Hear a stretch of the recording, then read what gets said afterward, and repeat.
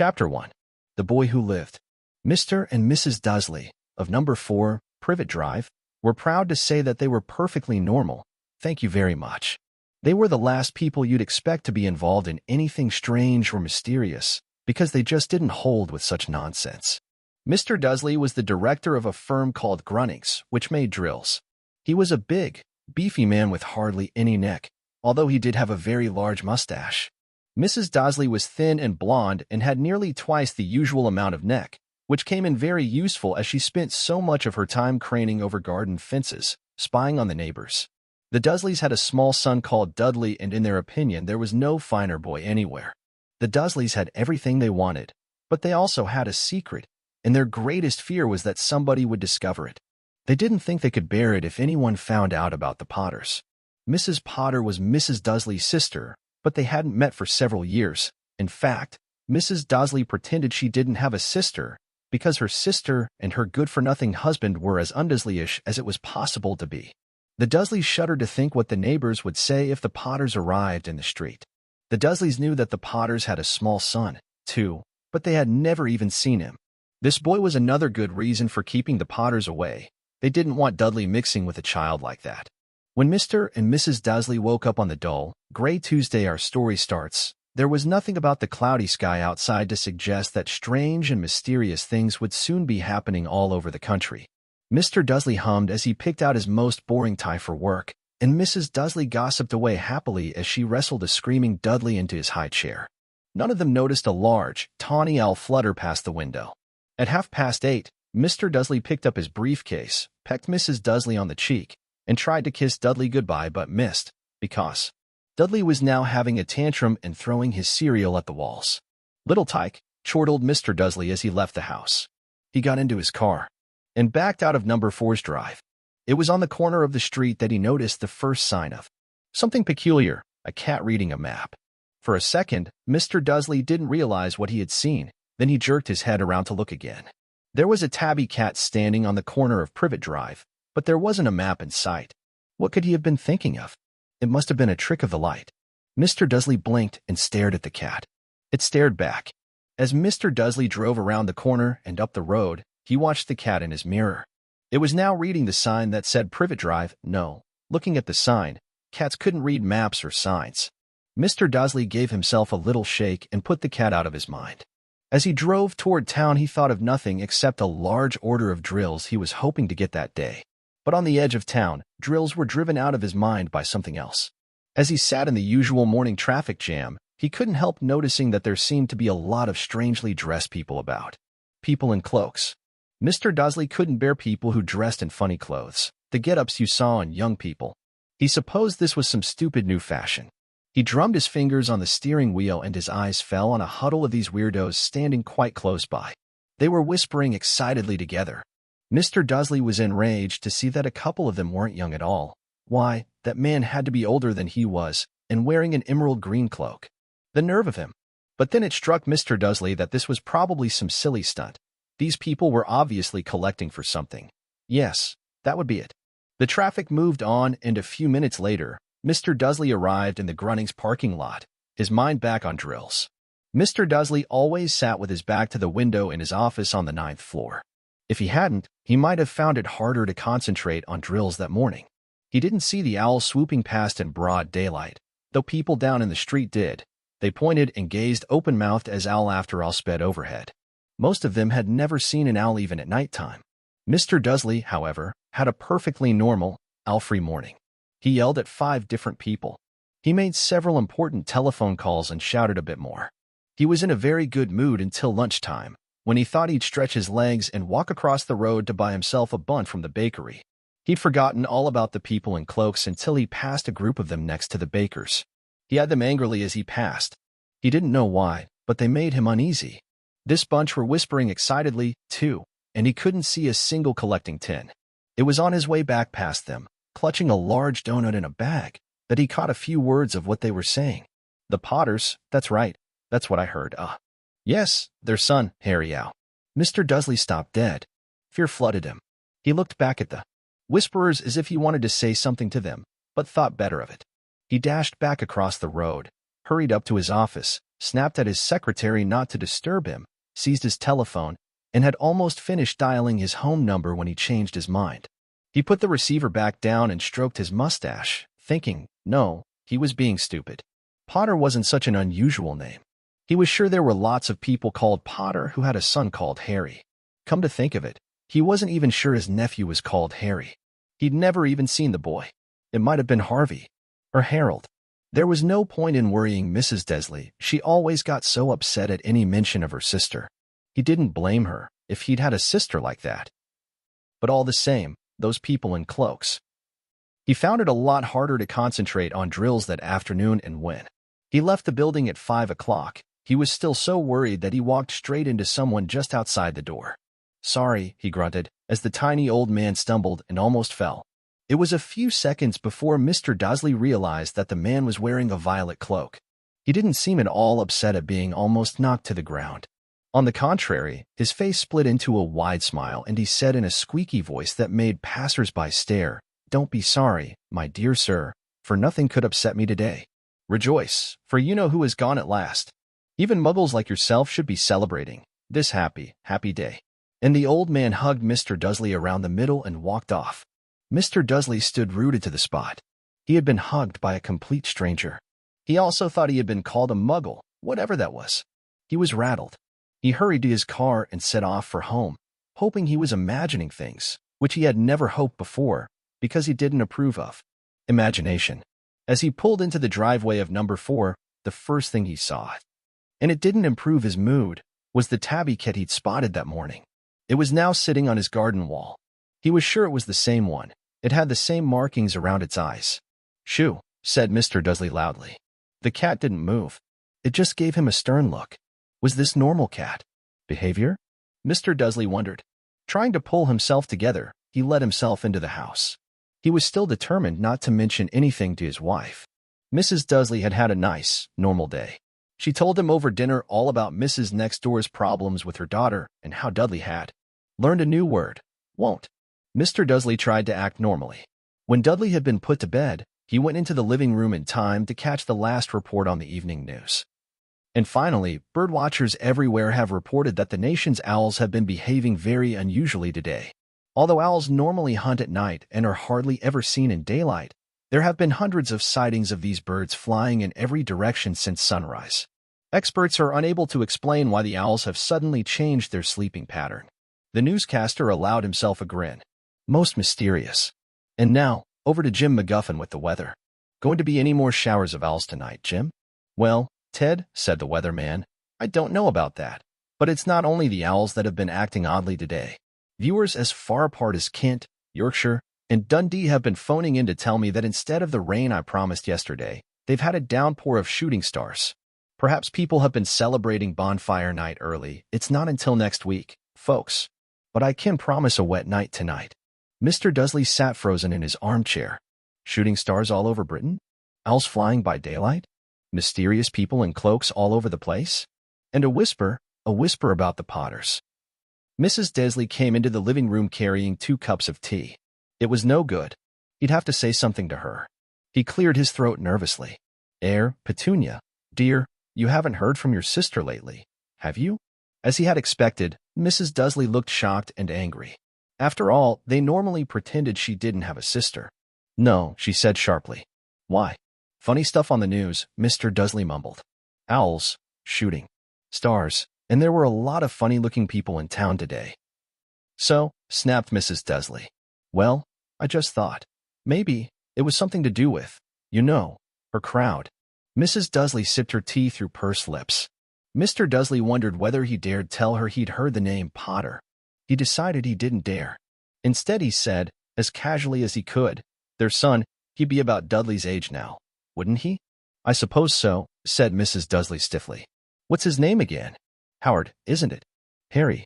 Nasty, common name, if you ask me. Oh, yes, said Mr. Dudley, his heart sinking horribly. Yes, I quite agree. He didn't say another word on the subject as they went upstairs to bed.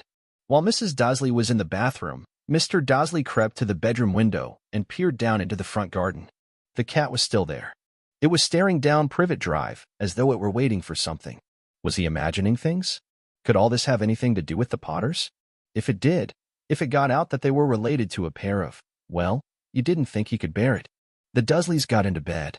Mrs. Dursley fell asleep quickly, but Mr. Dursley lay awake, turning it all over in his mind.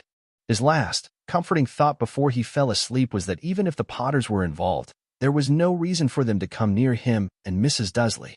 The Potters knew very well what he and Petunia thought about them and their kind. He couldn't see how he and Petunia could get mixed up in anything that might be going on. He yawned and turned over. It couldn't affect them. How very wrong he was. Mr. Dursley might have been drifting into an uneasy sleep, but the cat on the wall outside was showing no sign of sleepiness. It was sitting as still as a statue, its eyes fixed unblinkingly on the far corner of Privet Drive. It didn't so much as quiver when a car door slammed on the next street, nor when two owls swooped overhead. In fact, it was nearly midnight before the cat moved at all. A man appeared on the corner the cat had been watching, appeared so suddenly and silently you'd have thought he'd just popped out of the ground. The cat's tail twitched and its eyes narrowed. Nothing like this man had ever been seen on Privet Drive. He was tall, thin, and very old, judging by the silver of his hair and beard, which were both long enough to tuck into his belt. He was wearing long robes, a purple cloak that swept the ground, and high-heeled, buckled boots. His blue eyes were light, bright, and sparkling behind half-moon spectacles, and his nose was very long and crooked, as though it had been broken at least twice. This man's name was Albus Dumbledore. Albus Dumbledore didn't seem to realize that he had just arrived in a street where everything from his name to his boots was unwelcome. He was busy rummaging in his cloak, looking for something. But he did seem to realize he was being watched, because he looked up suddenly at the cat, which was still staring at him from the other end of the street. For some reason, the sight of the cat seemed to amuse him. He chuckled and muttered, "I should have known." He found what he was looking for in his inside pocket. It seemed to be a silver cigarette lighter. He flicked it open, held it up in the air, and clicked it. The nearest street lamp went out with a little pop. He clicked it again. The next lamp flickered into darkness. 12 times he clicked the put-outer, until the only lights left on the whole street were two tiny pinpricks in the distance, which were the eyes of the cat watching him. If anyone looked out of their window now, even beady-eyed Mrs. Dursley, they wouldn't be able to see anything that was happening down on the pavement. Dumbledore slipped the put-outer back inside his cloak and set off down the street toward number 4, where he sat down on the wall next to the cat. He didn't look at it, but after a moment he spoke to it. "Fancy seeing you here, Professor McGonagall." He turned to smile at the tabby, but it had gone. Instead, he was smiling at a rather severe-looking woman who was wearing square glasses exactly the shape of the markings the cat had had around its eyes. She, too, was wearing a cloak, an emerald one. Her black hair was drawn into a tight bun. She looked distinctly ruffled. "How did you know it was me?" she asked. "My dear Professor, I've never seen a cat sit so stiffly." "You'd be stiff if you'd been sitting on a brick wall all day," said Professor McGonagall. "All day? When you could have been celebrating?" "I must have passed a dozen feasts and parties on my way here." Professor McGonagall sniffed angrily. "Oh yes, I'm celebrating, all right," she said impatiently. "You'd think they'd be a bit more careful, but no, even the Muggles have noticed something's going on. It was on their news." She jerked her head back at the Dursleys' dark living room window. "I heard it. Flocks of owls, shooting stars. Well, they're not completely stupid. They were bound to notice something. Shooting stars down in Kent. I'll bet that was Daedalus Diggle. He never had much sense." "You can't blame them," said Dumbledore gently.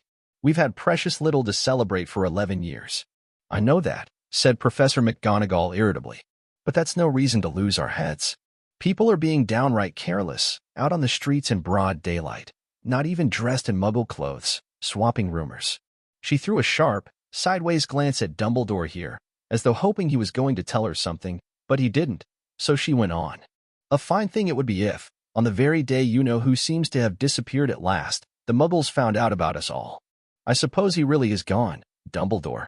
"It certainly seems so," said Dumbledore. "We have much to be thankful for. Would you care for a lemon drop?" "A what?" "A lemon drop. They're a kind of Muggle sweet I'm rather fond of."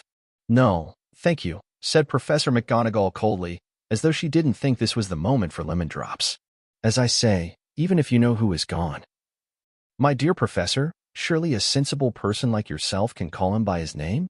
All this, you-know-who nonsense. For 11 years I have been trying to persuade people to call him by his proper name, Voldemort." Professor McGonagall flinched, but Dumbledore, who was unsticking 2 lemon drops, seemed not to notice. It all gets so confusing if we keep saying you know who. I have never seen any reason to be frightened of saying Voldemort's name. I know you haven't, said Professor McGonagall, sounding half exasperated, half admiring. But you're different. Everyone knows you're the only one you know. Oh, all right, Voldemort was frightened of. You flatter me, said Dumbledore calmly. Voldemort had powers I will never have. Only because you're too, well, noble to use them. It's lucky it's dark. I haven't blushed so much since Madame Pomfrey told me she liked my new earmuffs. Professor McGonagall shot a sharp look at Dumbledore and said, the owls are nothing next to the rumors that are flying around. You know what they're saying? About why he's disappeared. About what finally stopped him. It seemed that Professor McGonagall had reached the point she was most anxious to discuss, the real reason she had been waiting on a cold, hard wall all day, for neither as a cat nor as a woman had she fixed Dumbledore with such a piercing stare as she did now. It was plain that whatever everyone was saying, she was not going to believe it until Dumbledore told her it was true. Dumbledore, however, was choosing another lemon drop and did not answer. What they're saying, she pressed on, is that last night Voldemort turned up in Godric's Hollow. He went to find the Potters. The rumor is that Lily and James Potter are that they're dead. Dumbledore bowed his head. Professor McGonagall gasped. Lily and James? I can't believe it. I didn't want to believe it. Oh. Albus. Dumbledore reached out and patted her on the shoulder. I know. No, he said heavily. Professor McGonagall's voice trembled as she went on. That's not all. They're saying he tried to kill the Potter's son, Harry. But he couldn't.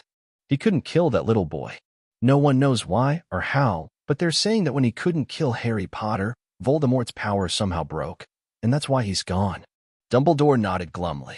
It's true, faltered Professor McGonagall.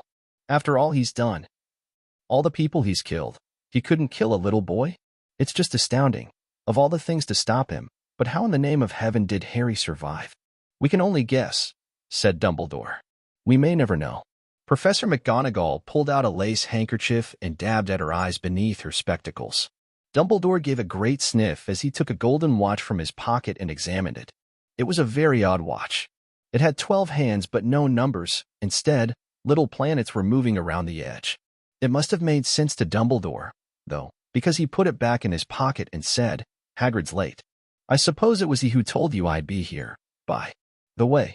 Yes, said Professor McGonagall. And I don't suppose you're going to. Tell me why you're here, of all places. I've come to bring Harry to his aunt and uncle. They're the only family. He is left now. You can't mean the people who live here, cried Professor McGonagall, jumping to her feet and pointing at number 4. Dumbledore, you can't. I've been watching them all day. You couldn't find 2 people who are less like us. And they've got this son. I saw him kicking his mother all the way up the street, screaming for sweets. Harry Potter come and live here. It's the best place for him, said Dumbledore firmly. His aunt and uncle will be able to explain everything to him when he's older. I've written them a letter. A letter, repeated Professor McGonagall faintly, sitting back down on the wall. Really, Dumbledore? You think you can explain all this in a letter? These people will never understand him. He'll be famous, a legend. I wouldn't be surprised if today was known as Harry Potter Day in the future. There will be books written about Harry. Every child in our world will know his name. Exactly, said Dumbledore, looking very seriously over the top of his half-moon glasses. It would be enough to turn any boy's head. Famous before he can walk and talk. Famous for something he won't even remember. Can you see how much better off he'll be growing up away from all that until he's ready to take it? Professor McGonagall opened her mouth, changed her mind, swallowed, and then said, Yes, you're right, of course. But how's the boy getting here, Dumbledore? She eyed his cloak suddenly as though she thought he might be hiding Harry underneath it. Hagrid's bringing him. You think it wise to trust Hagrid with something as important as this? I would trust Hagrid with my life, said Dumbledore. I'm not saying his heart isn't in the right place, said Professor McGonagall grudgingly, but you can't pretend he's not careless. He does tend to— What was that? A low rumbling sound had broken the silence around them. It grew steadily louder as they looked up and down the street for some sign of a headlight. It swelled to a roar as they both looked up at the sky, and a huge motorcycle fell out of the air and landed on the road in front of them. If the motorcycle was huge, it was nothing to the man sitting astride it. He was almost twice as tall as a normal man and at least 5 times as wide. He looked simply too big to be allowed, and so wild, long tangles of bushy black hair and beard hid most of his face. He had hands the size of trash can lids, and his feet in their leather boots were like baby dolphins. In his vast, muscular arms he was holding a bundle of blankets. "Hagrid," said Dumbledore, sounding relieved. "At last. And where did you get that motorcycle?" "Borrowed it, Professor Dumbledore, sir," said the giant, climbing carefully off the motorcycle as he spoke.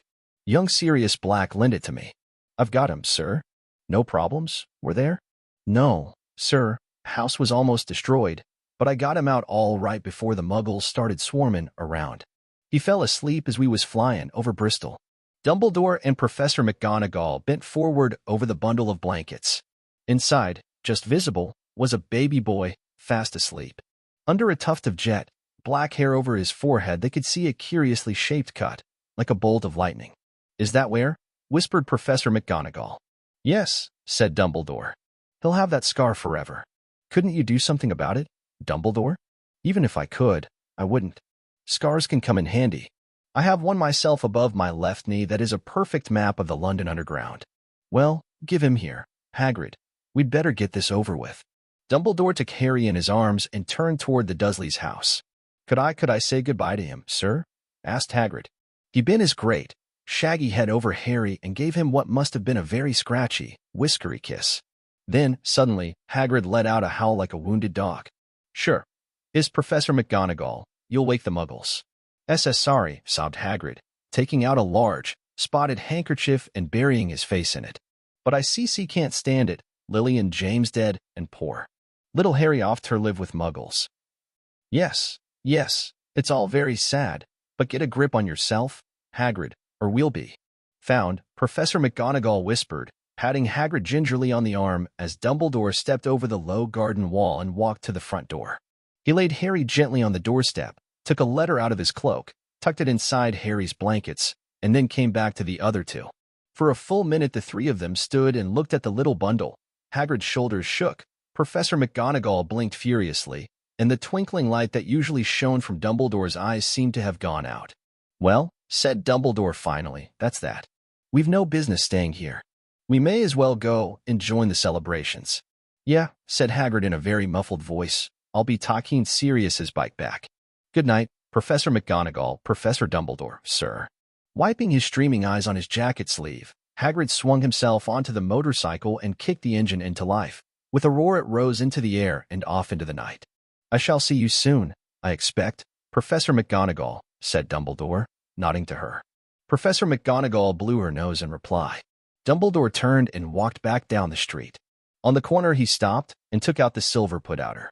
He clicked it once, and 12 balls of light sped back to their street lamps so that Privet Drive glowed suddenly orange, and he could make out a tabby cat slinking around the corner at the other end of the street. He could just see the bundle of blankets on the step of number 4. "Good luck, Harry," he murmured. He turned on his heel, and with a swish of his cloak, he was gone. A breeze ruffled the neat hedges of Privet Drive, which lay silent and tidy under the inky sky, the very last place you would expect astonishing things to happen. Harry Potter rolled over inside his blankets without waking up. One small hand closed on the letter beside him, and he slept on, not knowing he was special, not knowing he was famous, not knowing he would be woken in a few hours' time by Mrs. Dursley's scream as she opened the front door to put out the milk bottles. Nor that he would spend the next few weeks being prodded and pinched by his cousin Dudley. He couldn't know that at this very moment, people meeting in secret all over the country were holding up their glasses and saying in hushed voices, to Harry Potter, the boy who lived. Chapter 2. The Vanishing Glass. In early 10 years had passed since the Dursleys had woken up to find their nephew on the front step, but Privet Drive had hardly changed at all. The sun rose on the same tidy front gardens and lit up the brass number 4 on the Dursleys' front door. It crept into their living room, which was almost exactly the same as it had been on the night when Mr. Dursley had seen that fateful news report about the owls. Only the photographs on the mantelpiece really showed how much time had passed. 10 years ago, there had been lots of pictures of what looked like a large pink beach ball wearing different colored bonnets, but Dudley Dursley was no longer a baby, and now the photographs showed a large blond boy riding his first bicycle on a carousel at the fair, playing a computer game with his father, being hugged and kissed by his mother. The room held no sign at all that another boy lived in the house, too. Yet Harry Potter was still there, asleep at the moment, but not for long. His Aunt Petunia was awake, and it was her shrill voice that made the first noise of the day. Up. Get up. Now. Harry woke with a start. His aunt rapped on the door again. Up, she screeched. Harry heard her walking toward the kitchen, and then the sound of the frying pan being put on the stove. He rolled onto his back and tried to remember the dream he had been having. It had been a good one. There had been a flying motorcycle in it. He had a funny feeling he'd had the same dream before. His aunt was back outside the door. Are you up yet? She demanded. Nearly, said Harry. Well, get a move on. I want you to look after the bacon. And don't you dare let it burn. I want everything perfect on Dudley's birthday. Harry groaned. What did you say? His aunt snapped through the door. Nothing, nothing. Dudley's birthday, how could he have forgotten? Harry got slowly out of bed and started looking for socks. He found a pair under his bed and, after pulling a spider off one of them, put them on. Harry was used to spiders, because the cupboard under the stairs was full of them, and that was where he slept. When he was dressed, he went down the hall into the kitchen. The table was almost hidden beneath all Dudley's birthday presents. It looked as though Dudley had gotten the new computer he wanted, not to mention the second television and the racing bike. Exactly why Dudley wanted a racing bike was a mystery to Harry, as Dudley was very fat and hated exercise, unless of course it involved punching somebody. Dudley's favorite punching bag was Harry, but he couldn't often catch him. Harry didn't look it, but he was very fast. Perhaps it had something to do with living in a dark cupboard, but Harry had always been small and skinny for his age. He looked even smaller and skinnier than he really was because all he had to wear were old clothes of Dudley's, and Dudley was about 4 times bigger than he was. Harry had a thin face, knobbly knees, black hair, and bright green eyes. He wore round glasses held together with a lot of scotch tape because of all the times Dudley had punched him on the nose. The only thing Harry liked about his own appearance was a very thin scar on his forehead that was shaped like a bolt of lightning. He had had it as long as he could remember, and the first question he could ever remember asking his Aunt Petunia was how he had gotten it. In the car crash when your parents died, she had said. And don't ask questions. Don't ask questions. That was the first rule for a quiet life with the Dursleys. Uncle Vernon entered the kitchen as Harry was turning over the bacon. Comb your hair, he barked, by way of a morning greeting. About once a week, Uncle Vernon looked over the top of his newspaper and shouted that Harry needed a haircut. Harry must have had more haircuts than the rest of the boys in his class put together, but it made no difference. His hair simply grew that way all over the place. Harry was frying eggs by the time Dudley arrived in the kitchen with his mother. Dudley looked a lot like Uncle Vernon. He had a large pink face, not much neck, small, watery blue eyes, and thick blonde hair that lay smoothly on his thick, fat head. And Petunia often said that Dudley looked like a baby angel. Harry often said that Dudley looked like a pig in a wig. Harry put the plates of egg and bacon on the table, which was difficult as there wasn't much room. Dudley, meanwhile, was counting his presents. His face fell. 36, he said, looking up at his mother and father. That's 2 less than last year. Darling, you haven't counted Auntie Marge's present. See, it's here under this big one from Mummy and Daddy. All right, 37 then, said Dudley, going red in the face. Harry, who could see a huge Dudley tantrum coming on, began wolfing down his bacon as fast as possible in case Dudley turned the table over. And Petunia obviously scented danger, too, because she said quickly, and we'll buy you another 2 presents while we're out today. How's that, Popkin? 2 more presents. Is that all right? Dudley thought for a moment. It looked like hard work. Finally, he said slowly, so I'll have 30. 39, sweetums, said Aunt Petunia. Oh. Dudley sat down heavily and grabbed the nearest parcel. All right then. Uncle Vernon chuckled. Little Tyke wants his money's worth, just like his father. Attaboy.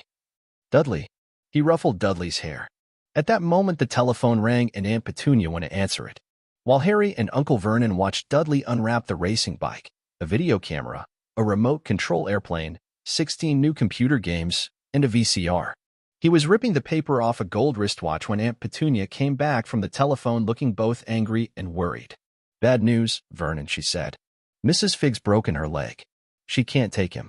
She jerked her head in Harry's direction. Dudley's mouth fell open in horror, but Harry's heart gave a leap. Every year on Dudley's birthday, his parents took him and a friend out for the day, to adventure parks, hamburger restaurants, or the movies. Every year, Harry was left behind with Mrs. Fig, a mad old lady who lived 2 streets away. Harry hated it there. The whole house smelled of cabbage, and Mrs. Fig made him look at photographs of all the cats she'd ever owned. "Now what?" said Aunt Petunia, looking furiously at Harry as though he'd planned this. Harry knew he ought to feel sorry that Mrs. Fig had broken her leg, but it wasn't easy when he reminded himself it would be a whole year before he had to look at Tibbles, Snowy, Mr. Paws, and Tufty again. "We could phone Marge," Uncle Vernon suggested. "Don't be silly, Vernon. She hates the boy." The Dursleys often spoke about Harry like this, as though he wasn't there. Or rather, as though he was something very nasty that couldn't understand them, like a slug. "What about what's her name? Your friend, Yvonne?" "On vacation in Majorca," snapped Aunt Petunia. "You could just leave me here," Harry put in hopefully. He'd be able to watch what he wanted on television for a change and maybe even have a go on Dudley's computer. Aunt Petunia looked as though she'd just swallowed a lemon. "And come back and find the house in ruins," she snarled. "I won't blow up the house," said Harry, but they weren't listening. "I suppose we could take him to the zoo," said Aunt Petunia slowly, "and leave him in the car.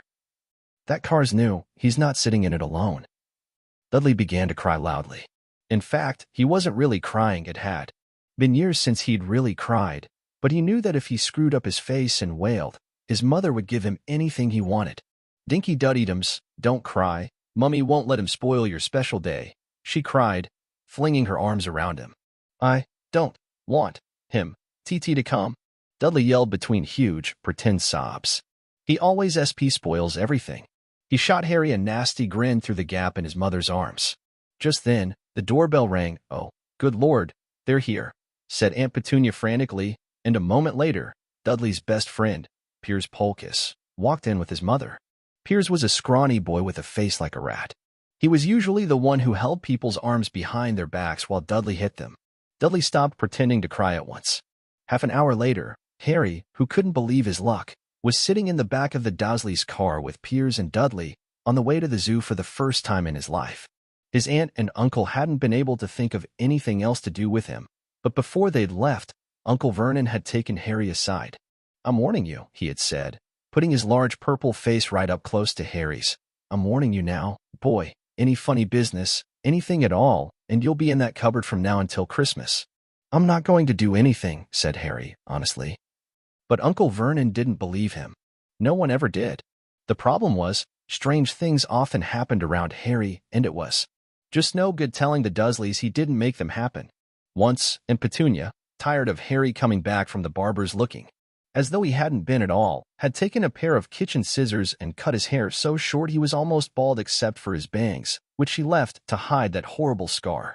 Dudley had laughed himself silly at Harry, who spent a sleepless night imagining school the next day, where he was already laughed at for his baggy clothes and taped glasses. Next morning, however, he had gotten up to find his hair exactly as it had been before Aunt Petunia had sheared it off. He had been given a week in his cupboard for this, even though he had tried to explain that he couldn't explain how it had grown back so quickly. Another time, Aunt Petunia had been trying to force him into a revolting old sweater of Dudley's, brown with orange puffballs. The harder she tried to pull it over his head, the smaller it seemed to become, until finally it might have fitted a hand puppet, but certainly wouldn't fit Harry. And Petunia had decided it must have shrunk in the wash, and, to his great relief, Harry wasn't punished. On the other hand, he'd gotten into terrible trouble for being found on the roof of the school kitchens. Dudley's gang had been chasing him as usual when, as much to Harry's surprise as anyone else's, there he was sitting on the chimney. The Dursleys had received a very angry letter from Harry's headmistress telling them Harry had been climbing school buildings. But all he'd tried to do, as he shouted at Uncle Vernon through the locked door of his cupboard, was jump behind the big trash cans outside the kitchen doors. Harry supposed that the wind must have caught him in mid-jump. But today, nothing was going to go wrong. It was even worth being with Dudley and Piers to be spending the day somewhere that wasn't school, his cupboard, or Mrs. Fig's cabbage-smelling living room. While he drove, Uncle Vernon complained to Aunt Petunia. He liked to complain about things. People at work, Harry, the council, Harry, the bank, and Harry were just a few of his favorite subjects. This morning, it was motorcycles.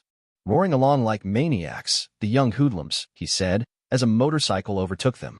"I had a dream about a motorcycle," said Harry, remembering suddenly. It was flying. Uncle Vernon nearly crashed into the car in front. He turned right around in his seat and yelled at Harry, his face like a gigantic beet with a mustache. "Motorcycles don't fly." Dudley and Piers sniggered. "I know they don't," said Harry. "It was only a dream." But he wished he hadn't said anything. If there was one thing the Dursleys hated even more than his asking questions, it was his talking about anything acting in a way it shouldn't. No matter if it was in a dream or even a cartoon, they seemed to think he might get dangerous ideas. It was a very sunny Saturday, and the zoo was crowded with families. The Dursleys bought Dudley and Piers large chocolate ice creams at the entrance, and then, because the smiling lady in the van had asked Harry what he wanted before they could hurry him away, they bought him a cheap lemon ice pop. It wasn't bad, either, Harry thought, licking it as they watched a gorilla scratching its head who looked remarkably like Dudley, except that it wasn't blonde. Harry had the best morning he'd had in a long time.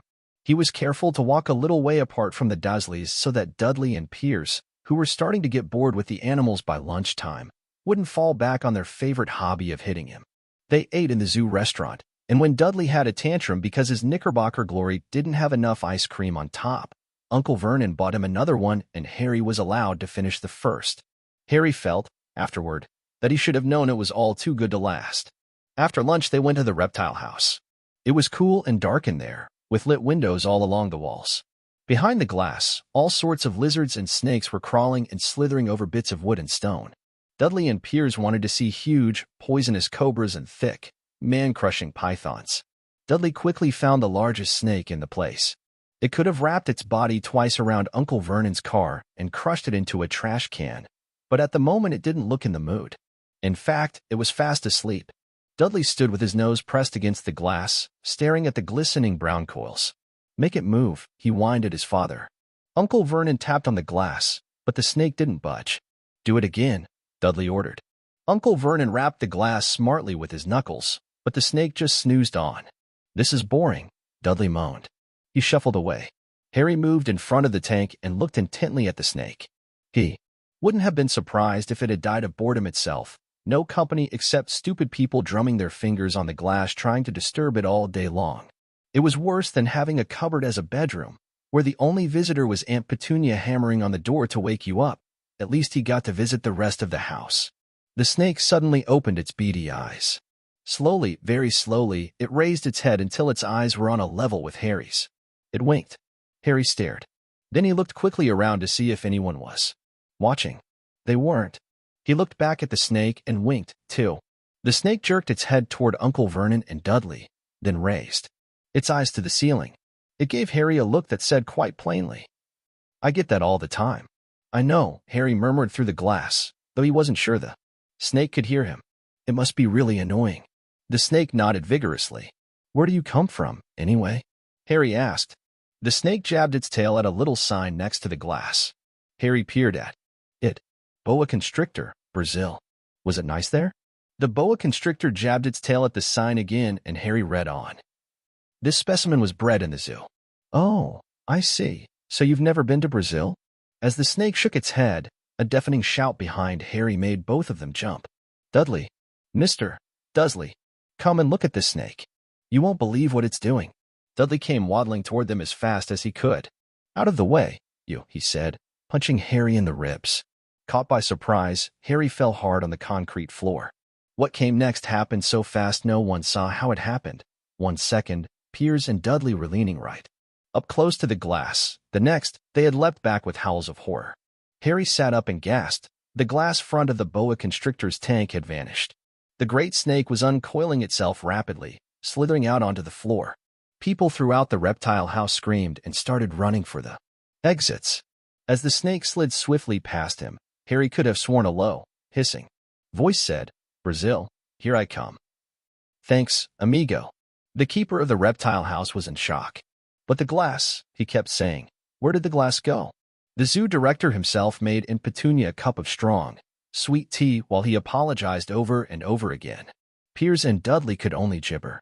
As far as Harry had seen, the snake hadn't done anything except snap playfully at their heels as it passed, but by the time they were all back in Uncle Vernon's car, Dudley was telling them how it had nearly bitten off his leg, while Piers was swearing it had tried to squeeze him to death. But worst of all, for Harry at least, was Piers calming down enough to say, "Harry was talking to it, weren't you, Harry?" Uncle Vernon waited until Piers was safely out of the house before starting on Harry. He was so angry he could hardly speak. He managed to say, "Go cupboard, stay, no meals," before he collapsed into a chair. And Petunia had to run and get him a large brandy. Harry lay in his dark cupboard much later, wishing he had a watch. He didn't know what time it was, and he couldn't be sure the Dursleys were asleep yet. Until they were, he couldn't risk sneaking to the kitchen for some food. He'd lived with the Dursleys almost 10 years, 10 miserable years, as long as he could remember, ever since he'd been a baby and his parents had died in that car crash. He couldn't remember being in the car when his parents had died. Sometimes, when he strained his memory during long hours in his cupboard, he came up with a strange vision, a blinding flash of green light and a burning pain on his forehead. This, he supposed, was the crash, though he couldn't imagine where all the green light came from. He couldn't remember his parents at all. His aunt and uncle never spoke about them, and of course he was forbidden to ask questions. There were no photographs of them in the house. When he had been younger, Harry had dreamed and dreamed of some unknown relation coming to take him away, but it had never happened. The Dursleys were his only family. Yet sometimes he thought, or maybe hoped, that strangers in the street seemed to know him. Very strange strangers they were, too. A tiny man in a violet top had bowed to him once while out shopping with Aunt Petunia and Dudley. After asking Harry furiously if he knew the man, Aunt Petunia had rushed them out of the shop without buying anything. A wild-looking old woman dressed all in green had waved merrily at him once on a bus. A bald man in a very long purple coat had actually shaken his hand in the street the other day and then walked away without a word. The weirdest thing about all these people was the way they seemed to vanish the second Harry tried to get a closer look. At school, Harry had no one. Everybody knew that Dudley's gang hated that odd Harry Potter in his baggy old clothes and broken glasses, and nobody liked to disagree with Dudley's gang. Chapter 3. Letters from No One. Teehee escape of the Brazilian boa constrictor earned Harry his longest ever punishment. By the time he was allowed out of his cupboard again, the summer holidays had started and Dudley had already broken his new video camera, crashed his remote control airplane, and, first time out on his racing bike, knocked down old Mrs. Figg as she crossed Privet Drive on her crutches. Harry was glad school was over, but there was no escaping Dudley's gang, who visited the house every single day. Piers, Dennis, Malcolm, and Gordon were all big and stupid, but as Dudley was the biggest and stupidest of the lot, he was the leader. The rest of them were all quite happy to join in Dudley's favorite sport, Harry hunting. This was why Harry spent as much time as possible out of the house, wandering around and thinking about the end of the holidays, where he could see a tiny ray of hope. When September came, he would be going off to secondary school and, for the first time in his life, he wouldn't be with Dudley. Dudley had been accepted at Uncle Vernon's old private school, Smeltings. Piers Polkiss was going there too. Harry, on the other hand, was going to Stonewall High, the local public school. Dudley thought this was very funny. They stuffed people's heads down the toilet the first day at Stonewall, he told Harry. Want to come upstairs and practice? No, thanks, said Harry. The poor toilets never had anything as horrible as your head down it. It might be sick. Then he ran, before Dudley could work out what he'd said. One day in July, Aunt Petunia took Dudley to London to buy his Smeltings uniform, leaving Harry at Mrs. Figg's. Mrs. Figg wasn't as bad as usual. It turned out she'd broken her leg tripping over one of her cats, and she didn't seem quite as fond of them as before. She let Harry watch television and gave him a bit of chocolate cake that tasted as though she'd had it for several years. That evening, Dudley paraded around the living room for the family in his brand-new uniform. Smeltings boys wore maroon tailcoats, orange knickerbockers, and flat straw hats called boaters. They also carried knobless sticks, used for hitting each other while the teachers weren't looking. This was supposed to be good training for later life. As he looked at Dudley in his new knickerbockers, Uncle Vernon said, gruffly, that it was the proudest moment of his life. And Petunia burst into tears and said she couldn't believe it was her Ickle Dudleykins. He looked so handsome and grown up. Harry didn't trust himself to speak. He thought two of his ribs might already have cracked from trying not to laugh. There was a horrible smell in the kitchen the next morning when Harry went in for breakfast. It seemed to be coming from a large metal tub in the sink. He went to have a look. The tub was full of what looked like dirty rags swimming in gray water. What's this? He asked Aunt Petunia. Her lips tightened as they always did if he dared to ask a question. Your new school uniform, she said. Harry looked in the bowl again. Oh, he said, I didn't realize it had to be so wet. Don't be stupid, snapped Aunt Petunia. I'm dyeing some of Dudley's old things gray for you. It'll look just like everyone else's when I've finished. Harry seriously doubted this, but thought it best not to argue. He sat down at the table and tried not to think about how he was going to look on his first day at Stonewall High, like he was wearing bits of old elephant skin, probably. Dudley and Uncle Vernon came in, both with wrinkled noses because of the smell from Harry's new uniform. Uncle Vernon opened his newspaper as usual and Dudley banged his smelting stick, which he carried everywhere, on the table. They heard the click of the mail slot and flop of letters on the doormat. "Get the mail, Dudley," said Uncle Vernon from behind his paper. "Make Harry get it." "Get the mail, Harry." "Make Dudley get it." "Poke him with your smelting stick, Dudley." Harry dodged the smelting stick and went to get the mail. 3 things lay on the doormat: a postcard from Uncle Vernon's sister Marge, who was vacationing on the Isle of Wight, a brown envelope that looked like a bill, and a letter for Harry. Harry picked it up and stared at it, his heart twanging like a giant elastic band. No one, ever, in his whole life, had written to him. Who would?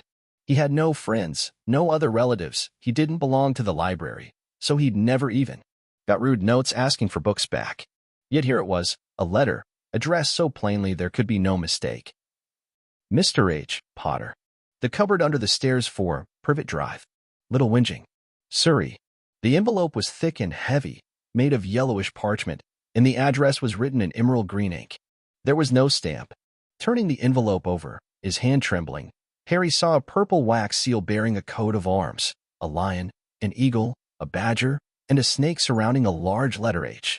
"Hurry up, boy," shouted Uncle Vernon from the kitchen. "What are you doing? Checking for letter bombs?" He chuckled at his own joke.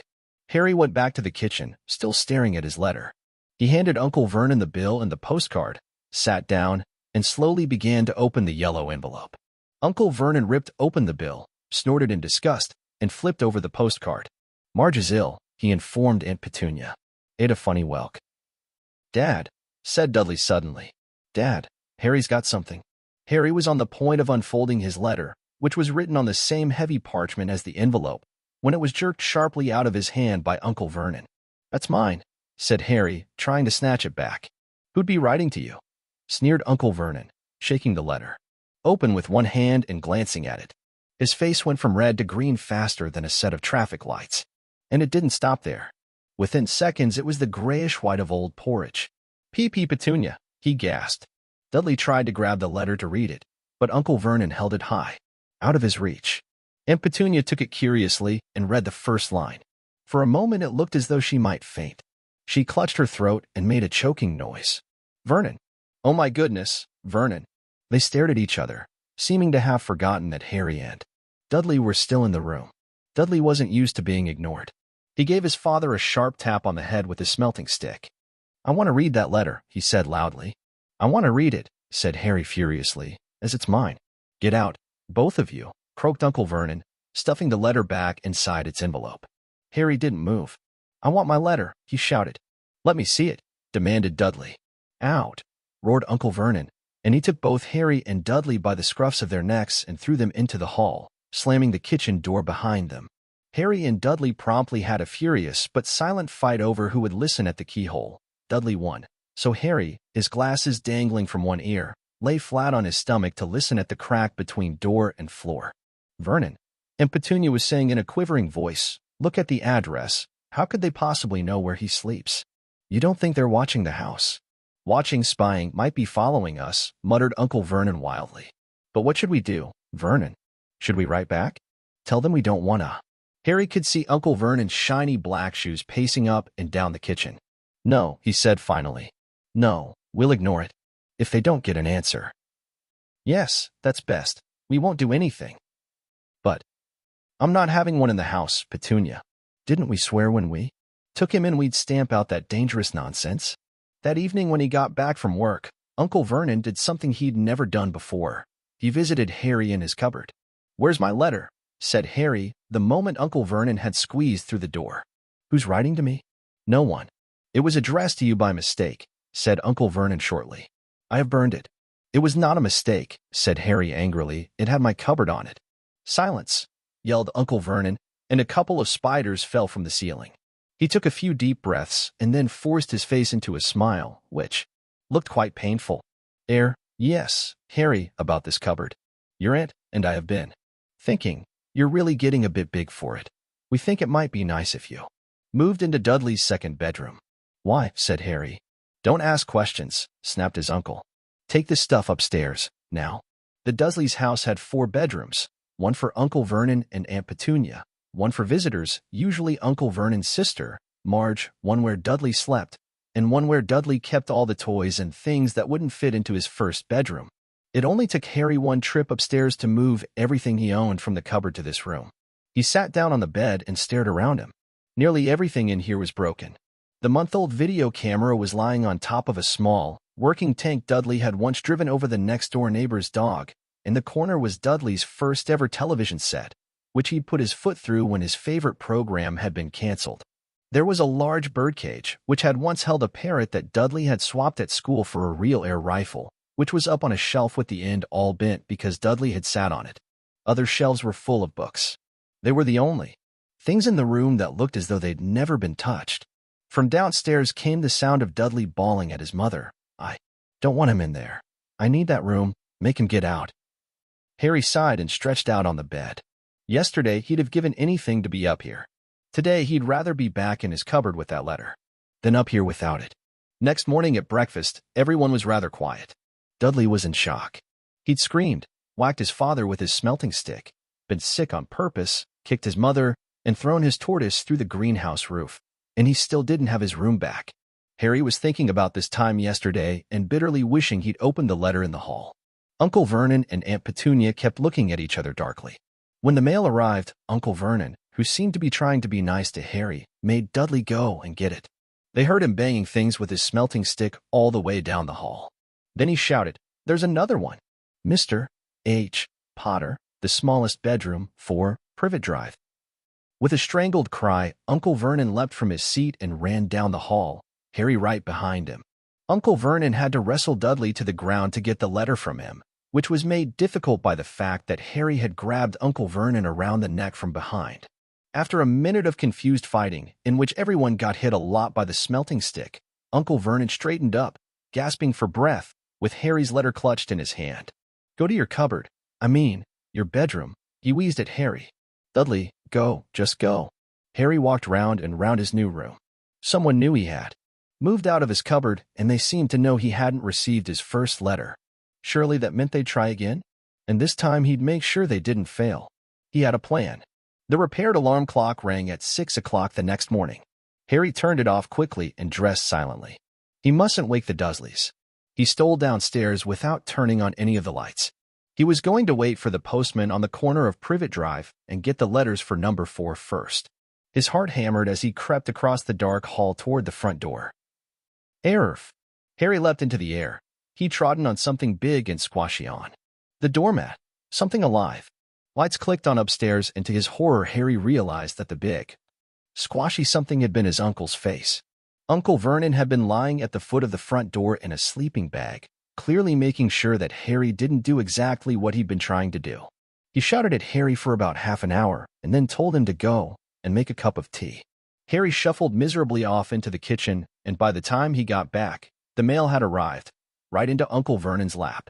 Harry could see 3 letters addressed in green ink. "I want," he began, but Uncle Vernon was tearing the letters into pieces before his eyes. Uncle Vernon didn't go to work that day. He stayed at home and nailed up the mail slot. "See," he explained to Aunt Petunia through a mouthful of nails, "if they can't deliver them, they'll just give up." "I'm not sure that'll work, Vernon." "Oh, these people's minds work in strange ways, Petunia. They're not like you and me," said Uncle Vernon, trying to knock in a nail with the piece of fruitcake Aunt Petunia had just brought him. On Friday, no less than 12 letters arrived for Harry. As they couldn't go through the mail slot, they had been pushed under the door, slotted through the sides, and a few even forced through the small window in the downstairs bathroom. Uncle Vernon stayed at home again. After burning all the letters, he got out a hammer and nails and boarded up the cracks around the front and back doors so no one could go out. He hummed Tiptoe Through the Tulips as he worked and jumped at small noises. On Saturday, things began to get out of hand. 24 letters to Harry found their way into the house, rolled up and hidden inside each of the 24 eggs that their very confused milkman had handed Aunt Petunia through the living room window. While Uncle Vernon made furious telephone calls to the post office and the dairy trying to find someone to complain to, Aunt Petunia shredded the letters in her food processor. "Who on earth wants to talk to you this badly?" Dudley asked Harry in amazement. On Sunday morning, Uncle Vernon sat down at the breakfast table looking tired and rather ill, but happy. No post on Sundays, he reminded them cheerfully as he spread marmalade on his newspapers. No damn letters today. Something came whizzing down the kitchen chimney as he spoke and caught him sharply on the back of the head. Next moment, 30 or 40 letters came pelting out of the fireplace like bullets. The Dursleys ducked, but Harry leapt into the air trying to catch one. Out! Out! Uncle Vernon seized Harry around the waist and threw him into the hall. When Aunt Petunia and Dudley had run out with their arms over their faces, Uncle Vernon slammed the door shut. They could hear the letters still streaming into the room, bouncing off the walls and floor. "That does it," said Uncle Vernon, trying to speak calmly but pulling great tufts out of his mustache at the same time. "I want you all back here in 5 minutes ready to leave. We're going away. Just pack some clothes. No arguments." He looked so dangerous with half his mustache missing that no one dared argue. 10 minutes later, they had wrenched their way through the boarded-up doors and were in the car, speeding toward the highway. Dudley was sniffling in the back seat. His father had hit him round the head for holding them up while he tried to pack his television, VCR, and computer in his sports bag. They drove. And they drove. Even Aunt Petunia didn't dare ask where they were going. Every now and then Uncle Vernon would take a sharp turn and drive in the opposite direction for a while. "Shake him off, he would mutter whenever he did this. They didn't stop to eat or drink all day. By nightfall, Dudley was howling. He'd never had such a bad day in his life. He was hungry, he'd missed 5 television programs he'd wanted to see, and he'd never gone so long without blowing up an alien on his computer. Uncle Vernon stopped at last outside a gloomy-looking hotel on the outskirts of a big city. Dudley and Harry shared a room with twin beds and damp, musty sheets. Dudley snored, but Harry stayed awake, sitting on the windowsill, staring down at the lights of passing cars and wondering. They ate stale cornflakes and cold tinned tomatoes on toast for breakfast the next day. They had just finished when the owner of the hotel came over to their table. "Excuse me, but is one of you Mr. H. Potter? Only I got about 100 of these at the front desk." She held up a letter so they could read the green ink address. "Mr. H. Potter, room 17, Railview Hotel, Cokeworth." Harry made a grab for the letter, but Uncle Vernon knocked his hand out of the way. The woman stared. "I'll take them," said Uncle Vernon, standing up quickly and following her from the dining room. "Wouldn't it be better just to go home, dear?" Aunt Petunia suggested timidly, hours later, but Uncle Vernon didn't seem to hear her. Exactly what he was looking for. None of them knew. He drove them into the middle of a forest, got out, looked around, shook his head, got back in the car, and off they went again. The same thing happened in the middle of a plowed field, halfway across a suspension bridge, and at the top of a multi-level parking garage. "Daddy's gone mad, hasn't he?" Dudley asked Aunt Petunia dully late that afternoon. Uncle Vernon had parked at the coast, locked them all inside the car, and disappeared. It started to rain. Great drops beat on the roof of the car. Dudley sniveled. "It's Monday," he told his mother. "The Great Umberto's on tonight. I want to stay somewhere with the television." Monday. This reminded Harry of something. If it was Monday, and you could usually count on Dudley to know the days of the week, because of television, then tomorrow, Tuesday, was Harry's 11th birthday. Of course, his birthdays were never exactly fun. Last year, the Dursleys had given him a coat hanger and a pair of Uncle Vernon's old socks. Still, you weren't 11 every day. Uncle Vernon was back, and he was smiling. He was also carrying a long, thin package and didn't answer Aunt Petunia when she asked what he'd bought. "Found the perfect place," he said. "Come on, everyone out." It was very cold outside the car. Uncle Vernon was pointing at what looked like a large rock way out at sea. Perched on top of the rock was the most miserable little shack you could imagine. One thing was certain, there was no television in there. "Storm forecast for tonight," said Uncle Vernon gleefully, clapping his hands together. And this gentleman's kindly agreed to lend us his boat.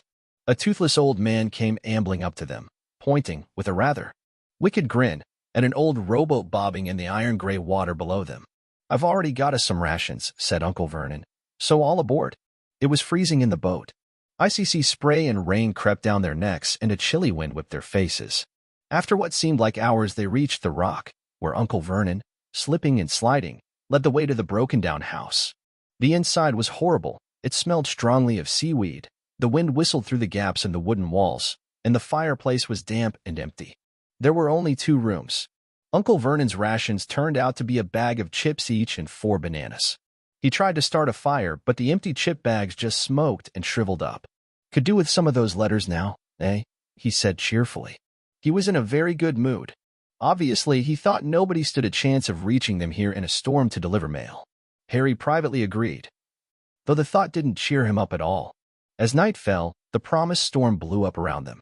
Spray from the high waves splattered the walls of the hut, and a fierce wind rattled the filthy windows.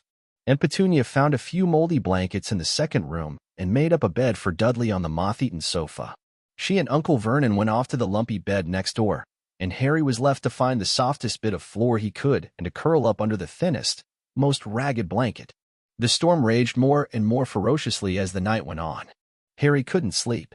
He shivered and turned over, trying to get comfortable, his stomach rumbling with hunger. Dudley's snores were drowned by the low rolls of thunder that started near midnight. The lighted dial of Dudley's watch, which was dangling over the edge of the sofa on his fat wrist, told Harry he'd be 11 in 10 minutes' time. He lay and watched his birthday tick nearer, wondering if the Dursleys would remember at all, wondering where the letter writer was now. 5 minutes to go. Harry heard something creak outside. He hoped the roof wasn't going to fall in, although he might be warmer if it did. 4 minutes to go. Maybe the house in Privet Drive would be so full of letters when they got back that he'd be able to steal one somehow. 3 minutes to go.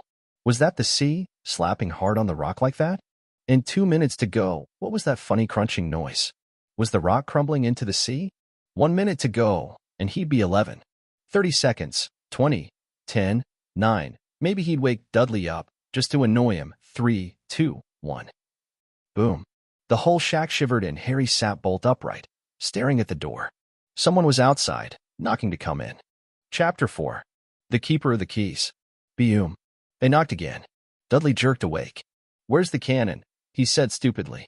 There was a crash behind them and Uncle Vernon came skidding into the room. He was holding a rifle in his hands. Now they knew what had been in the long, thin package he had brought with them. Who's there? He shouted. I warn you, I'm armed. There was a pause. Then, smash. The door was hit with such force that it swung clean off its hinges and with a deafening crash landed flat on the floor. A giant of a man was standing in the doorway. His face was almost completely hidden by a long, shaggy mane of hair and a wild, tangled beard, but you could make out his eyes, glinting like black beetles under all the hair. The giant squeezed his way into the hut, stooping so that his head just brushed the ceiling. He bent down, picked up the door, and fitted it easily back into its frame. The noise of the storm outside dropped a little. He turned to look at them all. Couldn't make us a cup o' tea, could ya? It's not been an easy journey. He strode over to the sofa where Dudley sat frozen with fear. Budge up, ya great lump, said the stranger. Dudley squeaked and ran to hide behind his mother, who was crouching, terrified, behind Uncle Vernon. And here's Harry, said the giant. Harry looked up into the fierce, wild, shadowy face and saw that the beetle eyes were crinkled in a smile. Last time I saw you, you was only a baby, said the giant. Ya look lot like your dad, but you've got your mom's eyes. Uncle Vernon made a funny rasping noise. I demand that you leave at once, sir, he said. You are breaking and entering. Ah, shut up, Dursley. Yeah, great prune, said the giant. He reached over the back of the sofa, jerked the gun out of Uncle Vernon's hands, bent it into a knot as easily as if it had been made of rubber, and threw it into a corner of the room. Uncle Vernon made another funny noise, like a mouse being trodden on. Anyway, Harry, said the giant, turning his back on the Dursleys, a very happy birthday to ye. Got summat fair ye here. I might have sat on it at some point, but it'll taste all right. From an inside pocket of his black overcoat, he pulled a slightly squashed box. Harry opened it with trembling fingers. Inside was a large, sticky chocolate cake with Happy Birthday Harry written on it in green icing. Harry looked up at the giant. He meant to say thank you, but the words got lost on the way to his mouth, and what he said instead was, Who are you? The giant chuckled. True, I haven't introduced myself. Rubius Hagrid, Keeper of Keys and Grounds at Hogwarts. He held out an enormous hand and shook Harry's whole arm. What about that tea then? He said, rubbing his hands together. I'd not say no, 'ter summat stronger if you've got it, mind. His eyes fell on the empty grate with the shriveled chip bags in it, and he snorted. He bent down over the fireplace. They couldn't see what he was doing, but when he drew back a second later, there was a roaring fire there. It filled the whole damn hut with flickering light, and Harry felt the warmth wash over him as though he'd sunk into a hot bath. The giant sat back down on the sofa, which sagged under his weight, and began taking all sorts of things out of the pockets of his coat: a copper kettle, a squashy package of sausages, a poker, a teapot, several chipped mugs, and a bottle of some amber liquid that he took a swig from before starting to make tea. Soon the hut was full of the sound and smell of sizzling sausage. Nobody said a thing while the giant was working, but as he slid the first 6 fat, juicy, slightly burnt sausages from the poker, Dudley fidgeted a little. Uncle Vernon said sharply, "Don't touch anything he gives you, Dudley." The giant chuckled darkly. "You great puddin' of a son don't need fattenin' any more, Dudley, don't worry." He passed the sausages to Harry, who was so hungry he had never tasted anything so wonderful, but he still couldn't take his eyes off the giant. Finally, as nobody seemed about to explain anything, he said, "I'm sorry, but I still don't really know who you are." The giant took a gulp of tea and wiped his mouth with the back of his hand. "Call me Hagrid," he said. "Everyone does. And, like I told ya, I'm keeper of keys at Hogwarts. You'll know all about Hogwarts, oh, course." No," said Harry. Hagrid looked shocked. "Sorry," Harry said quickly. "Sorry," barked Hagrid, turning to stare at the Dursleys, who shrank back into the shadows. "It's them as should be sorry. I knew ya weren't gettin' your letters, but I never thought you wouldn't even know Abu Hogwarts," fair crying out loud. "Did you never wonder where your parents learned it all?" "All what?" asked Harry. "All what?" Hagrid thundered. "Now wait just 1 second." He had leapt to his feet. In his anger he seemed to fill the whole hut. The Dursleys were cowering against the wall. "Do you mean to tell me," he growled at the Dursleys, "that this boy, knows nothing, Abu, about anything?" Harry thought this was going a bit far. He had been to school, after all, and his marks weren't bad. "I know some things," he said. "I can, do math and stuff." But Hagrid simply waved his hand and said, "About our world, I mean." "Your world." "My world." "You parents' world." "What world?" Hagrid looked as if he was about to explode. "Dursley," he boomed. Uncle Vernon, who had gone very pale, whispered something that sounded like Mimblewimble. Hagrid stared wildly at Harry. "But you must know about your mom and dad," he said. "I mean, they're famous." "You're famous." "What?" My mom and dad weren't famous, were they?" "Ya don't know. Ya don't know." Hagrid ran his fingers through his hair, fixing Harry with a bewildered stare. "Ya don't know what you are?" he said finally. Uncle Vernon suddenly found his voice. "Stop," he commanded. "Stop right there, sir. I forbid you to tell the boy anything." A braver man than Vernon Dursley would have quailed under the furious look Hagrid now gave him. When Hagrid spoke, his every syllable trembled with rage. "You never told him?" "Never told him what was in the letter Dumbledore left for him? I was there. I saw Dumbledore leave it, Dursley." "And you've kept it from him all these years?" "Kept what from me?" said Harry eagerly. "Stop. I forbid you," yelled Uncle Vernon in panic. And Petunia gave a gasp of horror. "Ah, go boil your heads, both of ye," said Hagrid. "Harry, you a wizard." There was silence inside the hut. Only the sea and the whistling wind could be heard. "I'm a what?" gasped Harry. "A wizard, oh, course," said Hagrid, sitting back down on the sofa, which groaned and sank even lower, and a thumpin' good on, I'd say, once you've been trained up a bit. With a mum and dad like yours, what else would ya be? And I reckon it's Abu time you read your letter." Harry stretched out his hand at last to take the yellowish envelope, addressed in emerald green to Mr. H.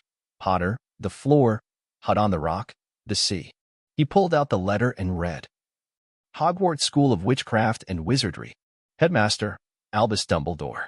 Order of Merlin, First Class, Grand Source. CHF, Warlock, Supreme Mugwump, International Confeat of Wizards. Dear Mr. Potter, we are pleased to inform you that you have been accepted at Hogwarts School of Witchcraft and Wizardry. Please find enclosed a list of all necessary books and equipment. Term begins on September 1st. We await your owl by no later than July 31st. Yours sincerely, Minerva McGonagall, Deputy Headmistress." Questions exploded inside Harry's head like fireworks, and he couldn't decide which to ask first. After a few minutes he stammered, "What does it mean? They await my owl?" "Galloping Gorgons, that reminds me," said Hagrid, clapping a hand to his forehead with enough force to knock over a cart horse, and from yet another pocket inside his overcoat he pulled an owl, a real, live, rather ruffled-looking owl, a long quill, and a roll of parchment. With his tongue between his teeth, he scribbled a note that Harry could read upside down. Dear Professor Dumbledore, given Harry his letter. Taking him to buy his things tomorrow. Weather's horrible. Hope you're well. Hagrid. Hagrid rolled up the note, gave it to the owl, which clamped it in its beak, went to the door, and threw the owl out into the storm. Then he came back and sat down as though this was as normal as talking on the telephone. Harry realized his mouth was open and closed it quickly. Where was I? Said Hagrid. But at that moment, Uncle Vernon, still ashen-faced but looking very angry, moved into the firelight. He's not going, he said. Hagrid grunted. I'd like to see a great muggle like you stop him, he said. A what? Said Harry, interested. A muggle, said Hagrid. It's what we call non-magic folk like them. And it's your bad luck you grew up in a family, the biggest muggles I ever laid eyes on. We swore when we took him in we'd put a stop to that rubbish, said Uncle Vernon. Swore we'd stamp it out of him. Wizard indeed. You knew, said Harry. You knew I'm a wizard? Knew, shrieked Aunt Petunia suddenly. Knew. Of course we knew. How could you not be, my drat sister being what she was? Oh. She got a letter just like that and disappeared off to that school and came home every vacation with her pockets full of frog spawn, turning teacups into rats. I was the only one who saw her for what she was, a freak. But for my mother and father, oh no, it was Lily this and Lily that. They were proud of having a witch in the family. She stopped to draw a deep breath and then went ranting on. It seemed she had been wanting to say all this for years. Then she met that Potter at school and they left and got married and had you. And of course I knew you'd be just the same, just as strange, just as abnormal. And then, if you please, she went and got herself blown up and we got landed with you. Harry had gone very white. As soon as he found his voice, he said, blown up? You told me they died in a car crash? Car crash, roared Hagrid, jumping up so angrily that the Dursleys scuttled back to their corner. How could a car crash kill Lily and James Potter? It's an outrage. A scandal. Harry Potter not knowing his own story when every kid in our world knows his name. But why? What happened? Harry asked urgently. The anger faded from Hagrid's face. He looked suddenly anxious. I never expected this, he said, in a low, worried voice. I had no idea. When Dumbledore told me there might be trouble getting hold of ya, how much you didn't know. Ah, Harry, I don't know if I'm the right person to tell ya, but someone's gotta. Ya can't go off to Hogwarts not knowing. He threw a dirty look at the Dursleys. Well, it's best you know as much as I can tell ya, mind. I can't tell ya everything, it's a great mystery, parts of it. He sat down, stared into the fire for a few seconds, and then said, It begins, I suppose, with a person called, but it's incredible you don't know his name. Everyone in our world knows. Who? Well, I don't like saying the name if I can help it. No one does. Why not? Gulping gargoyles. Harry, people are still scared. Blimey, this is difficult. See, there was this wizard who went bad. As bad as you could go. Worse. Worse than worse. His name was... Hagrid gulped, but no words came out. Could you write it down? Harry suggested. Nah, can't spell it. All right, Voldemort. Hagrid shuddered. Dawn. Make me say it again. Anyway, this wizard, about 20 years ago now, started looking fair followers. Got him, too, some were afraid, some just wanted a bit his power, 'cause he was getting himself power, all right. Dark days, Harry. Didn't know who to trust, didn't dare get friendly with strange wizards or witches, terrible things happened. He was talking over. Course, some stood up to him, and he killed him. Horribly. The only safe places left was Hogwarts. Reckon Dumbledore's the only one you know who was afraid of. Didn't dare try talking to school, not just then, anyway. Now, your mom and dad were as good a witch and wizard as I ever knew. Head boy and girl at Hogwarts in their day. Suppose the mystery is why you know who never tried to get him on his side before. Probably knew they were too close to Dumbledore to want anything to do with the dark side. Maybe he thought he could persuade him. Maybe he just wanted him out of the way. All anyone knows is, he turned up in the village where you was all living on Halloween 10 years ago. You was just a year old. He came to your house and in. Hagrid suddenly pulled out a very dirty, spotted handkerchief and blew his nose with a sound like a foghorn. Sorry, he said. But it's that sad, knew your mom and dad, and nicer people ya couldn't find, anyway. You know who killed him. And this is the real mystery of the thing, he tried to kill you, too. Wanted to make a clean job of it, I suppose, or maybe he just liked killing by then. But he couldn't do it. Never wondered how you got that mark on your forehead? That was no ordinary cut. That's what you get when a powerful, evil curse touches ya. Took care of your mom and dad and your house, even, but it didn't work on you. And that's why you're famous, Harry. No one ever lived after he decided to kill him. No one except you. And he'd killed some the best witches and wizards of the age, the McKinnons, the Bones, the Pruitts, and you was only a baby, and you lived. Something very painful was going on in Harry's mind. As Hagrid's story came to a close, he saw again the blinding flash of green light, more clearly than he had ever remembered it before, and he remembered something else, for the first time in his life, a high, cold, cruel laugh. Hagrid was watching him sadly. Took ya from the ruined house myself, on Dumbledore's orders. Brought ye her this lot. Load of old tosh, said Uncle Vernon. Harry jumped. He had almost forgotten that the Dursleys were there. Uncle Vernon certainly seemed to have got back his courage. He was glaring at Hagrid and his fists were clenched. Now, you listen here, boy, he snarled. I accept there's something strange about you. Probably nothing a good beating wouldn't have cured. And as for all this about your parents, well, they were weirdos, no denying it.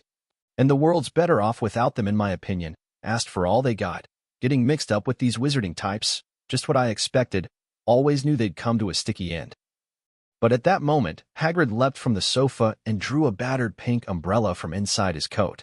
Pointing this at Uncle Vernon like a sword, he said, I'm warning you, Dursley, I'm warning you, one more word.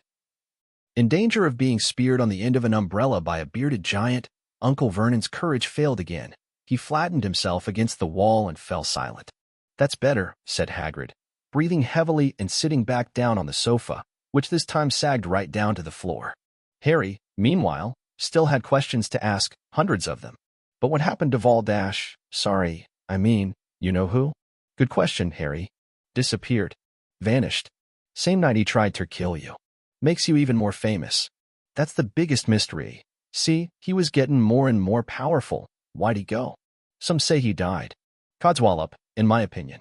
Dunno if he had enough human left in him to die. Some say he's still out there, bidden his time, but I don't believe it. People who was on his side came back to ours. Some of them came out of kind of trances. Don't reckon they could have done if he was coming back. Most of us reckon he's still out there somewhere but lost his powers. Too weak to carry on. 'Cause something about you finished him, Harry. There was something going on that night he hadn't counted on. I dunno what it was, no one does, but something about you stumped him, all right. Hagrid looked at Harry with warmth and respect blazing in his eyes, but Harry, instead of feeling pleased and proud, felt quite sure there had been a horrible mistake. A wizard? Him? How could he possibly be? He'd spent his life being clowed by Dudley and bullied by Aunt Petunia and Uncle Vernon. If he was really a wizard, why hadn't they been turned into warty toads every time they'd tried to lock him in his cupboard? If he'd once defeated the greatest sorcerer in the world, how come Dudley had always been able to kick him around like a football? Hagrid, he said quietly, I think you must have made a mistake. I don't think I can be a wizard. To his surprise, Hagrid chuckled. Not a wizard, eh? Never made things happen when you was scared or angry. Harry looked into the fire. Now he came to think about it. Every odd thing that had ever made his aunt and uncle furious with him had happened when he, Harry, had been upset or angry. Chased by Dudley's gang, he had somehow found himself out of their reach, dreading going to school with that ridiculous haircut. He'd managed to make it grow back. And the very last time Dudley had hit him, hadn't he got his revenge, without even realizing he was doing it? Hadn't he set a boa constrictor on him? Harry looked back at Hagrid, smiling, and saw that Hagrid was positively beaming at him. See? Said Hagrid. Harry Potter, not a wizard. You wait. You'll be right famous at Hogwarts. But Uncle Vernon wasn't going to give in without a fight. Haven't I told you he's not going? He hissed. He's going to Stonewall High and he'll be grateful for it. I've read those letters and he needs all sorts of rubbish, spell books and wands and If he wants to go, a great muggle like you won't stop him, growled Hagrid. Stop Lily and James Potter's son going to Hogwarts. You're mad. His name's been down ever since he was born. He's off to the finest school of witchcraft and wizardry in the world. 7 years there, and he won't know himself. He'll be with youngsters of his own sort, fair a change, and he'll be under the greatest headmaster Hogwarts ever had. Albus dumbled. I'm not paying for some crackpot old fool to teach him magic tricks, yelled Uncle Vernon. But he had finally gone too far. Hagrid seized his umbrella and whirled it over his head. Never, he thundered. Insult? Albus, Dumbledore, in front of me. He brought the umbrella swishing down through the air to point at Dudley. There was a flash of violet light, a sound like a firecracker, a sharp squeal, and the next second, Dudley was dancing on the spot with his hands clasped over his fat bottom, howling in pain. When he turned his back on them, Harry saw a curly pig's tail poking through a hole in his trousers. Uncle Vernon roared. Pulling Aunt Petunia and Dudley into the other room, he cast one last terrified look at Hagrid and slammed the door behind them. Hagrid looked down at his umbrella and stroked his beard. Shouldn't ha' lost me temper, he said ruefully, but it didn't work anyway. Meant to turn him into a pig, but I suppose he was so much like a pig. Anyway, there wasn't much left to do. He cast a sideways look at Harry under his bushy eyebrows. Be grateful if you didn't mention that to anyone at Hogwarts, he said. I'm not supposed to do magic, strictly speaking. I was allowed to do a bit to follow you and get you letters to you and stuff. The reasons I was so keen to take on the job. Why aren't you supposed to do magic? Asked Harry. Oh, well, I was at Hogwarts myself, but I got expelled, to tell you the truth. In me third year. They snapped me wand in half and everything. But Dumbledore let me stay on as gamekeeper. Great man, Dumbledore. Why were you expelled? It's getting late, and we've got lots to do tomorrow, said Hagrid loudly. Gotta get up to town, get all your books in that. He took off his thick black coat and threw it to Harry. You can kip under that, he said. Don't mind if it wriggles a bit. I think I still got a couple dormice in the pockets. Chapter 5. Diagon Alley. Harry woke early the next morning. Although he could tell it was daylight, he kept his eyes shut tight. It was a dream, he told himself firmly. I dreamed a giant called Hagrid came to tell me I was going to a school for wizards. When I open my eyes, I'll be at home in my cupboard. There was suddenly a loud tapping noise. And there's Aunt Petunia knocking on the door, Harry thought, his heart sinking.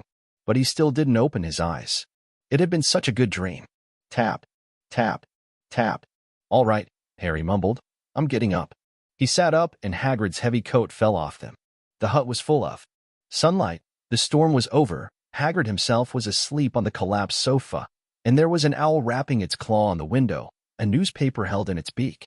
Harry scrambled to his feet, so happy he felt as though a large balloon was swelling inside him. He went straight to the window and jerked it open. The owl swooped in and dropped the newspaper on top of Hagrid, who didn't wake up. The owl then fluttered onto the floor and began to attack Hagrid's coat. Don't do that. Harry tried to wave the owl out of the way, but it snapped its beak fiercely at him and carried on savaging the coat. Hagrid, said Harry loudly. There's an owl. Pay him. Hagrid grunted into the sofa. What? He wants payin' fair deliverin' the paper. Look in the pockets. Hagrid's coat seemed to be made of nothing but pockets, bunches of keys, slug pellets, balls of string, peppermint humbugs, tea bags. Finally, Harry pulled out a handful of strange-looking coins. Give him 5 nuts, said Hagrid sleepily. Nuts? The little bronze ones. Harry counted out 5 little bronze coins, and the owl held out his leg so Harry could put the money into a small leather pouch tied to it. Then he flew off through the open window. Hagrid yawned loudly, sat up, and stretched. Best be off, Harry. Lots to do today. Gotta get up to London and buy all your stuff fair school. Harry was turning over the wizard coins and looking at them. He had just thought of something that made him feel as though the happy balloon inside him had got a puncture. Hagrid? Said Hagrid, who was pulling on his huge boots. I haven't got any money, and you heard Uncle Vernon last night. He won't pay for me to go and learn magic. Don't worry about that, said Hagrid, standing up and scratching his head. I think your parents didn't leave you anything? But if their house was destroyed? They didn't keep their gold in the house, boy. Nah, first stop Ferris's. Gringotts. Wizard's Bank. Have a sausage. They're not bad cold. And I would say no te a bit your birthday cake. Neither. Wizards have banks? Just the one. Gringotts. Run by goblins. Harry dropped the bit of sausage he was holding. Goblins? Yeah, so yet be mad to try and rob it. I'll tell ya that. Never mess with goblins, Harry. Gringotts is the safest place in the world fair anything ye want to keep safe, 'cept maybe Hogwarts. As a matter of fact, I gotta visit Gringotts anyway. Fair Dumbledore. Hogwarts business. Hagrid drew himself up proudly. He usually gets me to do important stuff fair him. Fetchin' you, gettin' things from Gringotts. Knows he can trust me. See? Got everything? Come on, then. Harry followed Hagrid out onto the rock. The sky was quite clear now, and the sea gleamed in the sunlight. The boat Uncle Vernon had hired was still there, with a lot of water in the bottom after the storm. How did you get here? Harry asked, looking around for another boat. Flew, said Hagrid. Flew. Yeah, but we'll go back in this. Not supposed to use magic now I've got ya. They settled down in the boat, Harry still staring at Hagrid, trying to imagine him flying. Seems a shame to row, though, said Hagrid, giving Harry another of his sideways looks. If I was turd speed things up a bit, would you mind not mentioning it at Hogwarts? Of course not, said Harry, eager to see more magic. Hagrid pulled out the pink umbrella again, tapped it twice on the side of the boat, and they sped off toward land. Why would you be mad to try and rob Gringotts? Harry asked. Spells, enchantments, said Hagrid, unfolding his newspaper as he spoke. They say there's Dragon's Garden, the high-security vaults. And then you gotta find you way. Gringotts is hundreds of miles under London. See, deep under the underground. Yet die of hunger trying to get out, even if you did. Manage to get your hands on summit. Harry sat and thought about this while Hagrid read his newspaper, the Daily Prophet. Harry had learned from Uncle Vernon that people like to be left alone while they did this, but it was very difficult. He'd never had so many questions in his life. Ministry, oh magic messin'. Things up as usual, Hagrid muttered, turning the page. There's a Ministry of Magic? Harry asked, before he could stop himself. Course, said Hagrid. They wanted Dumbledore fair minister. Oh, course, but he'd never leave Hogwarts. So old Cornelius Fudge got the job. Bungler if ever there was one. So he pelts Dumbledore with owls every morning, as skin fair advice. But what does a Ministry of Magic do? Well, their main job is to keep it from the muggles that there's still. Witches and wizards up and down the country. Why? Blimey, Harry, everyone be wantin' magic solutions to their problems. Nah, we're best left alone. At this moment the boat bumped gently into the harbor wall. Hagrid folded up his newspaper, and they clambered up the stone steps onto the street. Passers-by stared a lot at Hagrid as they walked through the little town to the station. Harry couldn't blame them. Not only was Hagrid twice as tall as anyone else, he kept pointing at perfectly ordinary things like parking meters and saying loudly, See that, Harry? Things these muggles dream up, eh? Hagrid, said Harry, panting a bit as he ran to keep up. Did you say there are dragons at Gringotts? Well, so they say, said Hagrid. Crikey, I'd like a dragon.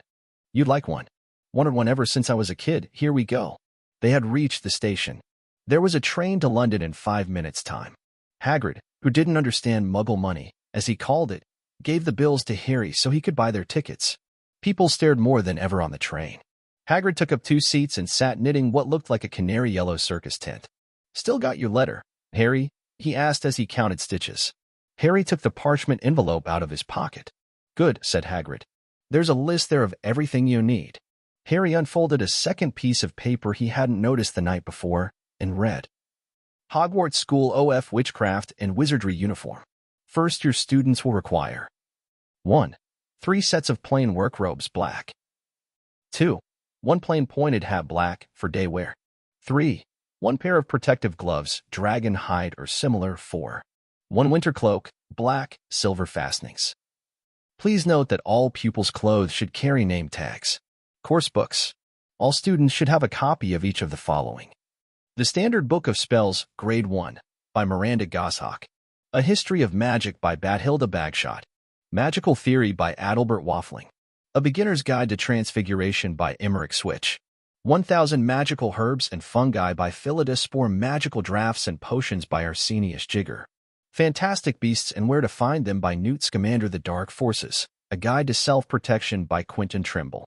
Other equipment. 1 wand. 1 cauldron pewter, standard size. 2. 1 set of glass or crystal files. 1 telescope set. 1 brass scales. Students may also bring an owl or a cat or a toad. Parents are reminded that first years are not allowed their own broomsticks. Can we buy all this in London? Harry wondered aloud. If you know where to go, said Hagrid. Harry had never been to London before.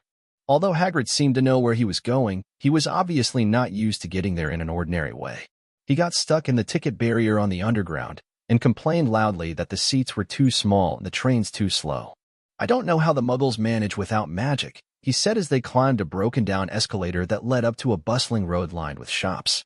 Hagrid was so huge that he parted the crowd easily. All Harry had to do was keep close behind him. They passed bookshops and music stores, hamburger restaurants and cinemas, but nowhere that looked as if it could sell you a magic wand. This was just an ordinary street full of ordinary people. Could there really be piles of wizard gold buried miles beneath them? Were there really shops that sold spell books and broomsticks? Might this not all be some huge joke that the Dursleys had cooked up? If Harry hadn't known that the Dursleys had no sense of humor, he might have thought so. Yet somehow, even though everything Hagrid had told him so far was unbelievable, Harry couldn't help trusting him. "This is it," said Hagrid, coming to a halt, the Leaky Cauldron. "It's a famous place." It was a tiny, grubby-looking pub. If Hagrid hadn't pointed it out, Harry wouldn't have noticed it was there. The people hurrying by didn't glance at it. Their eyes slid from the big bookshop on one side to the record shop on the other as if they couldn't see the Leaky Cauldron at all. In fact, Harry had the most peculiar feeling that only he and Hagrid could see it. Before he could mention this, Hagrid had steered him inside. For a famous place, it was very dark and shabby.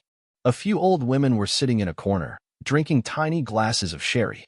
One of them was smoking a long pipe. A little man in a top hat was talking to the old bartender, who was quite bald and looked like a toothless walnut.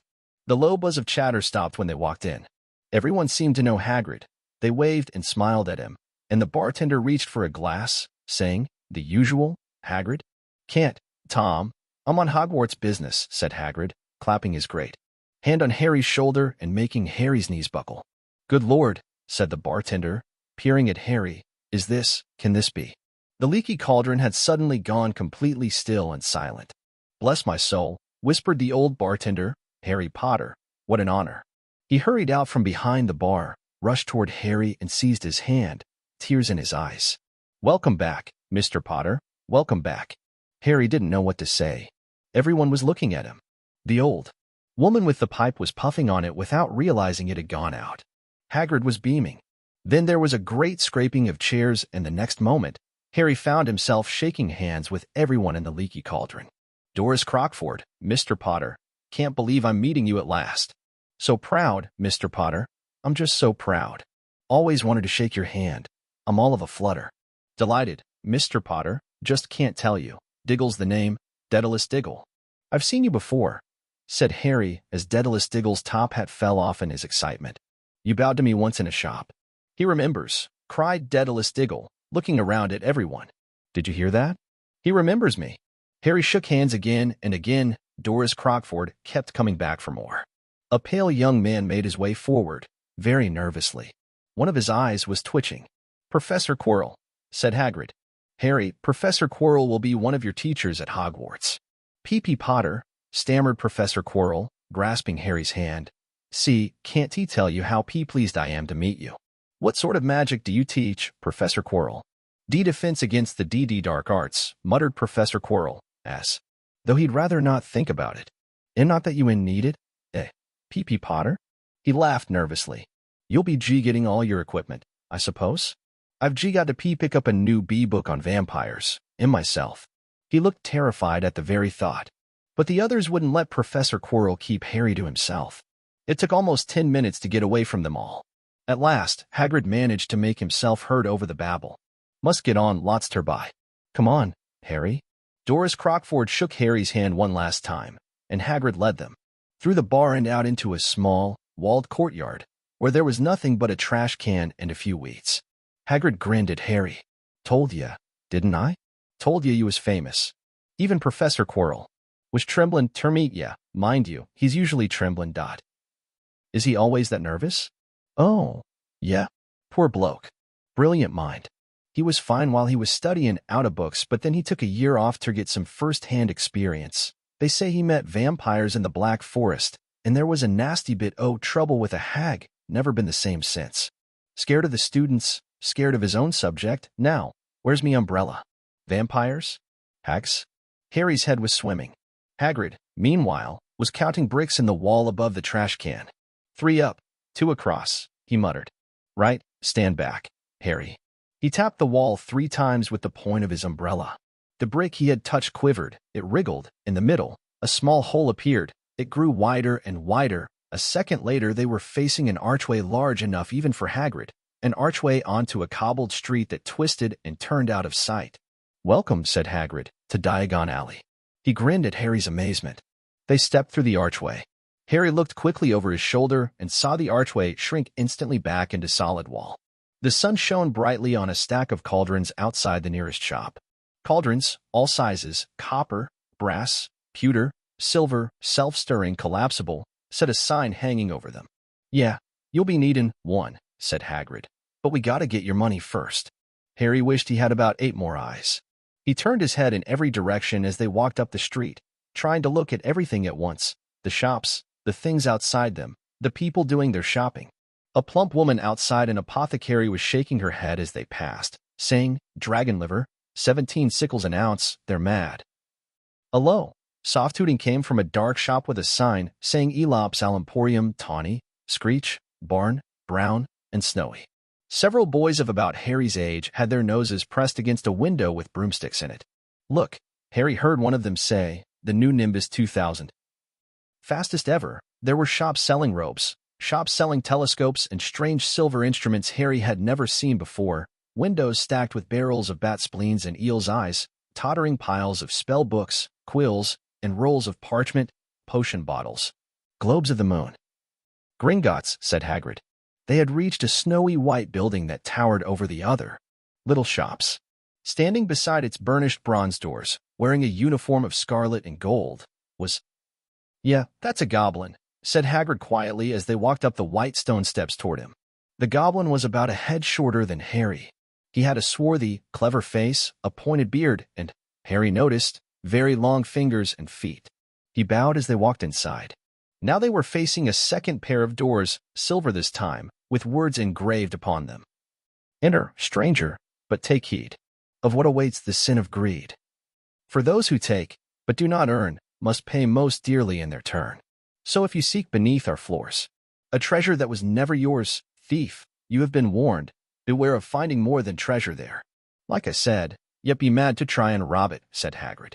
A pair of goblins bowed them through the silver doors, and they were in a vast marble hall. About 100 more goblins were sitting on high stools behind a long counter, scribbling in large ledgers, weighing coins and brass scales, examining precious stones through eyeglasses. There were too many doors to count leading off the hall, and yet more goblins were showing people in and out of these. Hagrid and Harry made for the counter. "Morning," said Hagrid to a free goblin. "We've come to take some money out of Mr. Harry Potter's safe." "You have his keys, sir?"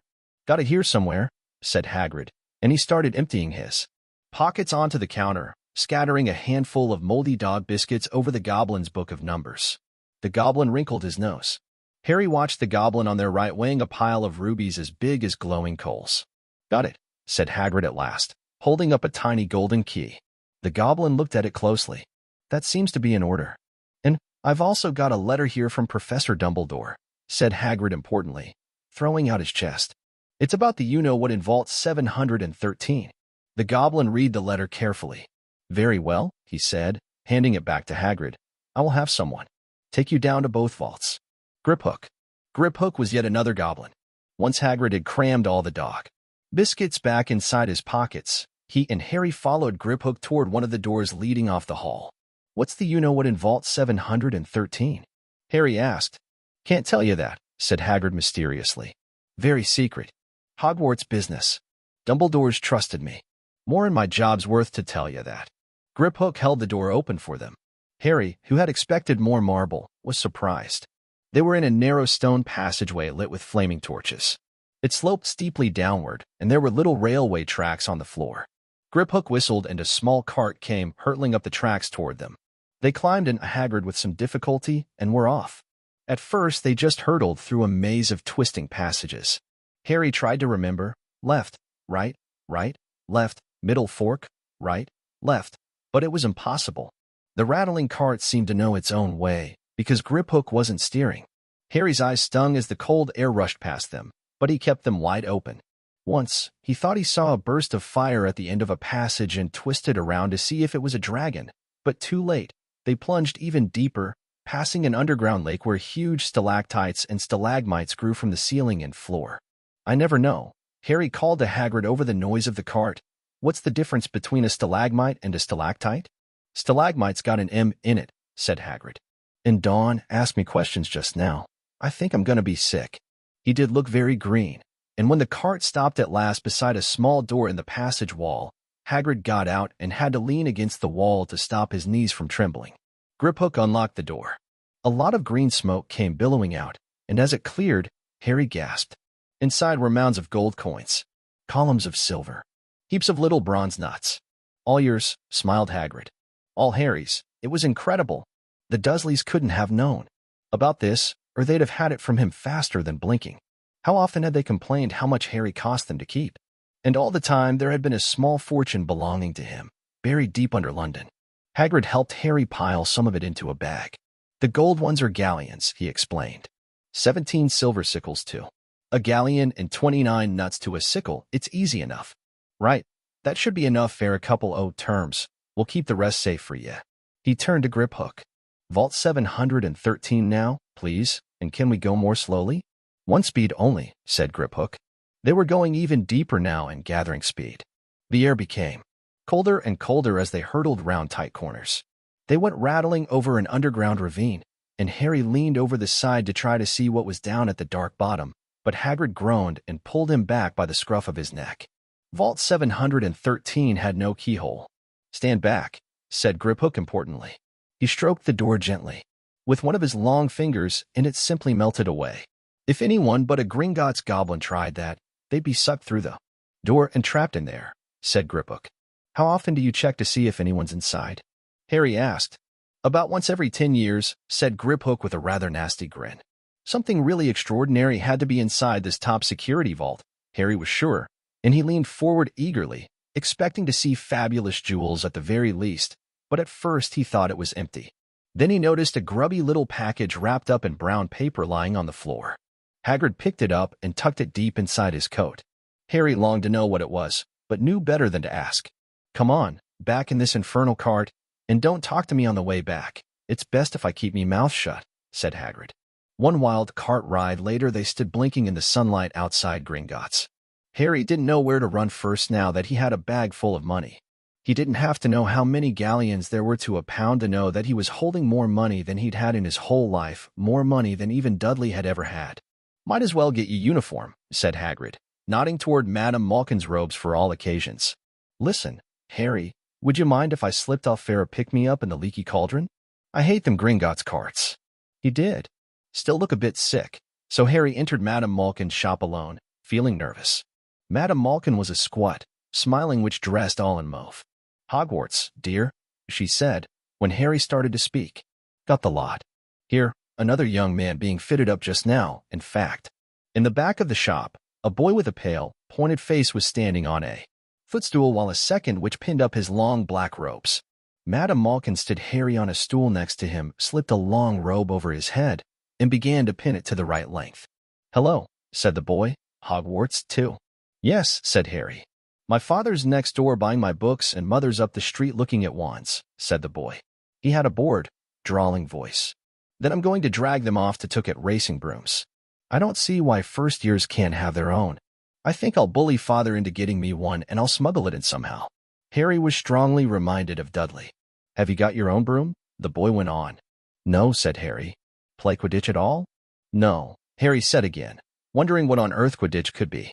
I do. Father says it's a crime if I'm not picked to play for my house, and I must say, I agree. Know what house you'll be in yet?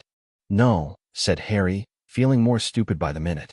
Well, no one really knows until they get there, do they? But I know I'll be in Slytherin. All our family have been. Imagine being in Hufflepuff. I think I'd leave, wouldn't you? Said Harry, wishing he could say something a bit more interesting. I say, look at that man, said the boy suddenly, nodding toward the front window. Hagrid was standing there, grinning at Harry and pointing at 2 large ice creams to show he couldn't come in. That's Hagrid, said Harry, pleased to know something the boy didn't. He works at Hogwarts. Oh, said the boy, I've heard of him. He's a sort of servant, isn't he? He's the gamekeeper, said Harry. He was liking the boy less and less. Every second. Yes, exactly. I heard he's a sort of savage, lives in a hut on the school grounds and every now and then he gets drunk, tries to do magic, and ends up setting fire to his bed. "I think he's brilliant," said Harry coldly. "Do you?" said the boy, with a slight sneer. "Why is he with you? Where are your parents?" "They're dead," said Harry shortly. He didn't feel much like going into the matter with this boy. "Oh, sorry," said the other, not sounding sorry at all. "But they were our kind, weren't they? They were a witch and wizard, if that's what you mean. I really don't think they should let the other sort in, do you? They're just not the same. They've never been brought up to know our ways. Some of them have never even heard of Hogwarts until they get the letter, imagine. I think they should keep it in the old wizarding families. What's your surname, anyway?"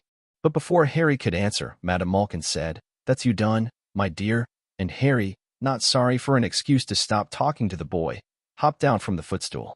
"Well, I'll see you at Hogwarts, I suppose," said the drawling boy. Harry was rather quiet as he ate the ice cream Hagrid had bought him. Chocolate and raspberry with chopped nuts. "What's up?" said Hagrid. "Nothing," Harry lied. They stopped to buy parchment and quills. Harry cheered up a bit when he found a bottle of ink that changed color as you wrote. When they had left the shop, he said, "Hagrid, what's Quidditch?" "Blimey, Harry, I keep forgetting. How little you know, not knowing about Quidditch." "Don't make me feel worse," said Harry. He told Hagrid about the pale boy and Madame Malkin's. And he said people from Muggle families shouldn't even be allowed in it.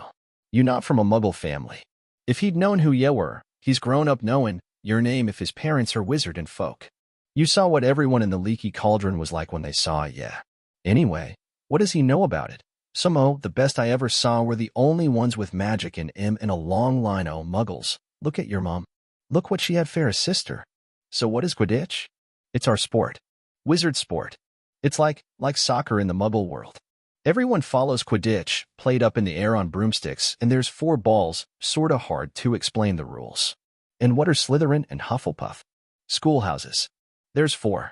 Everyone says Hufflepuff are a lot o' duffers, but I bet I'm in Hufflepuff, said Harry gloomily. Better Hufflepuff than Slytherin, said Hagrid darkly. There's not a single witch or wizard who went bad who wasn't in Slytherin. You know who was one. Valdash? Sorry, you know who was at Hogwarts? Years and years ago, said Hagrid. They bought Harry's school books in a shop called Flourish and Blots where the shelves were stacked to the ceiling with books as large as paving stones bound in leather, books the size of postage stamps and covers of silk, books full of peculiar symbols and a few books with nothing in them at all. Even Dudley, who never read anything, would have been wild to get his hands on some of these. Hagrid almost had to drag Harry away from curses and counter-curses, bewitch your friends, and befuddle your enemies with the latest revenges, hair loss, jelly legs, tongue-tying, and much, much more, by Professor Vindictus Viridian. I was trying to find out how to curse Dudley. I'm not saying that's not a good idea, but you're not to use magic in the Muggle world except in very special circumstances, said Hagrid. And anyway, ya couldn't work any of them curses yet. You'll need a lot more study before ye get to that level. Hagrid wouldn't let Harry buy a solid gold cauldron, either. It says pewter on your list, but they got a nice set of scales for weighing potion ingredients and a collapsible brass telescope. Then they visited the apothecary, which was fascinating enough to make up for its horrible smell, a mixture of bad eggs and rotted cabbages. Barrels of slimy stuff stood on the floor, jars of herbs, dried roots, and bright powders lined the walls. Bundles of feathers, strings of fangs, and snarled claws hung from the ceiling.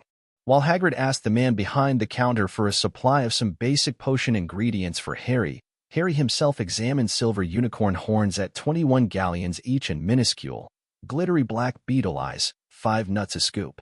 Outside the apothecary, Hagrid checked Harry's list again. Just you one left, yeah. And I still haven't got you a birthday present. Harry felt himself go red. You don't have to. I know I don't have to. Tell you what, I'll get your animal. Not a toad. Toads went out of fashion years ago, yet be laughed at, and I don't like cats. They make me sneeze. I'll get you an owl. All the kids want owls. They're dead useful. Carry your mail and everything. 20 minutes later, they left Elop's Owl Emporium, which had been dark and full of rustling and flickering, jewel-bright eyes. Harry now carried a large cage that held a beautiful snowy owl, fast asleep with her head under her wing. He couldn't stop stammering his thanks, sounding just like Professor Quirrell. Don't mention it, said Hagrid gruffly. Don't expect you've had a lot of presents from them Dursleys. Just Ollivanders left now, only place fair wands, Ollivanders, and yeah, gotta have the best wand. A magic wand. This was what Harry had been really looking forward to. The last shop was narrow and shabby. Peeling gold letters over the door read Ollivanders, makers of fine wands since 382 BC. A single wand lay on a faded purple cushion in the dusty window. A tinkling bell rang somewhere in the depths of the shop as they stepped inside. It was a tiny place, empty except for a single, spindly chair that Hagrid sat on to wait. Harry felt strangely as though he had entered a very strict library. He swallowed a lot of new questions that had just occurred to him and looked instead at the thousands of narrow boxes piled neatly right up to the ceiling. For some reason, the back of his neck prickled. The very dust and silence in here seemed to tingle with some secret magic. "Good afternoon," said a soft voice. Harry jumped. Hagrid must have jumped, too, because there was a loud crunching noise and he got quickly off the spindly chair. An old man was standing before them, his wide, pale eyes shining like moons through the gloom of the shop. "Hello," said Harry awkwardly. "Ah, yes," said the man. Yes. I thought I'd be seeing you soon. Harry Potter." It wasn't a question. "You have your mother's eyes. It seems only yesterday she was in here herself, buying her first wand. 10¼ inches long, swishy, made of willow. Nice one for charm work." Mr. Ollivander moved closer to Harry. Harry wished he would blink. Those silvery eyes were a bit creepy. "Your father, on the other hand, favored a mahogany wand. 11 inches. Pliable. A little more power and excellent for transfiguration." "Well, I say your father favored it. It's really the wand that chooses the wizard, of course." Mr. Ollivander had come so close that he and Harry were almost nose to nose. Harry could see himself reflected in those misty eyes. And that's where. Mr. Ollivander touched the lightning scar on Harry's forehead with a long, white finger. "I'm sorry to say I sold the wand that did it," he said softly. 13½ inches. "You. Powerful wand, very powerful, and in the wrong hands. Well, if I'd known what that one was going out into the world to do." He shook his head and then, to Harry's relief, spotted Hagrid. Rubius Hagrid. How nice to see you again. Oak, 16 inches, rather bendy, wasn't it?" "It was, sir. Yes," said Hagrid. "Good wand, that one. But I suppose they snapped it in half when you got expelled," said Mr. Ollivander, suddenly stern. Yes, they did, yes," said Hagrid, shuffling his feet. "I've still got the pieces, though," he added brightly. "But you don't use them?" said Mr. Ollivander sharply. "Oh, no, sir," said Hagrid quickly. Harry noticed he gripped his pink umbrella very tightly as he spoke. Said Mr. Ollivander, giving Hagrid a piercing look. "Well, now, Mr. Potter, let me see." He pulled a long tape measure with silver markings out of his pocket. "Which is your wand arm?" Well, I'm right-handed," said Harry. "Hold out your arm. That's it." He measured Harry from shoulder to finger, then wrist to elbow, shoulder to floor, knee to armpit, and round his head. As he measured, he said, "Every Ollivander wand has a core of a powerful magical substance, Mr. Potter. We use unicorn hairs, phoenix tail feathers, and the heartstrings of dragons. No two Ollivander wands are the same, just as no two unicorns, dragons, or phoenixes are quite the same. And of course, you will never get such good results with another wizard's wand." Harry suddenly realized that the tape measure, which was measuring between his nostrils, was doing this on its own. Mr. Ollivander was flitting around the shelves, taking down boxes. "That will do," he said, and the tape measure crumpled into a heap on the floor. "Right then, Mr. Potter, try this one. Beechwood and dragon heartstring. 9 inches. Nice and flexible. Just take it and give it a wave." Harry took the wand and, feeling foolish, waved it around a bit, but Mr. Ollivander snatched it out of his hand almost at once. "Maple and phoenix feather. 7 inches. Quite whippy. Try." Harry tried, but he had hardly raised the wand when it too was snatched back by Mr. Ollivander. No, here, ebony and unicorn hair, 8½ inches, springy. Go on, try it out." Harry tried, and tried. He had no idea what Mr. Ollivander was waiting for. The pile of tried wands was mounting higher and higher on the spindly chair, but the more wands Mr. Ollivander pulled from the shelves, the happier he seemed to become. Tricky customer? Not to worry, we'll find the perfect match here somewhere. I wonder, now, yes, why not? Unusual combination, holly and phoenix feather, 11 inches, nice and supple. Harry took the wand. He felt a sudden warmth in his fingers. He raised the wand above his head, brought it swishing down through the dusty air, and a stream of red and gold sparks shot from the end like a firework, throwing dancing spots of light onto the walls. Hagrid hooped and clapped, and Mr. Ollivander cried, "Oh, bravo! Yes, indeed. Oh, very good. Well, well, well, how curious, how very curious." He put Harry's wand back into its box and wrapped it in brown paper, still muttering, "Curious, curious." "Sorry," said Harry, "but what's curious?" Mr. Ollivander fixed Harry with his pale stare. "I remember every wand I've ever sold, Mr. Potter. Every single wand. It so happens that the phoenix whose tail feather is in your wand gave another feather, just one other.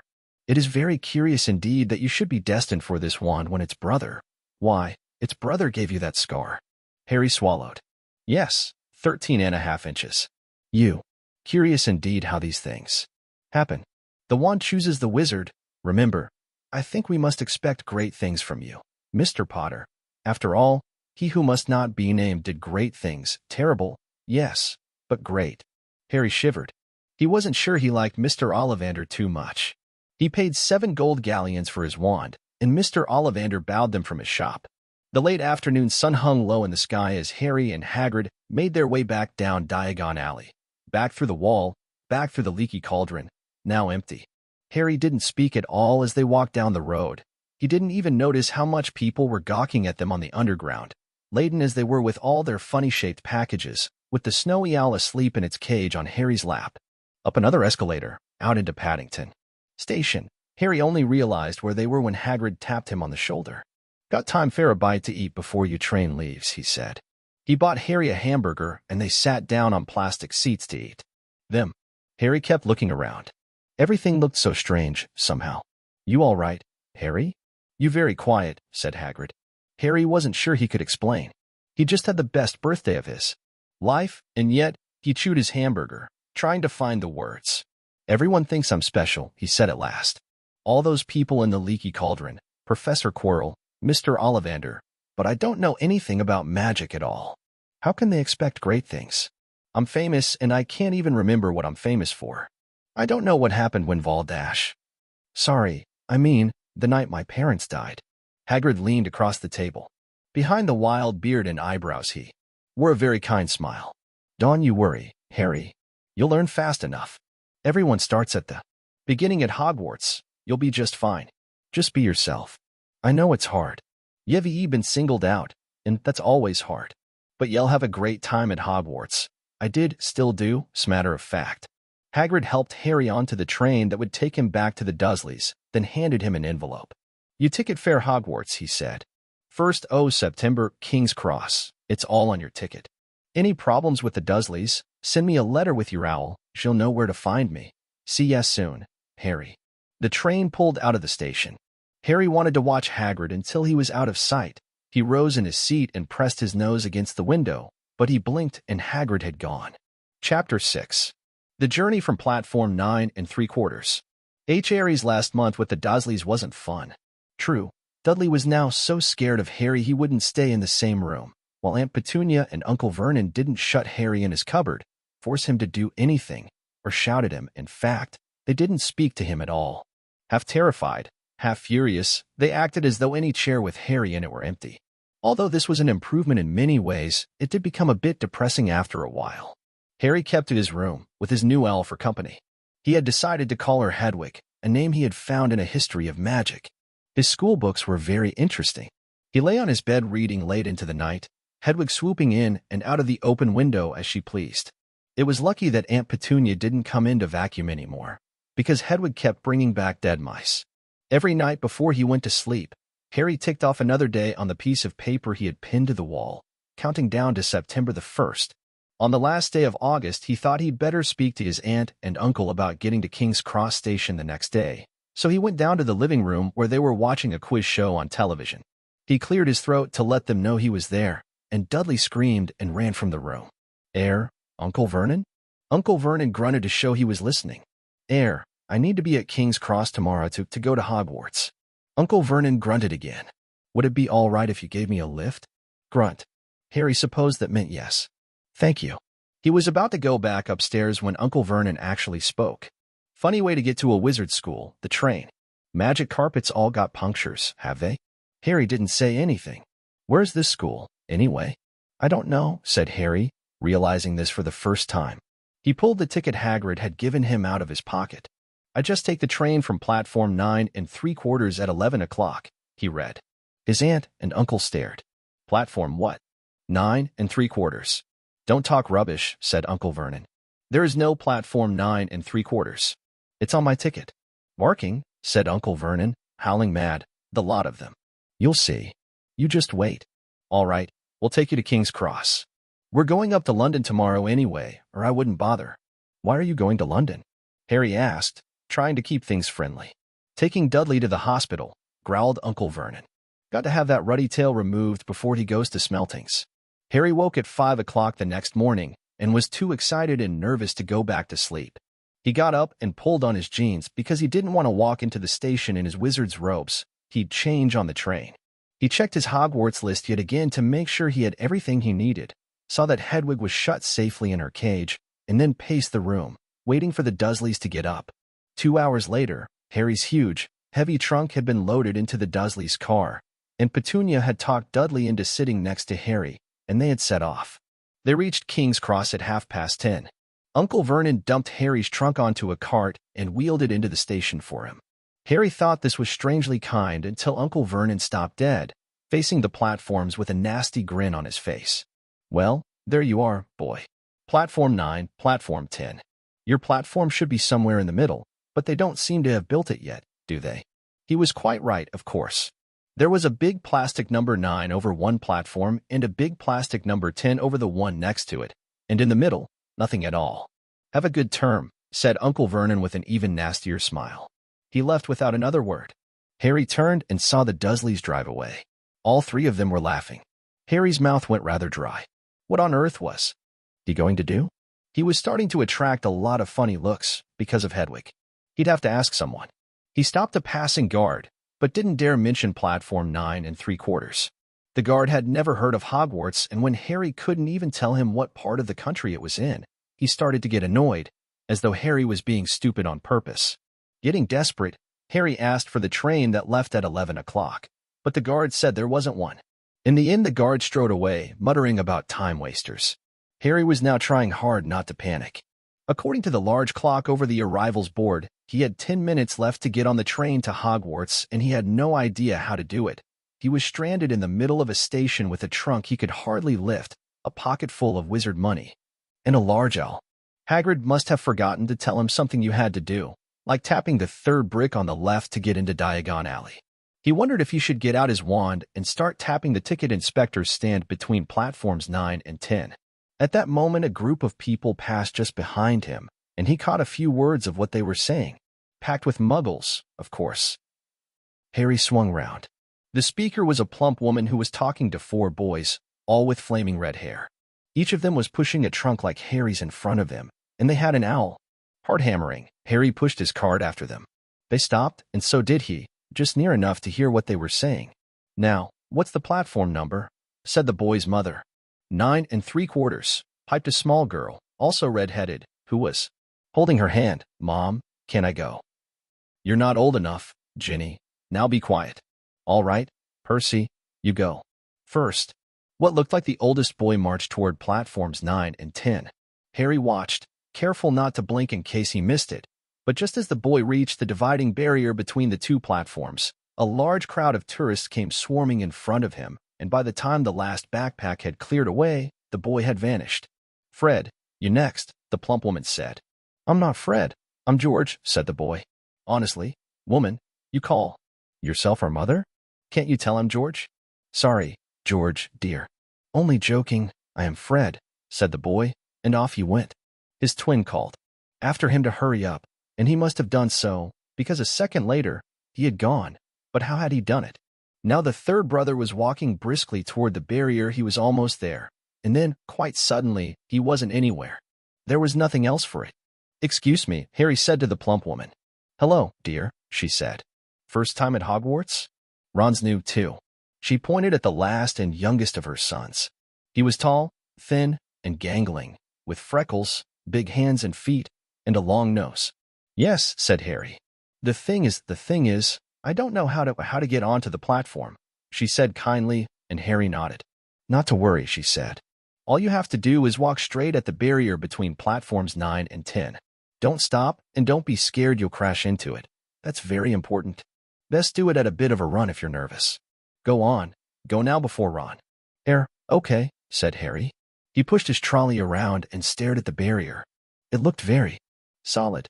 He started to walk toward it. People jostled him on their way to platforms 9 and 10. Harry walked more quickly. He was going to smash right into that barrier, and then he'd be in trouble.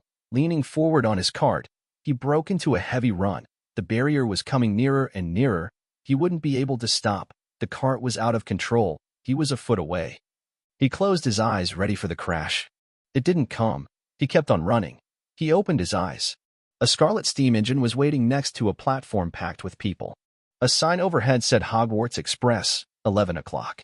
Harry looked behind him and saw a wrought iron archway where the barrier had been. With the words Platform 9 3/4 on it, he had done it. Smoke from the engine drifted over the heads of the chattering crowd, while cats of every color wound here and there between their legs. Owls hooted to one another in a disgruntled sort of way over the babble and the scraping of heavy trunks. The first few carriages were already packed with students, some hanging out of the window to talk to their families, some fighting over seats. Harry pushed his cart off down the platform in search of an empty seat. He passed a round-faced boy who was saying, "Gran, I've lost my toad again." "Oh, Neville," he heard the old woman sigh. A boy with dreadlocks was surrounded by a small crowd. "Give us a look. Lee, go on." The boy lifted the lid of a box in his arms, and the people around him shrieked and yelled as something inside poked out a long, hairy leg. Harry pressed on through the crowd until he found an empty compartment near the end of the train. He put Hedwig inside first, and then started to shove and heave his trunk toward the train door. He tried to lift it up the steps but could hardly raise one end, and twice he dropped it painfully on his foot. One a hand. It was one of the red-haired twins he'd followed through the barrier. "Yes, please," Harry panted. "Oi, Fred. Come here and help." With the twins' help, Harry's trunk was at last tucked away in a corner of the compartment.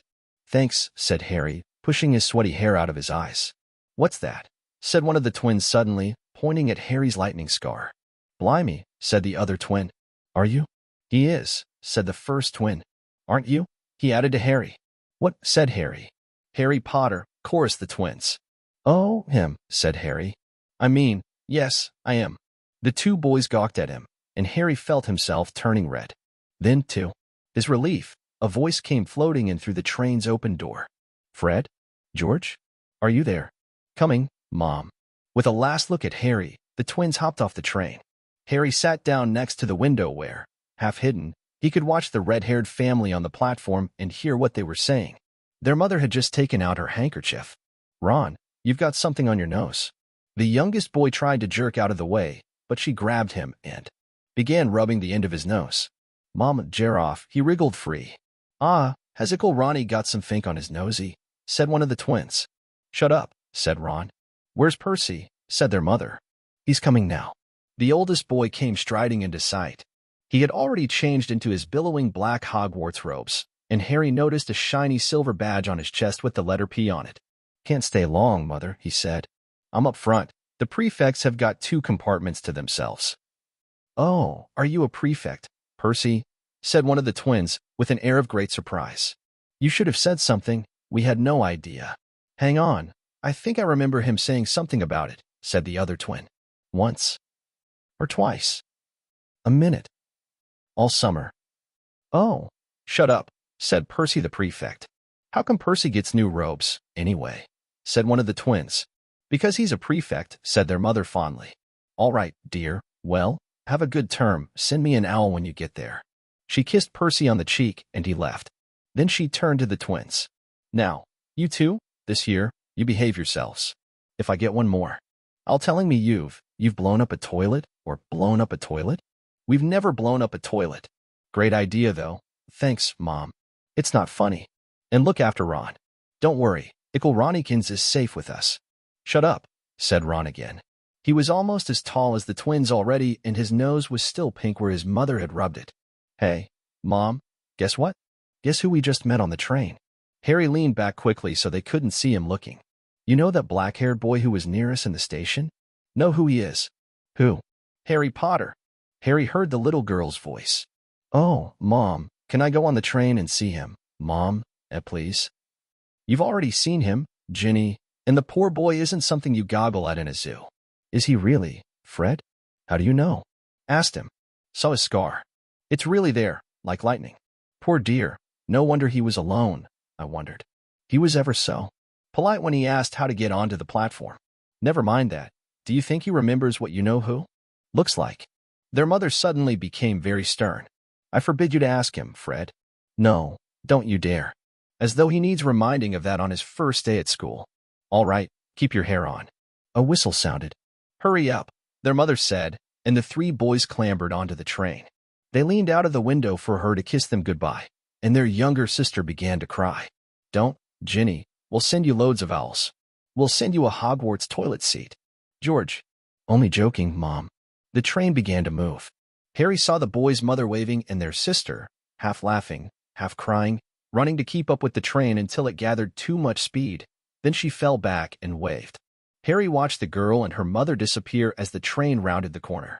Houses flashed past the window. Harry felt a great leap of excitement. He didn't know what he was going to, but it had to be better than what he was leaving behind.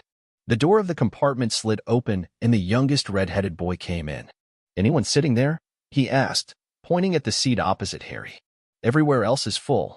Harry shook his head and the boy sat down. He glanced at Harry and then looked quickly out of the window, pretending he hadn't looked.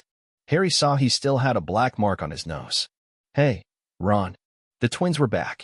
Listen, we're going down the middle of the train. Lee Jordan's got a giant tarantula down there.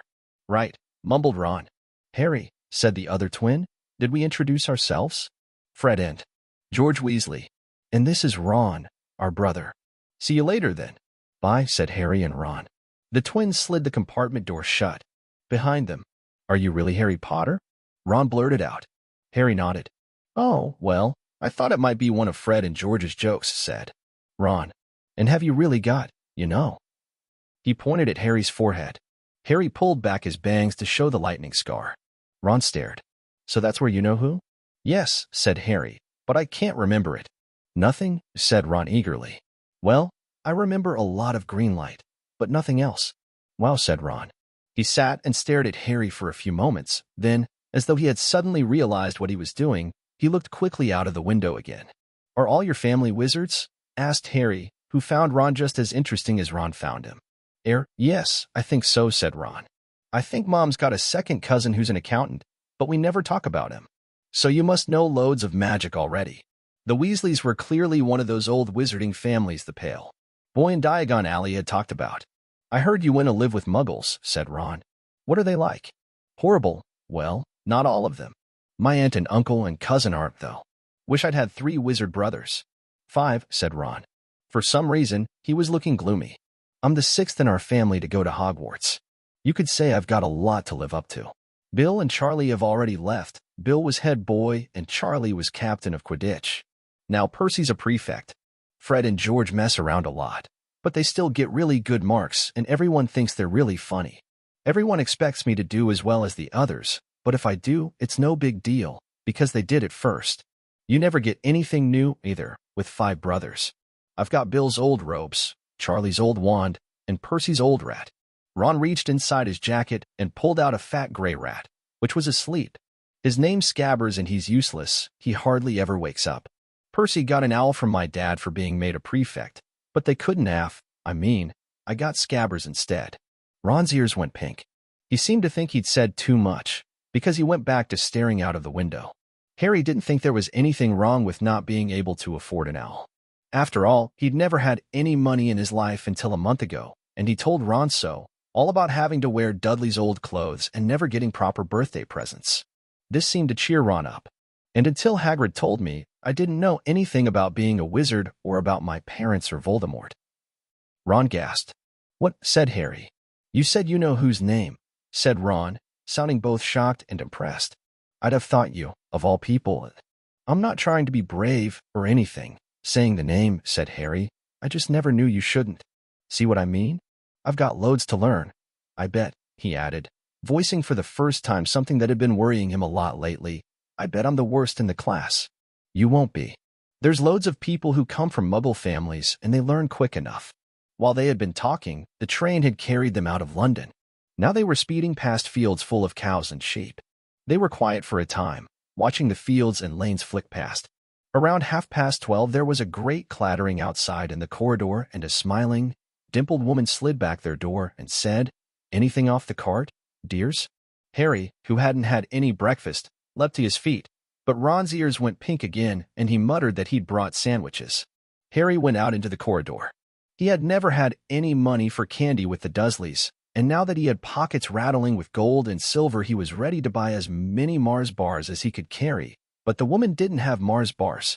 What she did have were Betty Bott's every flavor beans, Dribble's best blowing gum, chocolate frogs, pumpkin pasties, cauldron cakes, licorice wands, and a number of other strange things Harry had never seen in his life. Not wanting to miss anything, he got some of everything and paid the woman 11 silver sickles and 7 bronze nuts. Ron stared as Harry brought it all back into the compartment and tipped it onto an empty seat. "Hungry, are you?" "Starving," said Harry, taking a large bite out of a pumpkin pasty. Ron had taken out a lumpy package and unwrapped it. There were 4 sandwiches inside. He pulled one of them apart and said, "She always forgets I don't like corned beef."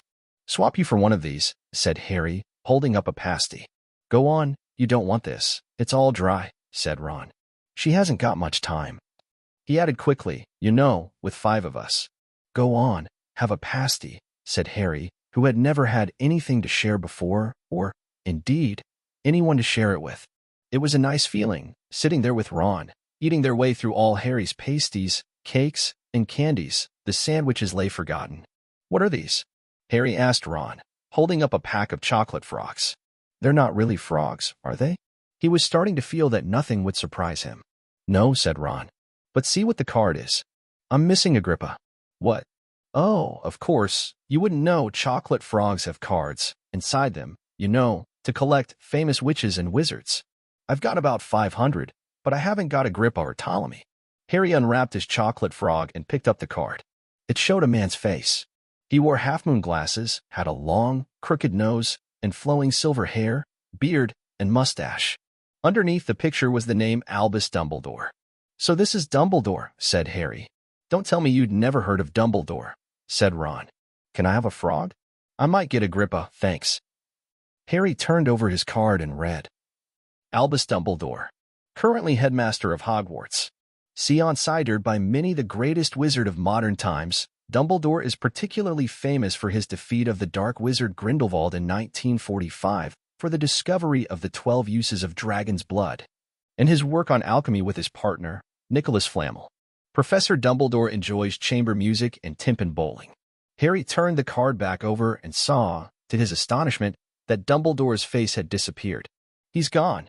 "Well, you can't expect him to hang around all day," said Ron. "He'll be back."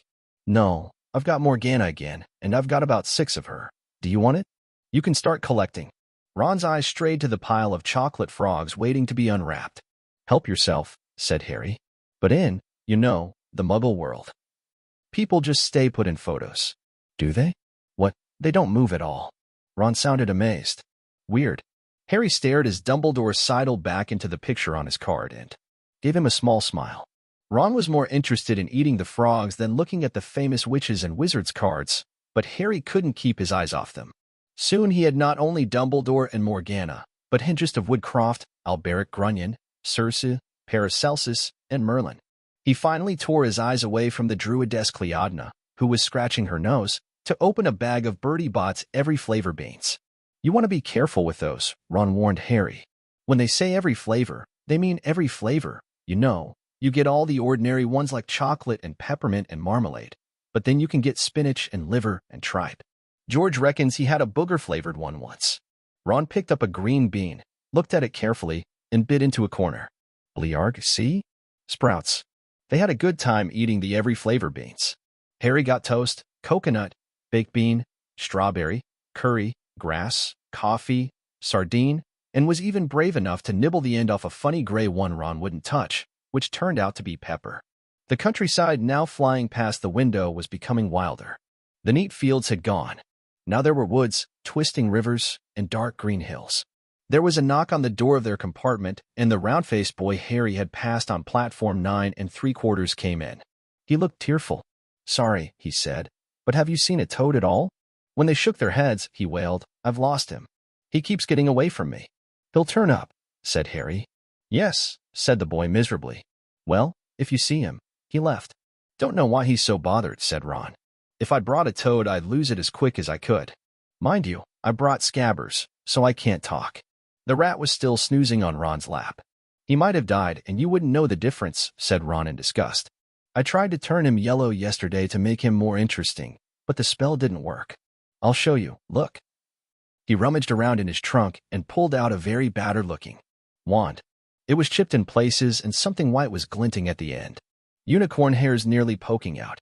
Anyway, he had just raised his wand when the compartment door slid open again. The toadless boy was back, but this time he had a girl with him. She was already wearing her new Hogwarts robes. "Has anyone seen a toad?" "Neville's lost one," she said. She had a bossy sort of voice, lots of bushy brown hair, and rather large front teeth. "We've already told him we haven't seen it," said Ron. But the girl wasn't listening. She was looking at the wand in his hand. "Oh, are you doing magic? Let's see it then." She sat down. Ron looked taken aback. All right." He cleared his throat. "Sunshine, daisies, buttermellow, turn this stupid, fat rat yellow." He waved his wand, but nothing happened. Scabbers stayed gray and fast asleep. "Are you sure that's a real spell?" said the girl. "Well, it's not very good, is it? I've tried a few simple spells just for practice, and it's all worked for me. Nobody in my family's magic at all. It was ever such a surprise when I got my letter, but I was ever so pleased, of course. I mean, it's the very best school of witchcraft there is, I've heard. I've learned all our course books by heart, of course. I just hope it will be enough.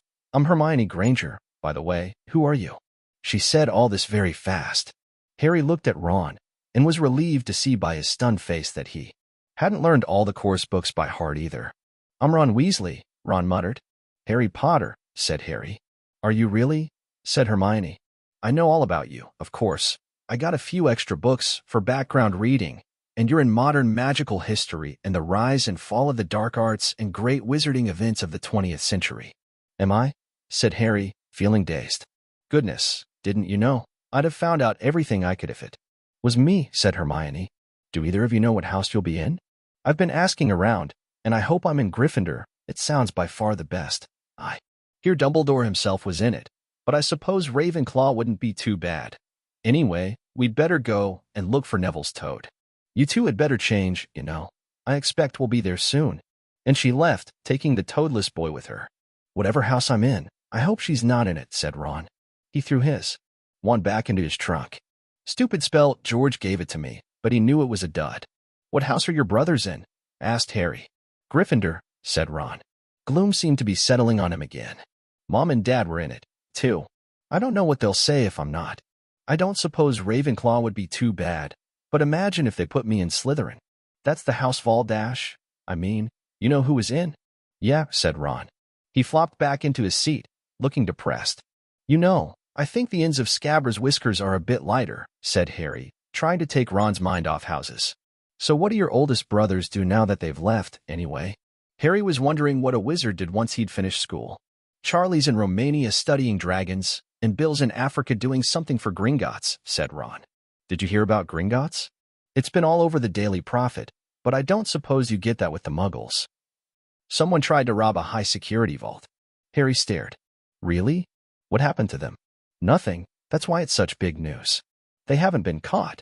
My dad says it must have been a powerful dark wizard to get round Gringotts, but they don't think they took anything. That's what's odd. Course, everyone gets scared when something like this happens in case you know who's behind it." Harry turned this news over in his mind. He was starting to get a prickle of fear every time you know who was mentioned. He supposed this was all part of entering the magical world, but it had been a lot more comfortable saying Voldemort without worrying. "What's your Quidditch team?" Ron asked. I don't know any," Harry confessed. "What?" Ron looked dumbfounded. "Oh, you wait. It's the best game in the world." And he was off, explaining all about the 4 balls and the positions of the 7 players, describing famous games he'd been to with his brothers and the broomstick he'd like to get if he had the money. He was just taking Harry through the finer points of the game when the compartment door slid open yet again, but it wasn't Neville the toadless boy or Hermione Granger. This time, 3 boys entered, and Harry recognized the middle one at once. It was the pale boy from Madame Malkin's robe shop. He was looking at Harry with a lot more interest than he'd shown back in Diagon Alley. "Is it true?" he said. "They're saying all down the train that Harry Potter's in this compartment. So it's you, is it?" "Yes," said Harry. He was looking at the other boys. Both of them were thick-set and looked extremely mean. Standing on either side of the pale boy, they looked like bodyguards. "Oh, this is Crabbe, and this is Goyle," said the pale boy carelessly, noticing where Harry was looking. "And my name's Malfoy, Draco Malfoy." Ron gave a slight cough, which might have been hiding a snigger. Draco Malfoy looked at him. "Think my name's funny, do you? No need to ask who you are. My father told me all the Weasleys have red hair, freckles, and more children than they can afford." He turned back to Harry. "You'll soon find out some wizarding families are much better than others, Potter. You don't want to go making friends with the wrong sort. I can help you there." He held out his hand to shake Harry's, but Harry didn't take it. "I think I can tell who the wrong sort are for myself, thanks," he said. Coolly. Draco Malfoy didn't go red, but a pink tinge appeared in his pale cheeks. "I'd be careful if I were you, Potter," he said slowly. "Unless you're a bit politer, you'll go the same way as your parents. They didn't know what was good for them, either. You hang around with riffraff like the Weasleys and that Hagrid, and it'll rub off on you." Both Harry and Ron stood up. "Say that again," Ron said, his face as red as his hair. "Oh, you're going to fight us, are you?" Malfoy sneered. "Unless you get out now," said Harry, more bravely than he felt, because Crabbe and Goyle were a lot bigger than him or Ron. "But we don't feel like leaving, do we, boys? We've eaten all our food, and you still seem to have some." Goyle reached toward the chocolate frogs next to Ron. Ron leapt forward, but before he'd so much as touched Goyle, Goyle let out a horrible yell. Scabbers the rat was hanging off his finger, sharp little teeth sunk deep into Goyle's knuckle. Crabbe and Malfoy backed away as Goyle swung Scabbers round and round, howling, and when Scabbers finally flew off and hit the window, all 3 of them disappeared at once. Perhaps they thought there were more rats lurking among the sweets, or perhaps they'd heard footsteps, because a second later, Hermione Granger had come in. "What has been going on?" she said, looking at the sweets all over the floor and Ron picking up Scabbers by his tail. "I think he's been knocked out," Ron said to Harry. He looked closer at Scabbers. "No, I don't believe it. He's gone back to sleep." And so he had. "You've met Malfoy before?" Harry explained about their meeting in Diagon Alley. "I've heard of his family," said Ron darkly. "They were some of the first to come back to our side after you-know-who disappeared. Said they'd been bewitched. My dad doesn't believe it. He says Malfoy's father didn't need an excuse to go over to the dark side." He turned to Hermione. "Can we help you with something? You'd better hurry up and put your robes on. I've just been up to the front to ask the conductor, and he says we're nearly there. You haven't been fighting, have you? You'll be in trouble before we even get there." "Scabbers has been fighting, not us," said Ron, scowling at her. "Would you mind leaving while we change?" "All right. I only came in here because people outside are behaving very childishly, racing up and down the corridors," said Hermione in a sniffy voice. "And you've got dirt on your nose, by the way, did you know?" Ron glared at her as she left. Harry peered out of the window. It was getting dark. He could see mountains and forests under a deep purple sky. The train did seem to be slowing down. He and Ron took off their jackets and pulled on their long black robes. Ron's were a bit short for him. You could see his sneakers underneath them. A voice echoed through the train. "We will be reaching Hogwarts in 5 minutes' time. Please leave your luggage on the train. It will be taken to the school separately." Harry's stomach lurched with nerves, and Ron, he saw, looked pale under his freckles. They crammed their pockets with the last of the sweets and joined the crowd thronging the corridor. The train slowed right down and finally stopped. People pushed their way toward the door and out onto a tiny, dark platform. Harry shivered in the cold night air. Then a lamp came bobbing over the heads of the students, and Harry heard a familiar voice. "Fur's years. Fur's years over here." "All right there, Harry." Hagrid's big hairy face beamed over the sea of heads. "Come on, follow me. Any more Fur's years? Mind you step, now. Fur's years follow me." Slipping and stumbling, they followed Hagrid down what seemed to be a steep, narrow path. It was so dark on either side of them that Harry thought there must be thick trees there. Nobody spoke much. Neville, the boy who kept losing his toad, sniffed once or twice. You'll get your first sight o' Hogwarts in a sec, Hagrid called over his shoulder. Just round this bend here. There was a loud ooh-hoo. The narrow path had opened suddenly onto the edge of a great black lake. Perched atop a high mountain on the other side, its windows sparkling in the starry sky, was a vast castle with many turrets and towers. No more in for to a boat, Hagrid called, pointing to a fleet of little boats sitting in the water by the shore. Harry and Ron were followed into their boat by Neville and Hermione. Everyone in, shouted Hagrid, who had a boat to himself. Right then, forward. And the fleet of little boats moved off all at once, gliding across the lake, which was as smooth as glass. Everyone was silent, staring up at the great castle overhead. It towered over them as they sailed nearer and nearer to the cliff on which it stood. Heads down, yelled Hagrid as the first boats reached the cliff. They all bent their heads, and the little boats carried them through a curtain of ivy that hid a wide opening in the cliff face. They were carried along a dark tunnel, which seemed to be taking them right underneath the castle, until they reached a kind of underground harbor, where they clambered out onto rocks and pebbles. "Oi, you there! Is this your toad?" said Hagrid, who was checking the boats as people climbed out of them. "Trevor!" cried Neville blissfully, holding out his hands. Then they clambered up a passageway in the rock after Hagrid's lamp, coming out at last onto smooth, damp grass right in the shadow of the castle. They walked up a flight of stone steps and crowded around the huge, oak front door. "Everyone here? You there? Still got you toad?" Hagrid raised a gigantic fist and knocked 3 times on the castle door. Chapter 7. The Sorting Hat. Doors swung open at once. A tall, black-haired witch in emerald green robes stood there. She had a very stern face, and Harry's first thought was that this was not someone to cross. "The Fur's years, Professor McGonagall," said Hagrid. "Thank you, Hagrid. I will take them from here." She pulled the door wide. The entrance hall was so big you could have fit the whole of the Dursleys' house in it. The stone walls were lit with flaming torches like the ones at Gringotts. The ceiling was too high to make out, and a magnificent marble staircase facing them led to the upper floors. They followed Professor McGonagall across the flagged stone floor. Harry could hear the drone of hundreds of voices from a doorway to the right. The rest of the school must already be here, but Professor McGonagall showed the first years into a small, empty chamber off the hall. They crowded in, standing rather closer together than they would usually have done, peering about nervously. "Welcome to Hogwarts," said Professor McGonagall. "The start of term banquet will begin shortly, but before you take your seats in the Great Hall, you will be sorted into your houses. The sorting is a very important ceremony because, while you are here, your house will be something like your family within Hogwarts. You will have classes with the rest of your house, sleep in your house dormitory, and spend free time in your house common room. The 4 houses are called Gryffindor, Hufflepuff, Ravenclaw, and Slytherin. Each house has its own noble history, and each has produced outstanding witches and wizards. While you are at Hogwarts, your triumphs will earn your house points, while any rule breaking will lose house points. At the end of the year, the house with the most points is awarded the House Cup, a great honor. I hope each of you will be a credit to whichever house becomes yours. The sorting ceremony will take place in a few minutes in front of the rest of the school. I suggest you all smarten yourselves up as much as you can while you are waiting." Her eyes lingered for a moment on Neville's cloak, which was fastened under his left ear, and on Ron's smudged nose. Harry nervously tried to flatten his hair. "I shall return when we are ready for you," said Professor McGonagall. "Please wait quietly." She left the chamber. Harry swallowed. "How exactly do they sort us into houses?" he asked Ron. "Some sort of test, I think. Fred said it hurts a lot, but I think he was joking." Harry's heart gave a horrible jolt. A test? In front of the whole school? But he didn't know any magic yet. What on earth would he have to do? He hadn't expected something like this the moment they arrived. He looked around anxiously and saw that everyone else looked terrified, too.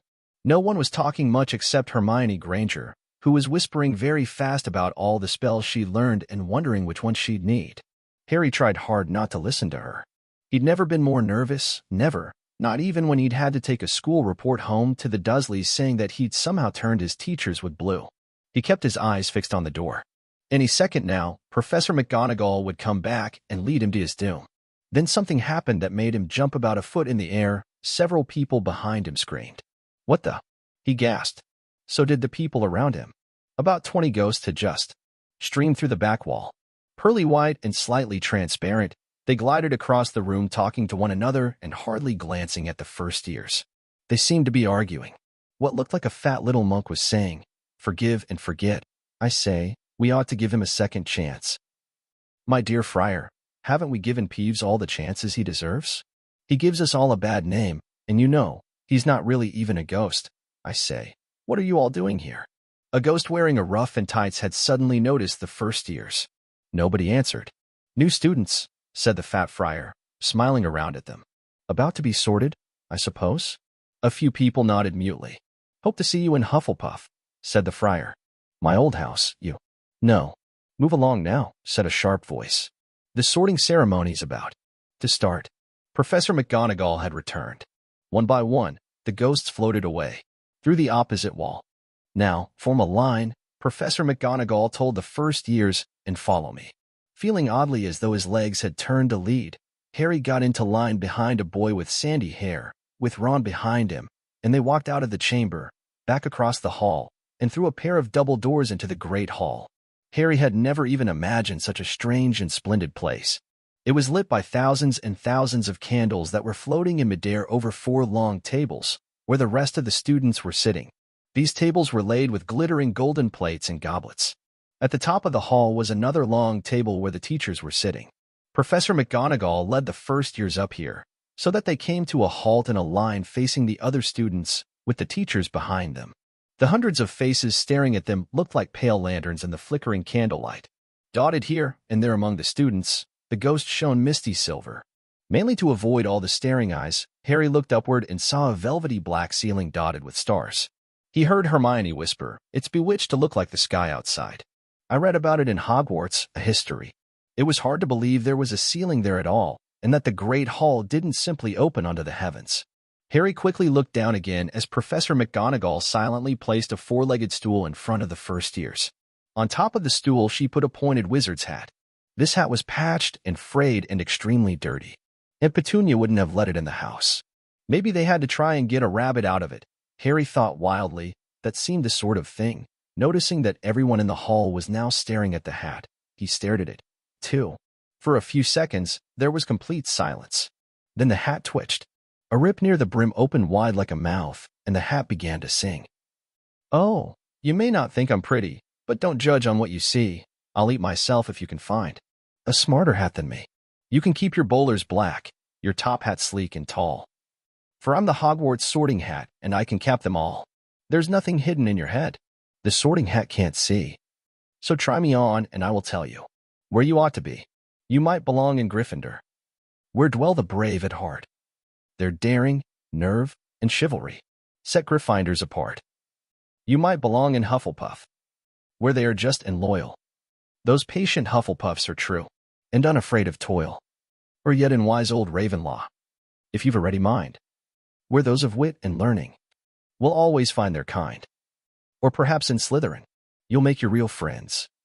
Those cunning folk use any means to achieve their ends. So put me on. Don't be afraid. And don't get in a flap. You're in safe hands, though I have none, for I'm a thinking cap. The whole hall burst into applause as the hat finished its song. It bowed to each of the 4 tables and then became quite still again. So we've just got to try on the hat. Ron whispered to Harry. I'll kill Fred. He was going on about wrestling a troll. Harry smiled weakly. Yes, trying on the hat was a lot better than having to do a spell, but he did wish they could have tried it on without everyone watching. The hat seemed to be asking rather a lot. Harry didn't feel brave or quick-witted or any of it at the moment. If only the hat had mentioned a house for people who felt a bit queasy, that would have been the one for him. Professor McGonagall now stepped forward holding a long roll of parchment. When I call your name, you will put on the hat and sit on the stool to be sorted, she said. Abbott, Hannah. A pink-faced girl with blonde pigtails stumbled out of line, put on the hat, which fell right down over her eyes, and sat down. A moment's pause. Hufflepuff, shouted the hat. The table on the right cheered and clapped as Hannah went to sit down at the Hufflepuff table. Harry saw the ghost of the fat friar waving merrily at her. Bones, Susan. Hufflepuff, shouted the hat again, and Susan scuttled off to sit next to Hannah. Boot, Terry. Ravenclaw. The table second from the left clapped this time. Several Ravenclaws stood up to shake hands with Terry as he joined them. Brocklehurst, Mandy, went to Ravenclaw too, but Brown, Lavender, became the first new Gryffindor, and the table on the far left exploded with cheers. Harry could see Ron's twin brothers catcalling. Bulstrode, Millicent, then became a Slytherin. Perhaps it was Harry's imagination, after all he'd heard about Slytherin, but he thought they looked like an unpleasant lot. He was starting to feel definitely sick now. He remembered being picked for teams during gym at his old school. He had always been last to be chosen, not because he was no good, but because no one wanted Dudley to think they liked him. Finch Fletchley, Justin. Hufflepuff. Sometimes, Harry noticed, the hat shouted out the house at once, but at others it took a little while to decide. Finnegan, Seamus, the sandy-haired boy next to Harry in the line, sat on the stool for almost a whole minute before the hat declared him a Gryffindor. Granger, Hermione. Hermione almost ran to the stool and jammed the hat eagerly on her head. Gryffindor, shouted the hat. Ron groaned. A horrible thought struck Harry, as horrible thoughts always do when you're very nervous. What if he wasn't chosen at all? What if he just sat there with the hat over his eyes for ages, until Professor McGonagall jerked it off his head and said there had obviously been a mistake and he'd better get back on the train? When Neville Longbottom, the boy who kept losing his toad, was called, he fell over on his way to the stool. The hat took a long time to decide with Neville. When it finally shouted, Gryffindor, Neville ran off still wearing it, and had to jog back amid gales of laughter to give it to McDougal, Morag. Malfoy swaggered forward when his name was called and got his wish at once. The hat had barely touched his head when it screamed, Slytherin. Malfoy went to join his friends Crabbe and Goyle, looking pleased with himself.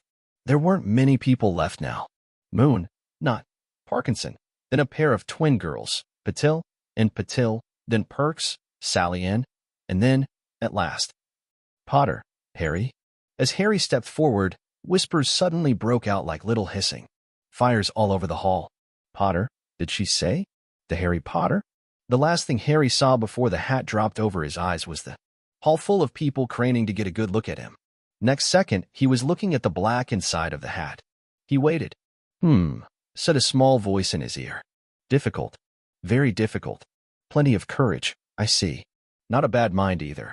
There's talent, my goodness. Yes, and a nice thirst to prove yourself. Now that's interesting. So where shall I put you?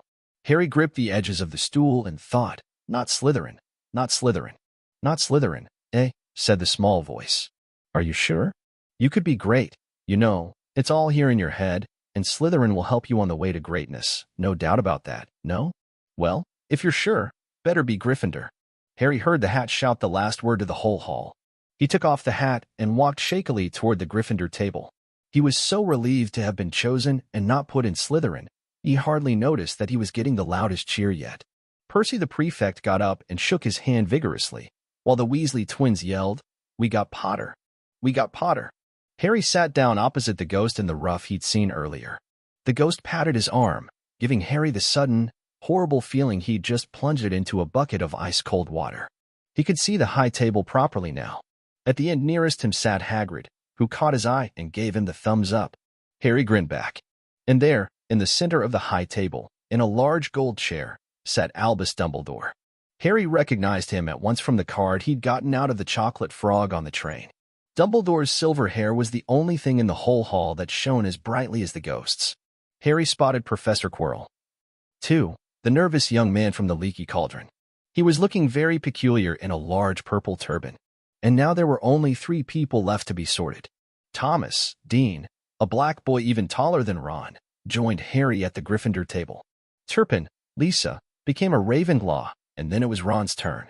He was pale green by now. Harry crossed his fingers under the table, and a second later the hat had shouted, Gryffindor. Harry clapped loudly with the rest as Ron collapsed into the chair next to him.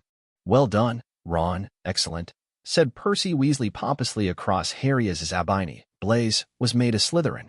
Professor McGonagall rolled up her scroll and took the sorting hat away. Harry looked down at his empty gold plate. He had only just realized how hungry he was. The pumpkin pasties seemed ages ago. Albus Dumbledore had gotten to his feet. He was beaming at the students, his arms open wide, as if nothing could have pleased him more than to see them all there. Welcome, he said. Welcome to a new year at Hogwarts. Before we begin our banquet, I would like to say a few words. And here they are, Nitwit, Blubber, Oddment, Tweak. Thank you. He sat back down. Everybody clapped and cheered. Harry didn't know whether to laugh or not. Is he a bit mad? He asked Percy uncertainly. Mad? Said Percy airily. He's a genius. Best wizard in the world. But he is a bit mad. Yes. Potatoes, Harry? Harry's mouth fell open. The dishes in front of him were now piled with food. He had never seen so many things he liked to eat on one table: roast beef, roast chicken, pork chops and lamb chops, sausages, bacon and steak, boiled potatoes, roast potatoes, fries, Yorkshire pudding, peas, carrots, gravy, ketchup, and, for some strange reason, peppermint humbugs. The Dursleys had never exactly starved Harry, but he'd never been allowed to eat as much as he liked.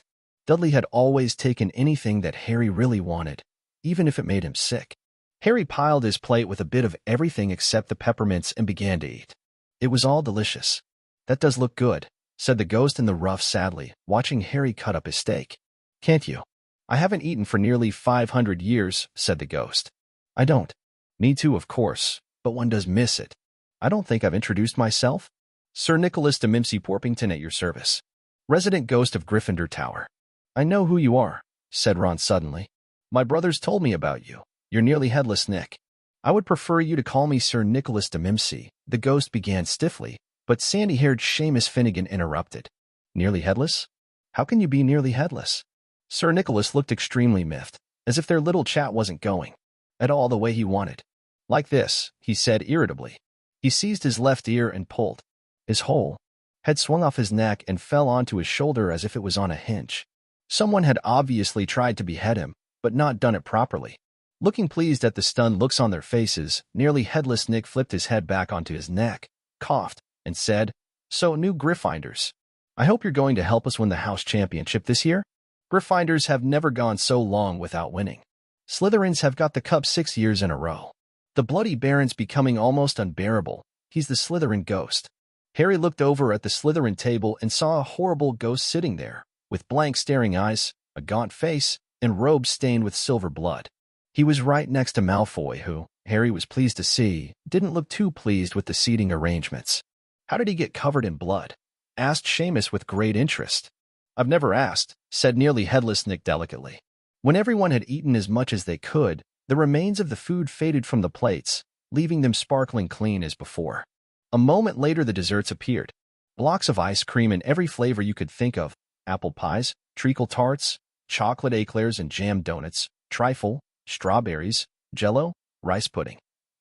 As Harry helped himself to a treacle tart, the talk turned to their families. "I'm half and half," said Seamus. "Me dad's a muggle. Mom didn't tell him she was a witch till after they were married. Bit of a nasty shock for him." The others laughed. "What about you, Neville?" said Ron. "Well, my gran brought me up and she's a witch," said Neville, "but the family thought I was all muggle for ages. My great-uncle Algy kept trying to catch me off my guard and force some magic out of me. He pushed me off the end of Blackpool Pier once. I nearly drowned, but nothing happened until I was 8. Great-uncle Algy came round for dinner, and he was hanging me out of an upstairs window by the ankles when my great-auntie Enid offered him a meringue, and he accidentally let go. But I bounced all the way down the garden and into the road. They were all really pleased. Gran was crying. She was so happy. And you should have seen their faces when I got in here. They thought I might not be magic enough to come. You see, Great-uncle Algy was so pleased he bought me my toad."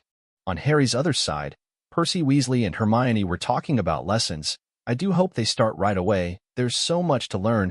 I'm particularly interested in transfiguration. You know, turning something into something else, of course. It's supposed to be very difficult. You'll be starting small, just matches into needles, and that sort of thing." Harry, who was starting to feel warm and sleepy, looked up at the high table again. Hagrid was drinking deeply from his goblet. Professor McGonagall was talking to Professor Dumbledore. Professor Quirrell, in his absurd turban, was talking to a teacher with greasy black hair, a hooked nose, and sallow skin. It happened very suddenly. The hook-nosed teacher looked past Quirrell's turban straight into Harry's eyes, and a sharp, hot pain shot across the scar on Harry's forehead. "Ouch!"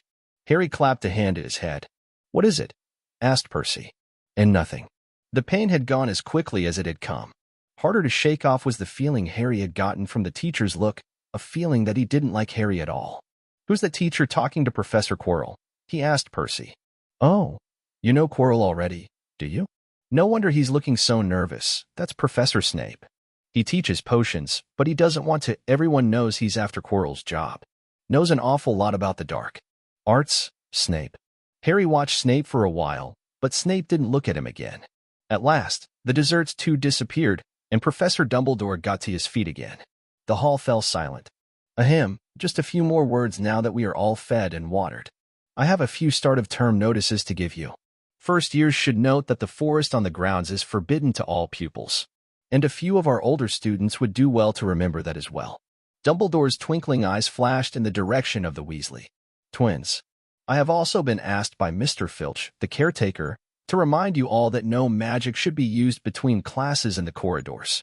Quidditch trials will be held in the second week of the term. Anyone interested in playing for their house team should contact Madam Hooch. And finally, I must tell you that this year, the third-floor corridor on the right-hand side is out of bounds to everyone who does not wish to die a very painful death. Harry laughed, but he was one of the few who did. He's not serious, he muttered to Percy. Must be, said Percy, frowning at Dumbledore. It's odd, because he usually gives us a reason why we're not allowed to go somewhere. The forest's full of dangerous beasts. Everyone knows that. I do think he might have told us prefects, at least. And now, before we go to bed, let us sing the school song, cried Dumbledore. Harry noticed that the other teachers' smiles had become rather fixed. Dumbledore gave his one a little flick, as if he was trying to get a fly off the end, and a long golden ribbon flew out of it, which rose high above the tables and twisted itself, snake-like, into words. Everyone pick their favorite tune, said Dumbledore, and off we go. And the school bellowed. Hogwarts, Hogwarts, Hoggy-Warty Hogwarts, teach us something please. Whether we be old and bald, or young with scabby knees, our heads could do with filling, with some interesting stuff. For now they're bare and full of air, dead flies and bits of fluff. So teach us things worth knowing. Bring back what we forgot. Just do your best, we'll do the rest. And learn until our brains all rot. Everybody finished the song at different times. At last, only the Weasley twins were left singing along to a very slow funeral march. Dumbledore conducted their last few lines with his wand, and when they had finished, he was one of those who clapped loudest. Ah, music, he said, wiping his eyes. A magic beyond all we do here. And now, bedtime. Off you trot. The Gryffindor first years followed Percy through the chattering crowds. Out of the great hall, and up the marble staircase. Harry's legs were like lead again, but only because he was so tired and full of food. He was too sleepy even to be surprised that the people in the portraits along the corridors whispered and pointed as they passed, or that twice Percy led them through doorways hidden behind sliding panels and hanging tapestries. They climbed more staircases, yawning and dragging their feet, and Harry was just wondering how much farther they had to go when they came to a sudden halt. A bundle of walking sticks was floating in midair ahead of them, and as Percy took a step toward them, they started throwing themselves at him. Peeves, Percy whispered to the first years. A poltergeist. He raised his voice. Peeves, show yourself.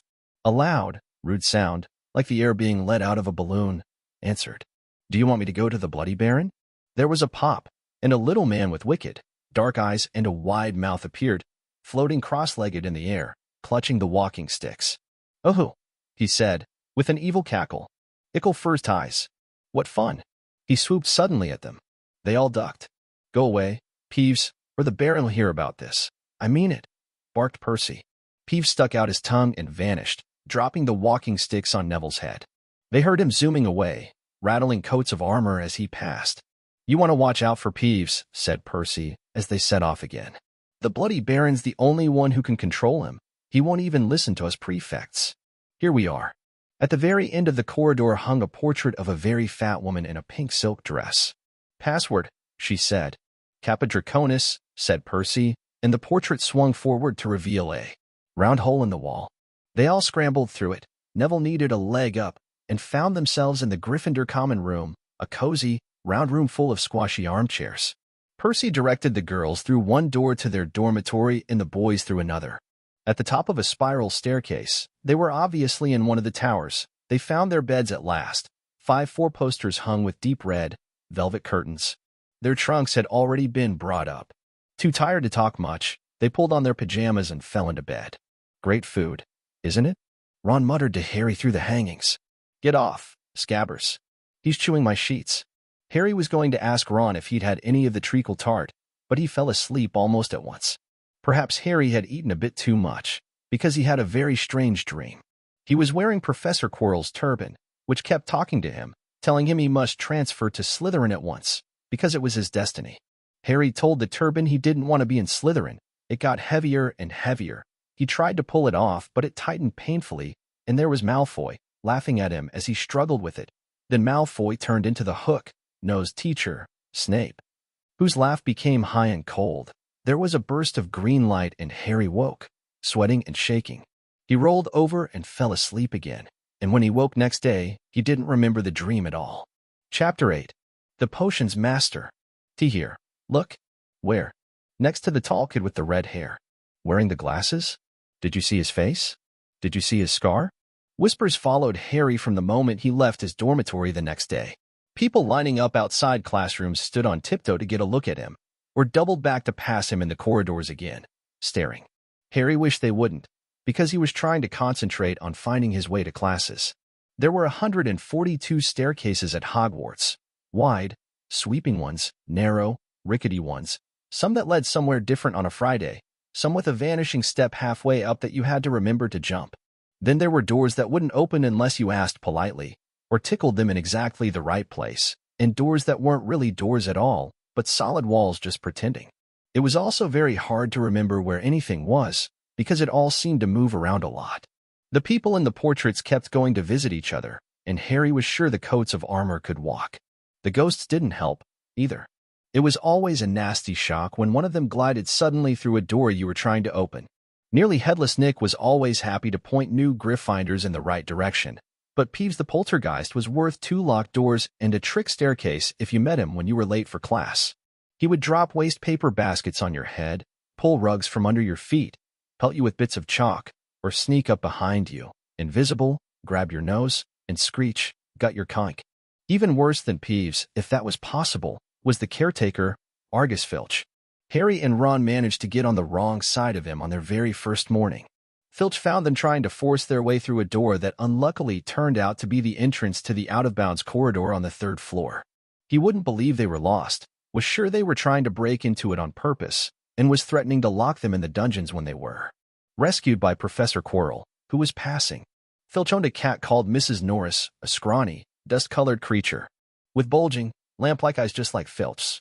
She patrolled the corridors alone. Break a rule in front of her, put just one toe out of line, and she'd whisk off for Filch, who'd appear, wheezing, 2 seconds later. Filch knew the secret passageways of the school better than anyone, except perhaps the Weasley twins, and could pop up as suddenly as any of the ghosts. The students all hated him, and it was the dearest ambition of many to give Mrs. Norris a good kick. And then, once you had managed to find them, there were the classes themselves. There was a lot more to magic, as Harry quickly found out, than waving your wand and saying a few funny words. They had to study the night skies through their telescopes every Wednesday at midnight and learn the names of different stars and the movements of the planets. 3 times a week they went out to the greenhouses behind the castle to study herbology with a dumpy little witch called Professor Sprout, where they learned how to take care of all the strange plants and fungi, and found out what they were used for. Easily the most boring class was History of Magic, which was the only one taught by a ghost. Professor Binns had been very old indeed when he had fallen asleep in front of the staff room fire and got up next morning to teach, leaving his body behind him. Binns droned on and on while they scribbled down names and dates, and got Emetic the Evil and Uric the Oddball mixed up. Professor Flitwick, the charms teacher, was a tiny little wizard who had to stand on a pile of books to see over his desk. At the start of their first class he took the roll call, and when he reached Harry's name he gave an excited squeak and toppled out of sight. Professor McGonagall was again different. Harry had been quite right to think she wasn't a teacher to cross. Strict and clever, she gave them a talking to the moment they sat down in her first class. Transfiguration is some of the most complex and dangerous magic you will learn at Hogwarts, she said. Anyone messing around in my class will leave and not come back. You have been warned. Then she changed her desk into a pig and back again. They were all very impressed and couldn't wait to get started, but soon realized they weren't going to be changing the furniture into animals for a long time. After taking a lot of complicated notes, they were each given a match and started trying to turn it into a needle. By the end of the lesson, only Hermione Granger had made any difference to her match. Professor McGonagall showed the class how it had gone all silver and pointy and gave Hermione a rare smile. The class everyone had really been looking forward to was defense against the dark arts, but Quirrell's lessons turned out to be a bit of a joke. His classroom smelled strongly of garlic, which everyone said was to ward off a vampire he'd met in Romania and was afraid would be coming back to get him one of these days. His turban, he told them, had been given to him by an African prince as a thank you for getting rid of a troublesome zombie, but they weren't sure they believed this story.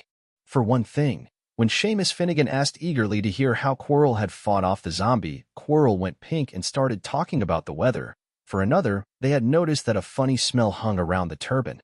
And the Weasley twins insisted that it was stuffed full of garlic as well, so that Quirrell was protected wherever he went. Harry was very relieved to find out that he wasn't miles behind everyone else. Lots of people had come from Muggle families and, like him, hadn't had any idea that they were witches and wizards.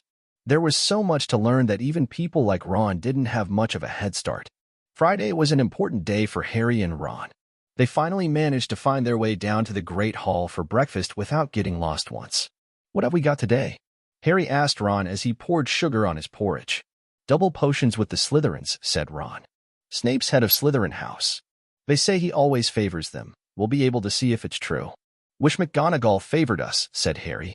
Professor McGonagall was head of Gryffindor House, but it hadn't stopped her from giving them a huge pile of homework the day before. Just then, the mail arrived. Harry had gotten used to this by now, but it had given him a bit of a shock on the first morning, when about 100 owls had suddenly streamed into the Great Hall during breakfast, circling the tables until they saw their owners, and dropping letters and packages onto their laps. Hedwig hadn't brought Harry anything so far. She sometimes flew in to nibble his ear and have a bit of toast before going off to sleep in the Owlery with the other school owls. This morning, however, she fluttered down between the marmalade and the sugar bowl and dropped a note onto Harry's plate. Harry tore it open at once. It said, in a very untidy scrawl, "Dear Harry, I know you get Friday afternoons off, so would you like to come and have a cup of tea with me around 3? I want to hear all about your first week. Send us an answer back with Hedwig, Hagrid." Harry borrowed Ron's quill, scribbled "yes, please, see you later" on the back of the note, and sent Hedwig off again. It was lucky that Harry had tea with Hagrid to look forward to, because the potions lesson turned out to be the worst thing that had happened to him so far. At the start of term banquet, Harry had gotten the idea that Professor Snape disliked him.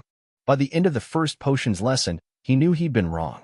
Snape didn't dislike Harry, he hated him. Potions lessons took place down in one of the dungeons. It was colder here than up in the main castle, and would have been quite creepy enough without the pickled animals floating in glass jars all around the walls. Snape, like Flitwick, started the class by taking the roll call, and like Flitwick, he paused at Harry's name. "Ah, yes," he said softly, "Harry Potter. Our new celebrity." Draco Malfoy and his friends Crabbe and Goyle sniggered behind their hands. Snape finished calling the names and looked up at the class. His eyes were black like Hagrid's, but they had none of Hagrid's warmth. They were cold and empty and made you think of dark tunnels. "You were here to learn the subtle science and exact art of potion making." He began. He spoke in barely more than a whisper, but they caught every word. Like Professor McGonagall, Snape had the gift of keeping a class silent without effort. "As there is little foolish wand-waving here, many of you will hardly believe this is magic. I don't expect you will really understand the beauty of the softly simmering cauldron with its shimmering fumes, the delicate power of liquids that creep through human veins, bewitching the mind, ensnaring the senses. I can teach you how to bottle fame, brew glory, even stop her death, if you aren't as big a bunch of dunderheads as I usually have to teach." More silence followed this little speech. Harry and Ron exchanged looks with raised eyebrows. Hermione Granger was on the edge of her seat and looked desperate to start proving that she wasn't a dunderhead. "Potter," said Snape suddenly, "what would I get if I added powdered root of asphodel to an infusion of wormwood?" "Powdered root of what to an infusion of what?" Harry glanced at Ron, who looked as stumped as he was. Hermione's hand had shot into the air. "I don't know, sir," said Harry. Snape's lips curled into a sneer. "Tut, tut, fame clearly isn't everything." He ignored Hermione's hand. "Let's try again. Potter, where would you look if I told you to find me a bezoar?" Hermione stretched her hand as high into the air as it would go without her leaving her seat, but Harry didn't have the faintest idea what a bezoar was. He tried not to look at Malfoy, Crabbe, and Goyle, who were shaking with laughter. "I don't know, sir. Thought you wouldn't open a book before coming, Potter?" Harry forced himself to keep looking straight into those cold eyes. He had looked through his books at the Dursleys, but did Snape expect him to remember everything in 1,000 magical herbs and fungi? Snape was still ignoring Hermione's quivering hand. What is the difference, Potter, between monkshood and wolfsbane? At this, Hermione stood up, her hand stretching toward the dungeon ceiling. I don't know, said Harry quietly. I think Hermione does, though. Why don't you try her? A few people laughed. Harry caught Seamus's eye, and Seamus winked. Snape, however, was not pleased. Sit down, he snapped at Hermione. For your information, Potter, Asphodel and Wormwood make a sleeping potion so powerful it is known as the Draught of Living Death. A bezoar is a stone taken from the stomach of a goat, and it will save you from most poisons. As for monkshood and wolfsbane, they are the same plant, which also goes by the name of aconite. Well, why aren't you all copying that down? There was a sudden rummaging for quills and parchment. Over the noise, Snape said, and a point will be taken from Gryffindor House for your cheek, Potter. Things didn't improve for the Gryffindors as the potions lesson continued. Snape put them all into pairs and set them to mixing up a simple potion to cure boils. He swept around in his long black cloak, watching them weigh dried nettles and crush snake fangs, criticizing almost everyone except Malfoy, whom he seemed to like. He was just telling everyone to look at the perfect way Malfoy had stewed his horned slugs when clouds of acid green smoke and a loud hissing filled the dungeon. Neville had somehow managed to melt Seamus's cauldron into a twisted blob, and their potion was seeping across the stone floor, burning holes in people's shoes. Within seconds, the whole class was standing on their stools while Neville, who had been drenched in the potion when the cauldron collapsed, moaned in pain as angry red boils sprang up all over his arms and legs. Idiot boy, snarled Snape, clearing the spilled potion away with one wave of his wand. I suppose you added the porcupine quills before taking the cauldron off the fire? Neville whimpered as boils started to pop up all over his nose. Take him up to the hospital wing, Snape spat at Seamus.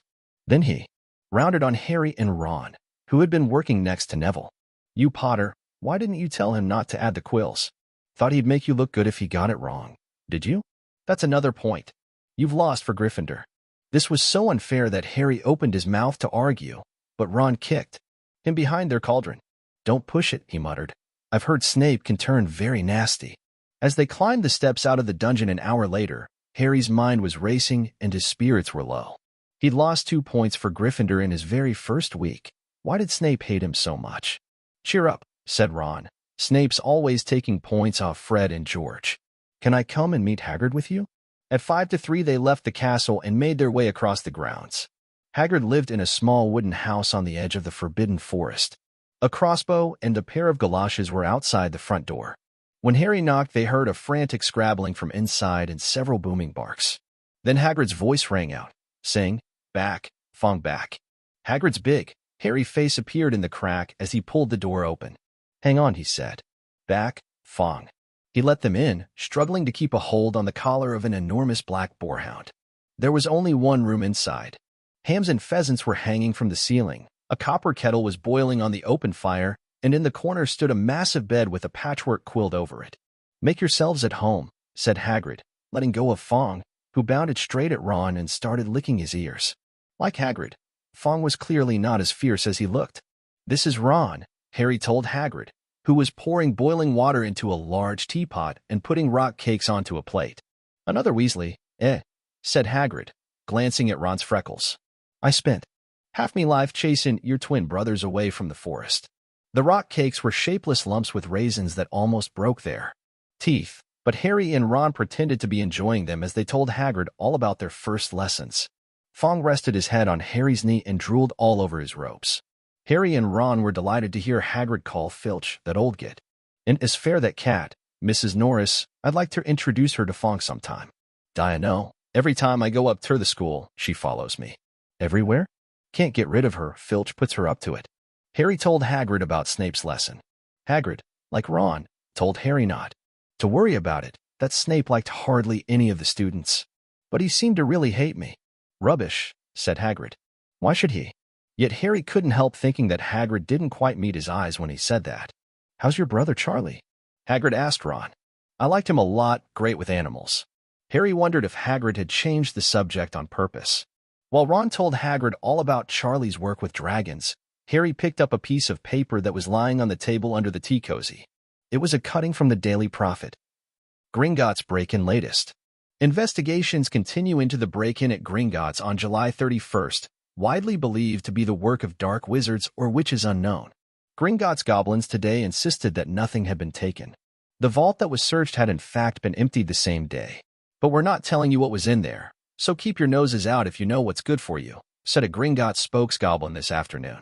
Harry remembered Ron telling him on the train that someone had tried to rob Gringotts, but Ron hadn't mentioned the date. Hagrid, said Harry, that Gringotts break-in happened on my birthday. It might have been happening while we were there. There was no doubt about it. Hagrid definitely didn't meet Harry's eyes this time. He grunted and offered him another rock cake. Harry read the story again. The vault that was searched had in fact been emptied earlier that same day. Hagrid had emptied Vault 713, if you could call it emptying, taking out that grubby little package. Had that been what the thieves were looking for?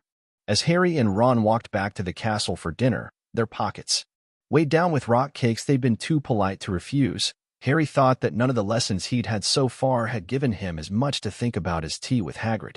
Had Hagrid collected that package just in time? Where was it now? And did Hagrid know something about Snape that he didn't want to tell Harry? Chapter 9. The Midnight Duel. Harry had never believed he would meet a boy he hated more than Dudley, but that was before he met Draco Malfoy. Still, first-year Gryffindors only had potions with the Slytherins, so they didn't have to put up with Malfoy much. Or at least, they didn't until they spotted a notice pinned up in the Gryffindor common room that made them all groan. Flying lessons would be starting on Thursday, and Gryffindor and Slytherin would be learning together. Typical, said Harry darkly. Just what I always wanted. To make a fool of myself on a broomstick in front of Malfoy. He had been looking forward to learning to fly more than anything else. You don't know that you'll make a fool of yourself, said Ron reasonably. Anyway, I know Malfoy's always going on about how good he is at Quidditch, but I bet that's all talk. Malfoy certainly did talk about flying a lot. He complained loudly about first years never getting on the house Quidditch teams and told long, boastful stories that always seemed to end with him narrowly escaping muggles and helicopters. He wasn't the only one, though. The way Seamus Finnegan told it, he'd spent most of his childhood zooming around the countryside on his broomstick. Even Ron would tell anyone who'd listen about the time he'd almost hit a hang glider on Charlie's old broom. Everyone from wizarding families talked about Quidditch constantly. Ron had already had a big argument with Dean Thomas, who shared their dormitory, about soccer. Ron couldn't see what was exciting about a game with only one ball where no one was allowed to fly. Harry had caught Ron prodding Dean's poster of West Ham's soccer team, trying to make the players move. Neville had never been on a broomstick in his life, because his grandmother had never let him near one.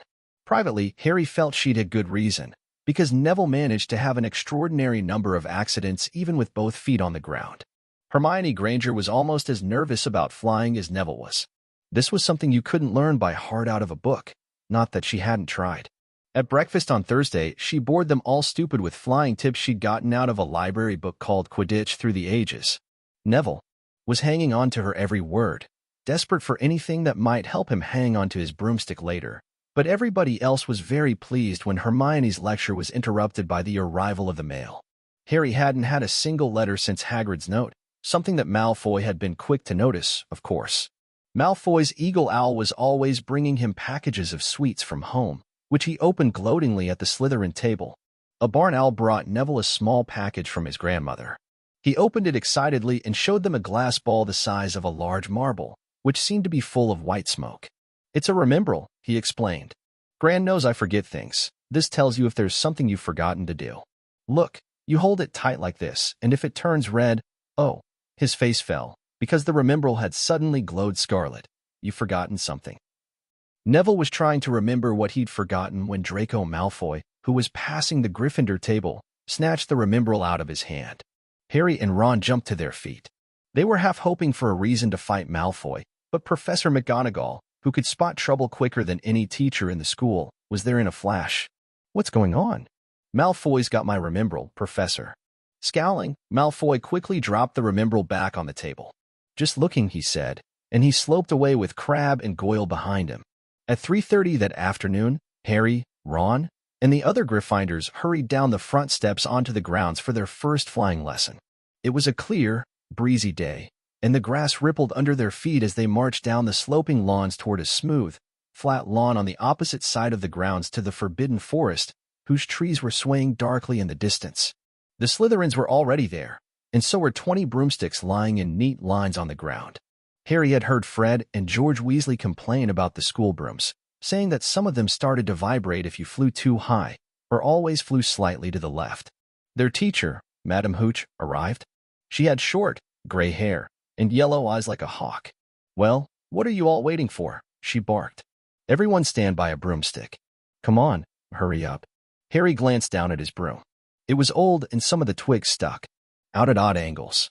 "Stick out your right hand over your broom," called Madam Hooch at the front, "and say, 'Up, up,'" everyone shouted. Harry's broom jumped into his hand at once, but it was one of the few that did. Hermione Granger's had simply rolled over on the ground, and Neville's hadn't moved at all. Perhaps brooms, like horses, could tell when you were afraid, thought Harry. There was a quaver in Neville's voice that said only too clearly that he wanted to keep his feet on the ground. Madam Hooch then showed them how to mount their brooms without sliding off the end, and walked up and down the rows correcting their grips. Harry and Ron were delighted when she told Malfoy he'd been doing it wrong for years. "Now, when I blow my whistle, you kick off from the ground, hard," said Madam Hooch. "Keep your broom steady, rise a few feet, and then come straight back down by leaning forward slightly. On my whistle, 3, 2, a." But Neville, nervous and jumpy and frightened of being left on the ground, pushed off hard before the whistle had touched Madam Hooch's lips.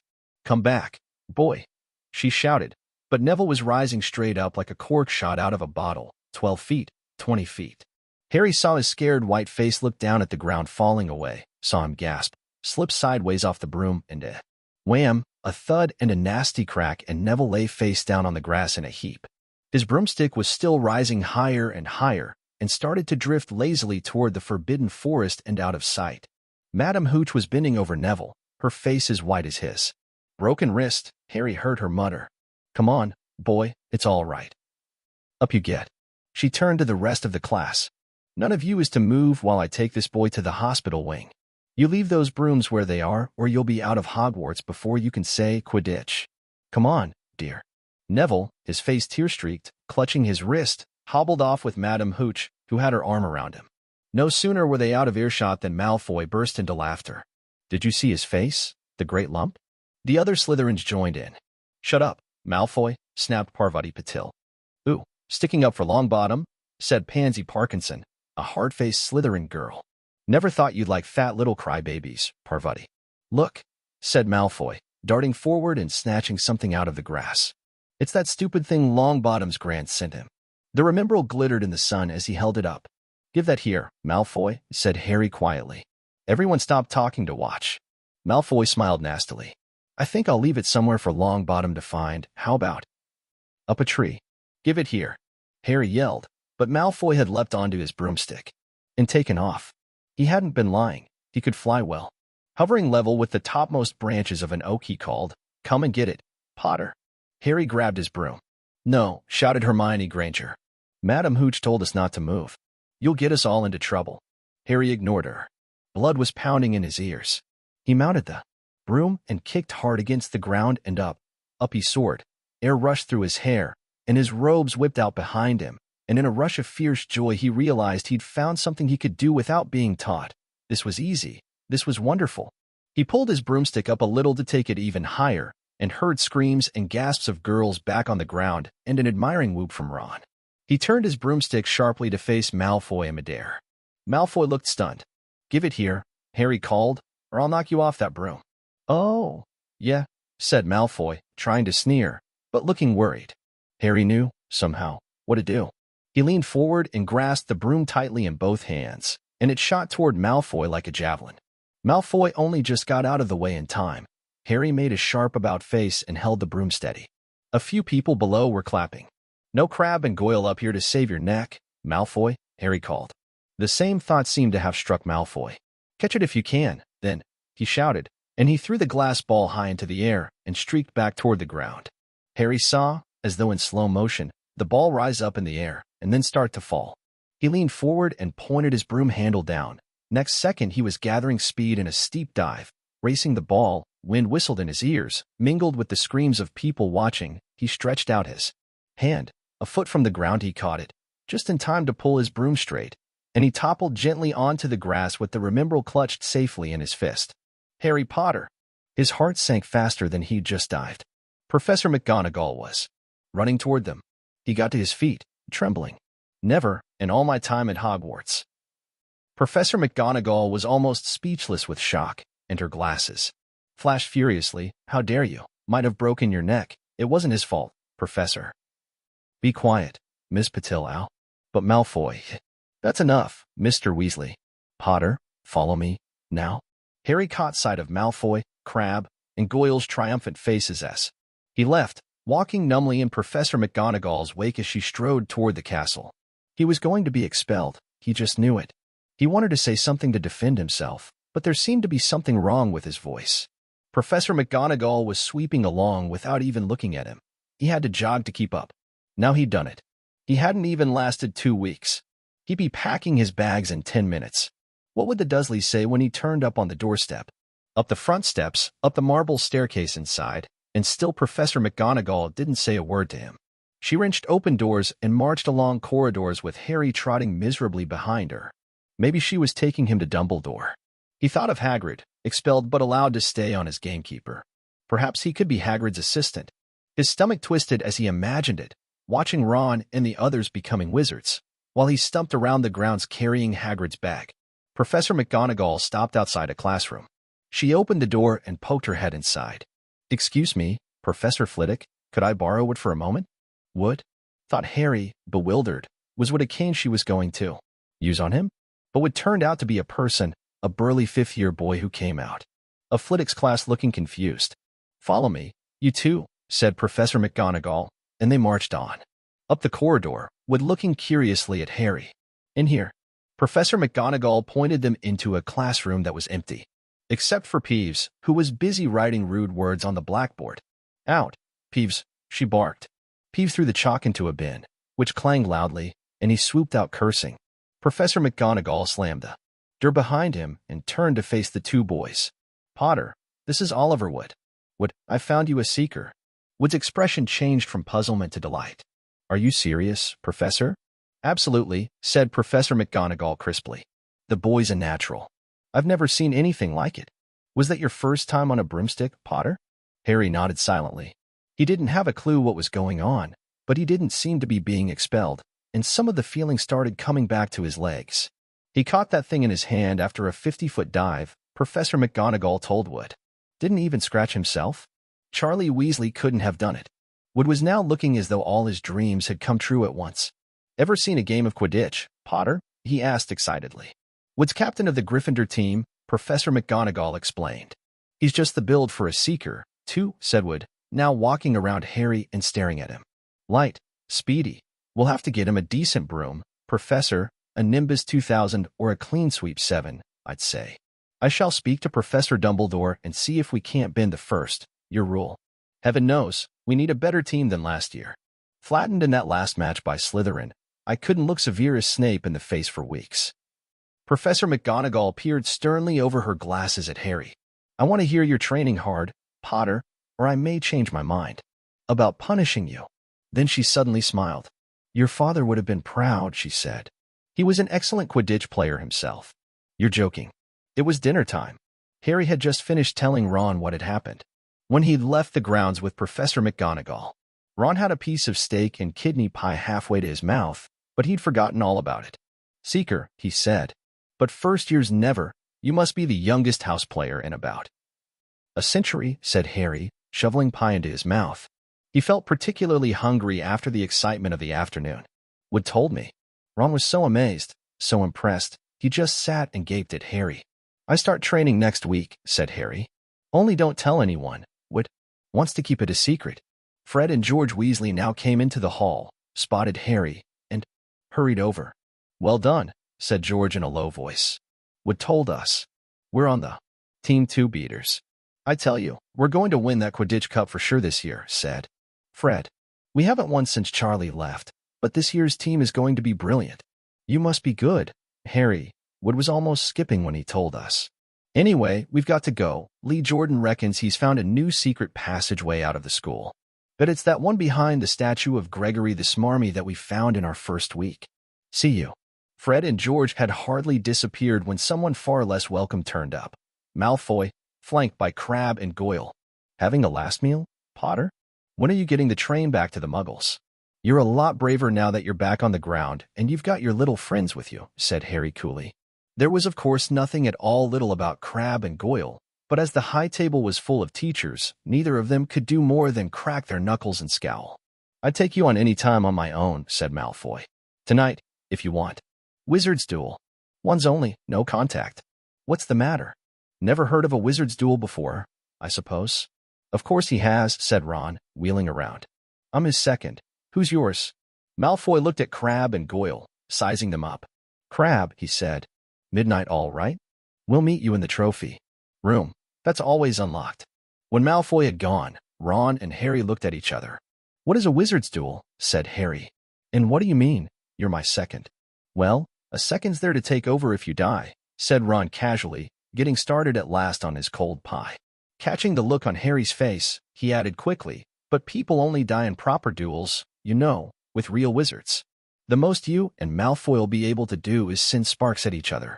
Neither of you knows enough magic to do any real damage.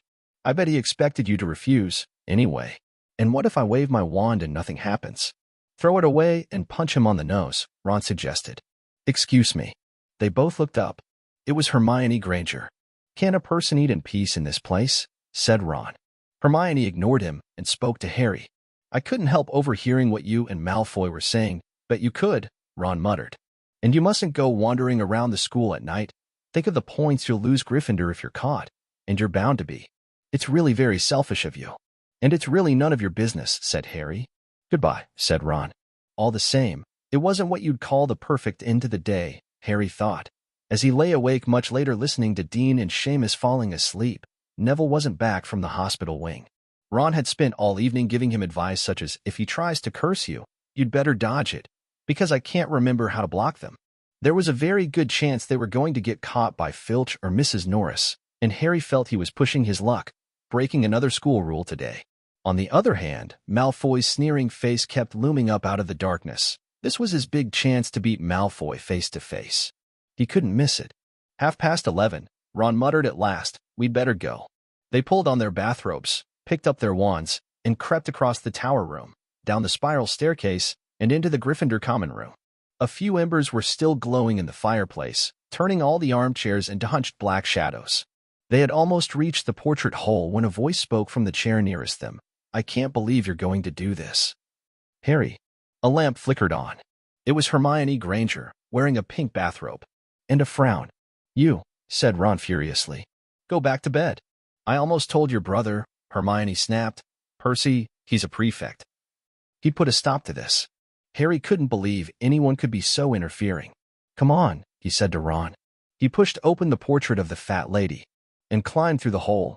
Hermione wasn't going to give up that easily. She followed Ron through the portrait hole, hissing at them like an angry goose. Don't you care about Gryffindor? Do you only care about yourselves? I don't want Slytherin to win the House Cup, and you'll lose all the points I got from Professor McGonagall for knowing about switching spells. Go away. All right, but I warned you. You just remember what I said when you're on the train home tomorrow. You're so But what they were, they didn't find out. Hermione had turned to the portrait of the fat lady to get back inside and found herself facing an empty painting. The fat lady had gone on a nighttime visit and Hermione was locked out of Gryffindor Tower. Now what am I going to do? She asked shrilly. That's your problem, said Ron. We've got to go. We're going to be late. They hadn't even reached the end of the corridor when Hermione caught up with them. I'm coming with you, she said. You are not. Do you think I'm going to stand out here and wait for Filch to catch me? If he finds all three of us, I'll tell him the truth, that I was trying to stop you, and you can back me up. You've got some nerve, said Ron loudly. Shut up, both of you, said Harry sharply. I heard something. It was a sort of snuffling. Mrs. Norris, breathed Ron, squinting through the dark. It wasn't Mrs. Norris. It was Neville. He was curled up on the floor, fast asleep, but jerked suddenly awake as they crept nearer. Thank goodness you found me. I've been out here for hours. I couldn't remember the new password to get into bed. Keep your voice down, Neville. The password's pig snout, but it won't help you now. The fat lady's gone off somewhere. How's your arm? Said Harry. Fine, said Neville, showing them. Madame Pomfrey minted it in. About a minute. Good. Well, look, Neville, we've got to be somewhere. We'll see you later. Don't leave me, said Neville, scrambling to his feet. I don't want to. Stay here alone. The Bloody Baron's been passed twice already. Ron looked at his watch and then glared furiously at Hermione and Neville. If either of you get us caught, I'll never rest until I've learned that curse of the bogies Quirrell told us about and used it on you. Hermione opened her mouth, perhaps to tell Ron exactly how to use the curse of the bogies, but Harry hissed at her to be quiet and beckoned them all forward. They flitted along corridors striped with bars of moonlight from the high windows. At every turn, Harry expected to run into Filch or Mrs. Norris, but they were lucky. They sped up a staircase to the 3rd floor and tiptoed toward the trophy room. Malfoy and Crabbe weren't there yet. The crystal trophy cases glimmered where the moonlight caught them. Cups, shields, plates, and statues winked silver and gold in the darkness. They edged along the walls, keeping their eyes on the doors at either end of the room. Harry took out his wand in case Malfoy leapt in and started at once. The minutes crept by. He's late. Maybe he's chickened out, Ron whispered. Then a noise in the next room made them jump. Harry had only just raised his wand when they heard someone speak, and it wasn't Malfoy. Sniff around, my sweet. They might be lurking in a corner. It was Filch speaking to Mrs. Norris. Horror-struck, Harry waved madly at the other 3 to follow him as quickly as possible. They scurried silently toward the door, away from Filch's voice. Neville's robes had barely whipped round the corner when they heard Filch enter the trophy room. They're in here somewhere, they heard him mutter, probably hiding. This way. Harry mouthed to the others, and, petrified, they began to creep down a long gallery full of suits of armor. They could hear Filch getting nearer. Neville suddenly let out a frightened squeak and broke into a run. He tripped, grabbed Ron around the waist, and the pair of them toppled right into a suit of armor. The clanging and crashing were enough to wake the whole castle. Run! Harry yelled, and the 4 of them sprinted down the gallery, not looking back to see whether Filch was following. They swung around the doorpost and galloped down one corridor then another, Harry in the lead. Without any idea where they were or where they were going, they ripped through a tapestry and found themselves in a hidden passageway, hurtled along it, and came out near their charms classroom, which they knew was miles from the trophy room. I think we've lost him, Harry panted, leaning against the cold wall and wiping his forehead. Neville was bent double, wheezing and spluttering. I told you, Hermione gasped, clutching at the stitch in her chest. I told you. We've got to get back to Gryffindor Tower, said Ron, quickly as possible. Malfoy tricked you, Hermione said to Harry. You realize that, don't you? He was never going to meet you. Filch knew someone was going to be in the trophy room. Malfoy must have tipped him off. Harry thought she was probably right, but he wasn't going to tell her that. Let's go. It wasn't going to be that simple. They hadn't gone more than a dozen paces when a doorknob rattled and something came shooting out of a classroom in front of them. It was Peeves. He caught sight of them and gave a squeal of delight. Shut up, Peeves, please, you'll get us thrown out. Peeves cackled. Wandering around at midnight, ickle fur's eyes? Tut, tut, tut. Naughty, naughty, you'll get caughty. Not if you don't give us away, Peeves, please. Should tell Filch, I should, said Peeves in a saintly voice, but his eyes glittered wickedly. It's for your own good, you know. Get out of the way, snapped Ron, taking a swipe at Peeves. This was a big mistake. Students out of bed. Peeves bellowed. Students out of bed down the charms corridor. Ducking under Peeves, they ran for their lives, right to the end of the corridor where they slammed into a door, and it was locked. This is it, Ron moaned as they pushed helplessly at the door. We're done for. This is the end. They could hear footsteps, Filch running as fast as he could toward Peeves' shouts. Oh, move over, Hermione snarled. She grabbed Harry's wand, tapped the lock, and whispered, Alohomora. The lock clicked, and the door swung open. They piled through it, shut it quickly, and pressed their ears against it, listening. Which way did they go, Peeves? Filch was saying. Quick, tell me. Say please. Don't mess with me, Peeves. Now where did they go? Shan't say nothing if you don't say please, said Peeves in his annoying sing-song voice. All right, please. Nothing. Hi, Jaa. Told you I wouldn't say nothing if you didn't say please. Aha. Hiya. And they heard the sound of Peeves whooshing away and Filch cursing in rage. He thinks this door is locked, Harry whispered. I think we'll be okay. Get off, Neville. For Neville had been tugging on the sleeve of Harry's bathrobe for the last minute. What? Harry turned around and saw, quite clearly, what? For a moment, he was sure he'd walked into a nightmare. This was too much, on top of everything that had happened so far. They weren't in a room, as he had supposed. They were in a corridor. The forbidden corridor on the 3rd floor. And now they knew why it was forbidden. They were looking straight into the eyes of a monstrous dog, a dog that filled the whole space between ceiling and floor. It had 3 heads, 3 pairs of rolling, mad eyes, 3 noses, twitching and quivering in their direction, 3 drooling mouths, saliva hanging in slippery ropes from yellowish fangs. It was standing quite still, all 6 eyes staring at them, and Harry knew that the only reason they weren't already dead was that their sudden appearance had taken it by surprise, but it was quickly getting over that. There was no mistaking what those thunderous growls meant. Harry groped for the doorknob. Between Filch and death, he'd take Filch. They fell backward. Harry slammed the door shut, and they ran. They almost flew back down the corridor. Filch must have hurried off to look for them somewhere else, because they didn't see him anywhere. But they hardly cared. All they wanted to do was put as much space as possible between them and that monster. They didn't stop running until they reached the portrait of the fat lady on the 7th floor. "Where on earth have you all been?" she asked, looking at their bathrobes hanging off their shoulders and their flushed, sweaty faces. "Never mind that pig snout," panted Harry, and the portrait swung forward. They scrambled into the common room and collapsed, trembling, into armchairs. It was a while before any of them said anything. Neville, indeed, looked as if he'd never speak again.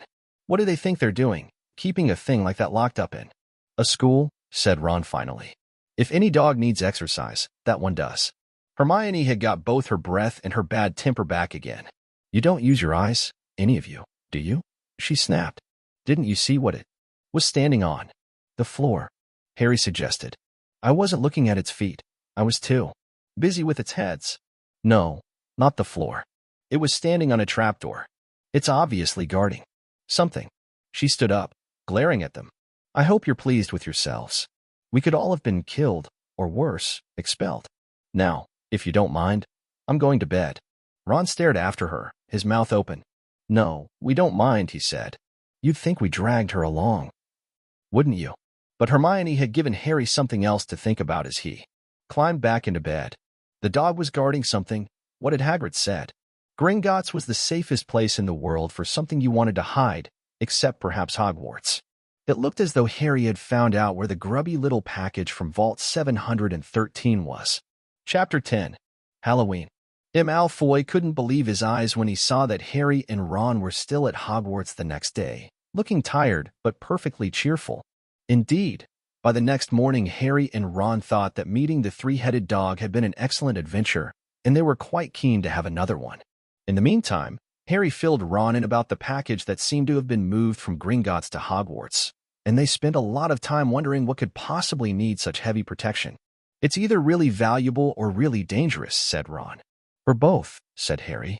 But as all they knew for sure about the mysterious object was that it was about 2 inches long, they didn't have much chance of guessing what it was without further clues. Neither Neville nor Hermione showed the slightest interest in what lay underneath the dog and the trapdoor. All Neville cared about was never going near the dog again. Hermione was now refusing to speak to Harry and Ron, but she was such a bossy know-it-all that they saw this as an added bonus. All they really wanted now was a way of getting back at Malfoy, and to their great delight, just such a thing arrived in the mail about a week later. As the owls flooded into the great hall as usual, everyone's attention was caught at once by a long, thin package carried by 6 large screech owls. Harry was just as interested as everyone else to see what was in this large parcel, and was amazed when the owl soared down and dropped it right in front of him, knocking his bacon to the floor. They had hardly fluttered out of the way when another owl dropped a letter on top of the parcel. Harry ripped open the letter first, which was lucky because it said, "Do not open the parcel at the table. It contains your new Nimbus 2000, but I don't want everybody knowing you've got a broomstick, or they'll all want one. Oliver will meet you tonight on the Quidditch field at 7 o'clock for your first training session. Professor McGonagall." Harry had difficulty hiding his glee as he handed the note to Ron to read. "A Nimbus 2000. Ron moaned enviously. "I've never even touched one." They left the hall quickly, wanting to unwrap the broomstick and pry it. Before their first class, but halfway across the entrance hall they found the way upstairs barred by Crabbe and Goyle. Malfoy seized the package from Harry and felt it. "That's a broomstick," he said, throwing it back to Harry with a mixture of jealousy and spite on his face. "You'll be in for it this time, Potter. First years aren't allowed them." Ron couldn't resist it. It's not any old broomstick, he said. It's a Nimbus 2000. What did you say you've got at home, Malfoy? A Comet 260. Ron grinned at Harry. Comets look flashy, but they're not in the same league as the Nimbus. What would you know about it? Weasley, you couldn't afford half the handle, Malfoy snapped back. I suppose you and your brothers have to save up twig by twig. Before Ron could answer, Professor Flitwick appeared at Malfoy's elbow. Not arguing, I hope, boys, he squeaked. Potter's been sent a broomstick, Professor, said Malfoy quickly. Yes, that's right, said Professor Flitwick, beaming at Harry. Professor McGonagall told me all about the special circumstances, Potter. And what model is it? A Nimbus 2000 it is, said Harry, fighting not to laugh at the look of horror on Malfoy's face. And it's really thanks to Malfoy here that I've got it, he added. Harry and Ron headed upstairs, smothering their laughter at Malfoy's obvious rage and confusion. Well, it's true, Harry chortled as they reached the top of the marble staircase. If he hadn't stolen Neville's Remembrall, I wouldn't be on the team. So I suppose you think that's a reward for breaking rules, came an angry voice from just behind them. Hermione was stomping up the stairs, looking disapprovingly at the package in Harry's hand. I thought you weren't speaking to us, said Harry. Yes, don't stop now, said Ron. It's doing us so much good. Hermione marched away with her nose in the air. Harry had a lot of trouble keeping his mind on his lessons that day. It kept wandering up to the dormitory where his new broomstick was lying under his bed, or straying off to the Quidditch field where he'd be learning to play that night. He bolted his dinner that evening without noticing what he was eating, and then rushed upstairs with Ron to unwrap the Nimbus 2000 at last. Wow, Ron sighed, as the broomstick rolled onto Harry's bedspread. Even Harry, who knew nothing about the different brooms, thought it looked wonderful. Sleek and shiny, with a mahogany handle, it had a long tail of neat, straight twigs and Nimbus 2000 written in gold near the top. As 7 o'clock drew nearer, Harry left the castle and set off in the dust toward the Quidditch field. He'd never been inside the stadium before. Hundreds of seats were raised in stands around the field so that the spectators were high enough to see what was going on. At either end of the field were 3 golden poles with hoops on the end. They reminded Harry of the little plastic sticks Muggle children blew bubbles through, except that they were 50 feet high. Too eager to fly again to wait for wood, Harry mounted his broomstick and kicked off from the ground. What a feeling! He swooped in and out of the goalposts and then sped up and down the field. The Nimbus 2000 turned wherever he wanted at his lightest touch. Hey, Potter, come down. Oliver Wood had arrived. He was carrying a large wooden crate under his arm. Harry landed next to him. Very nice, said Wood, his eyes glinting. I see what McGonagall meant. You really are a natural. I'm just going to teach you the rules this evening. Then you'll be joining team practice 3 times a week.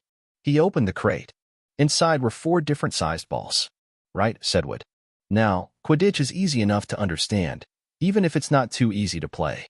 There are 7 players on each side. 3 of them are called chasers. 3 chasers, Harry repeated, as Wood took out a bright red ball about the size of a soccer ball. This ball's called the quaffle, said Wood. The chasers throw the quaffle to each other and try and get it through one of the hoops to score a goal. 10 points every time the quaffle goes through one of the hoops. Follow me. The chasers throw the quaffle and put it through the hoops to score, Harry recited. So that's sort of like basketball on broomsticks with 6 hoops, isn't it? What's basketball? Said Wood curiously. Never mind, said Harry quickly. Now, there's another player on each side who's called the keeper. I'm keeper for Gryffindor.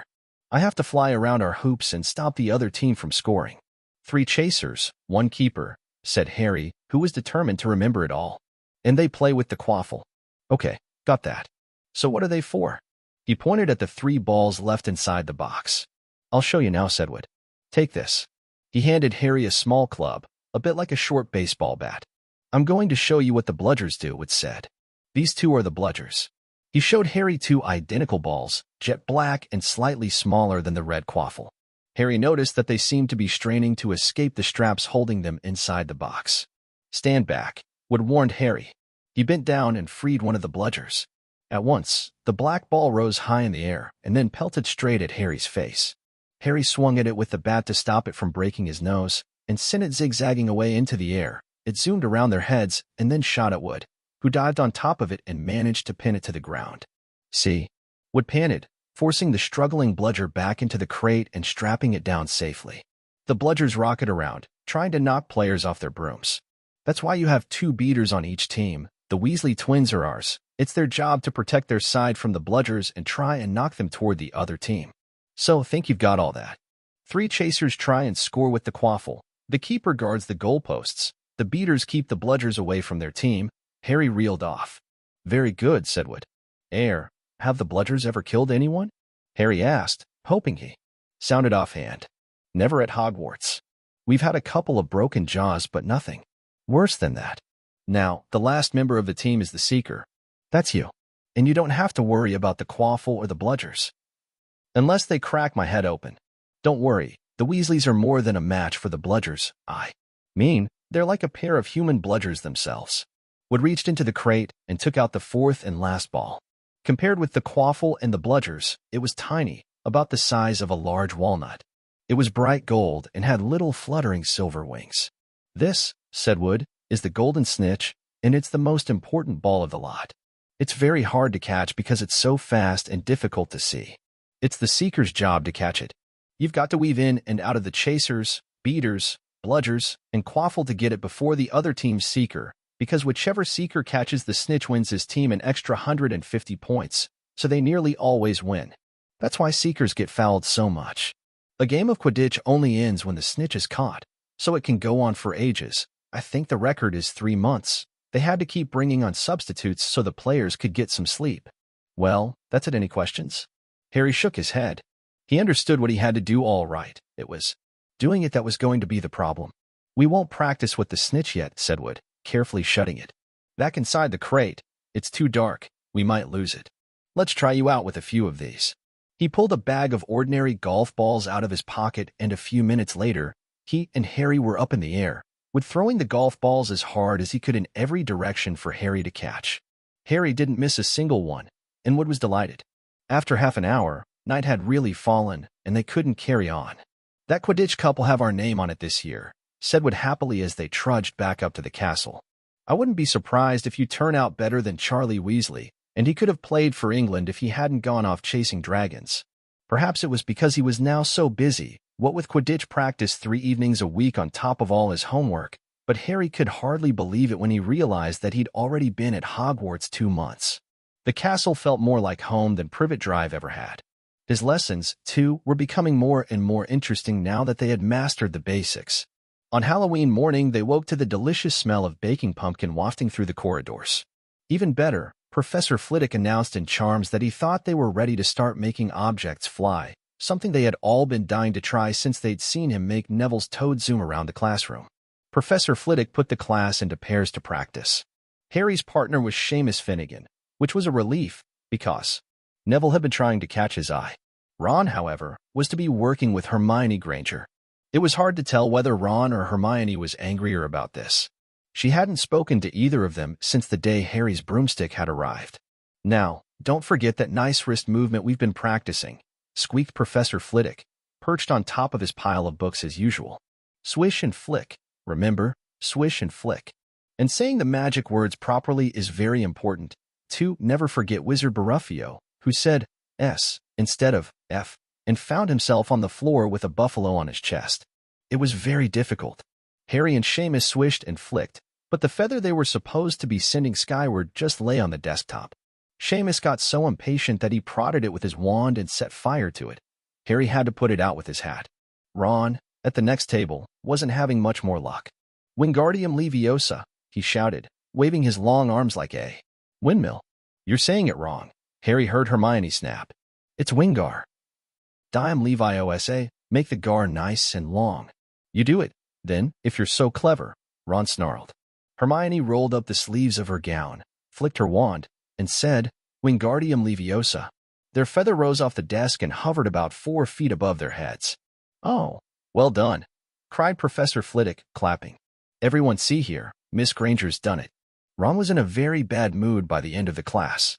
It's no wonder no one can stand her, he said to Harry as they pushed their way into the crowded corridor. She's a nightmare, honestly. Someone knocked into Harry as they hurried past him. It was Hermione. Harry caught a glimpse of her face and was startled to see that she was in tears. I think she heard you. So, said Ron, but he looked a bit uncomfortable. She must have noticed she's got no friends. Hermione didn't turn up for the next class and wasn't seen all afternoon. On their way down to the Great Hall for the Halloween feast, Harry and Ron overheard Parvati Patil telling her friend Lavender that Hermione was crying in the girls' bathroom and wanted to be left alone. Ron looked still more awkward at this, but a moment later they had entered the Great Hall, where the Halloween decorations put Hermione out of their minds.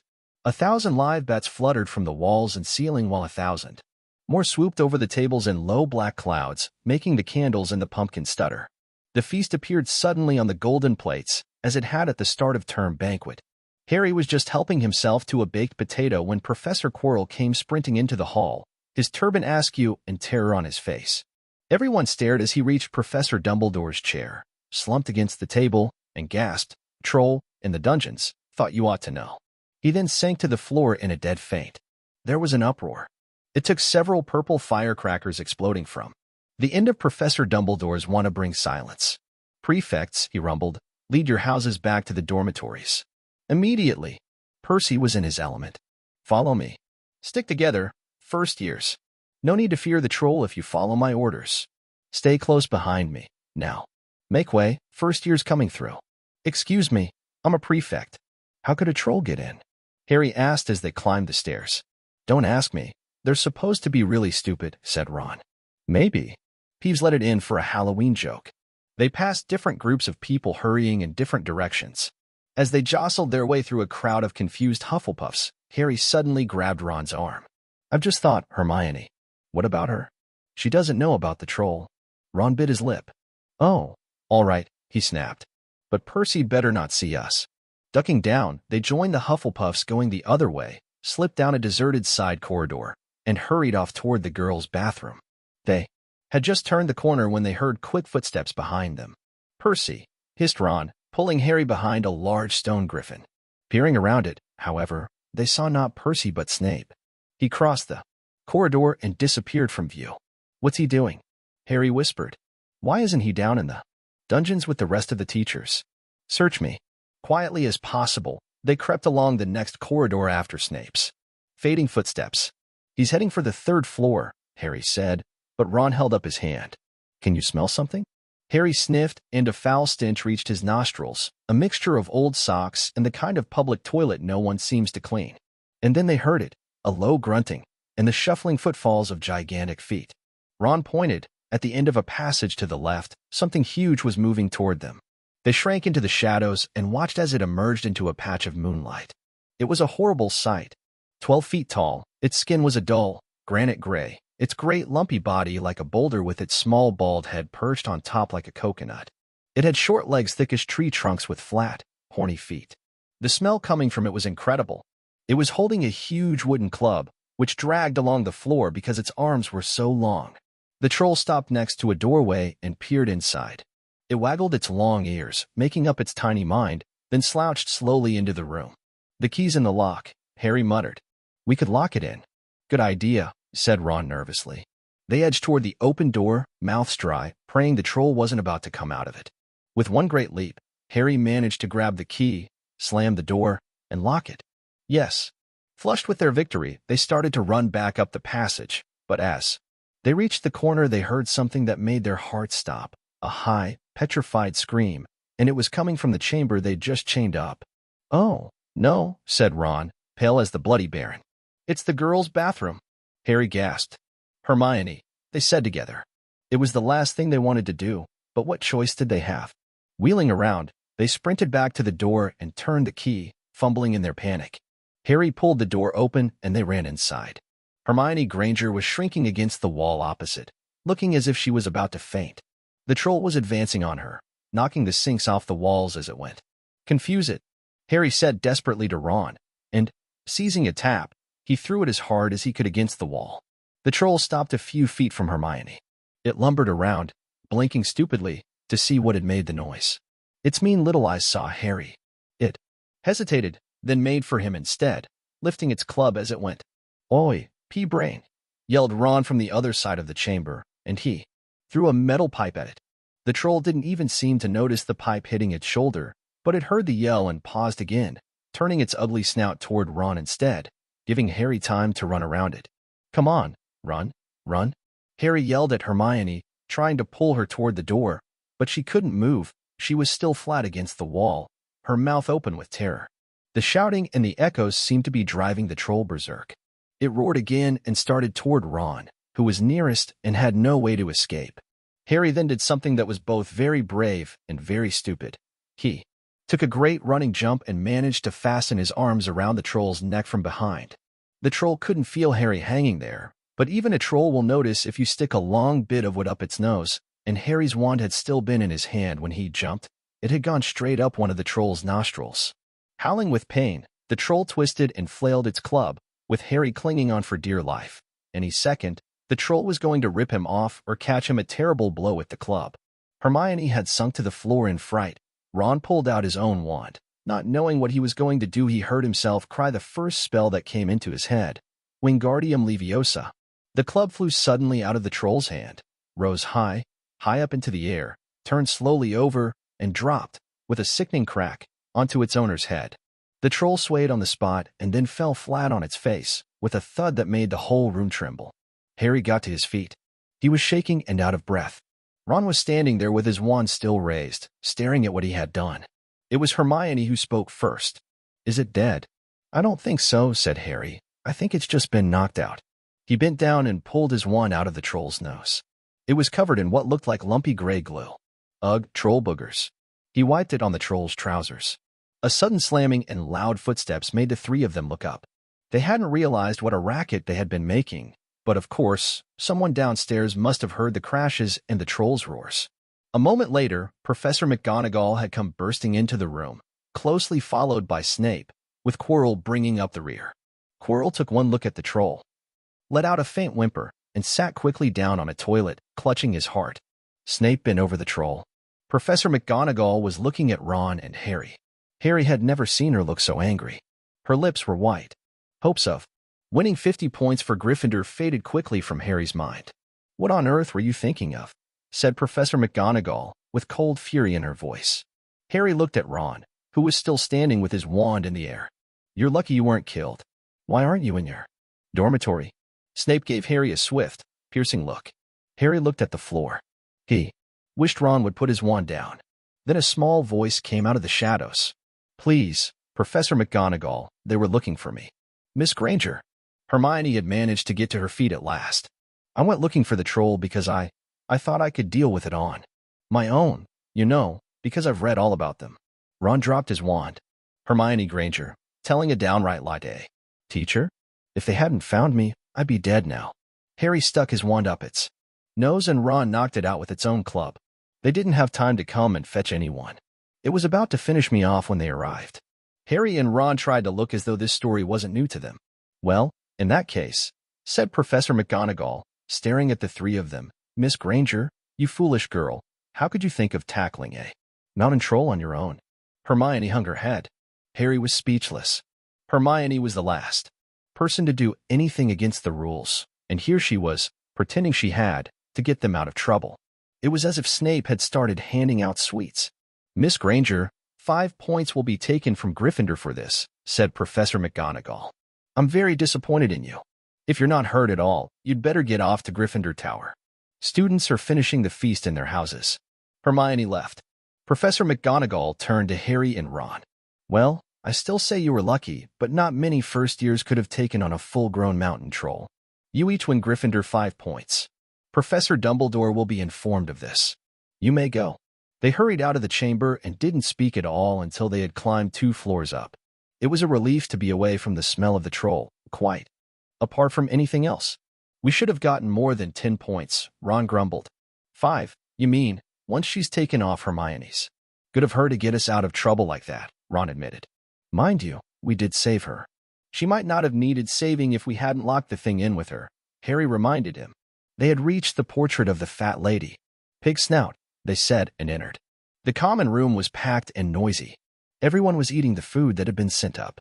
Hermione, however, stood alone by the door, waiting for them.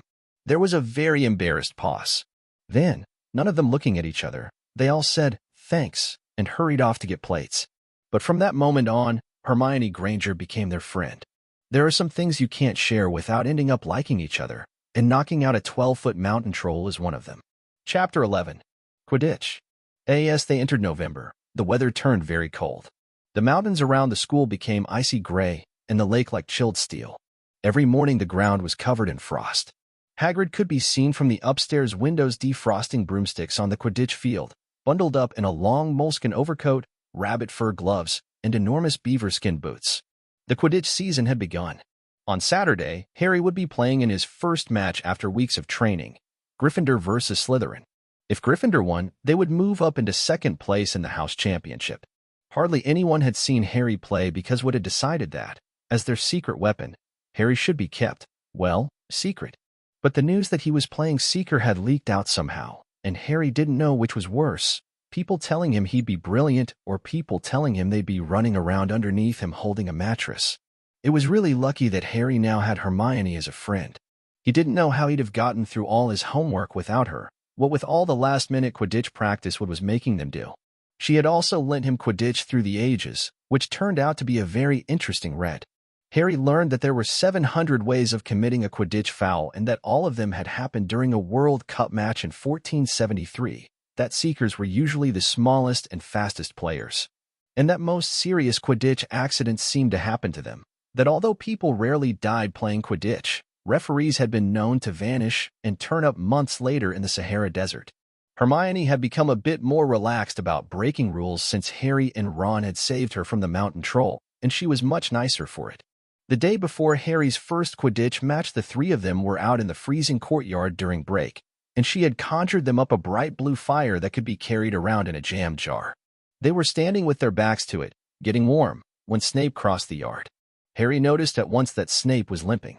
Harry, Ron, and Hermione moved closer together to block the fire from view. They were sure it wouldn't be allowed. Unfortunately, something about their guilty faces caught Snape's eye. He limped over. He hadn't seen the fire, but he seemed to be looking for a reason to tell them off anyway. "What's that you've got there, Potter?" It was Quidditch Through the Ages. Harry showed him. "Library books are not to be taken outside the school," said Snape. "Give it to me." 5 points from Gryffindor.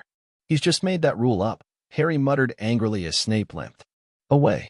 "Wonder what's wrong with his leg?" "Dunno, but I hope it's really hurting him," said Ron bitterly. The Gryffindor common room was very noisy that evening. Harry, Ron, and Hermione sat together next to a window.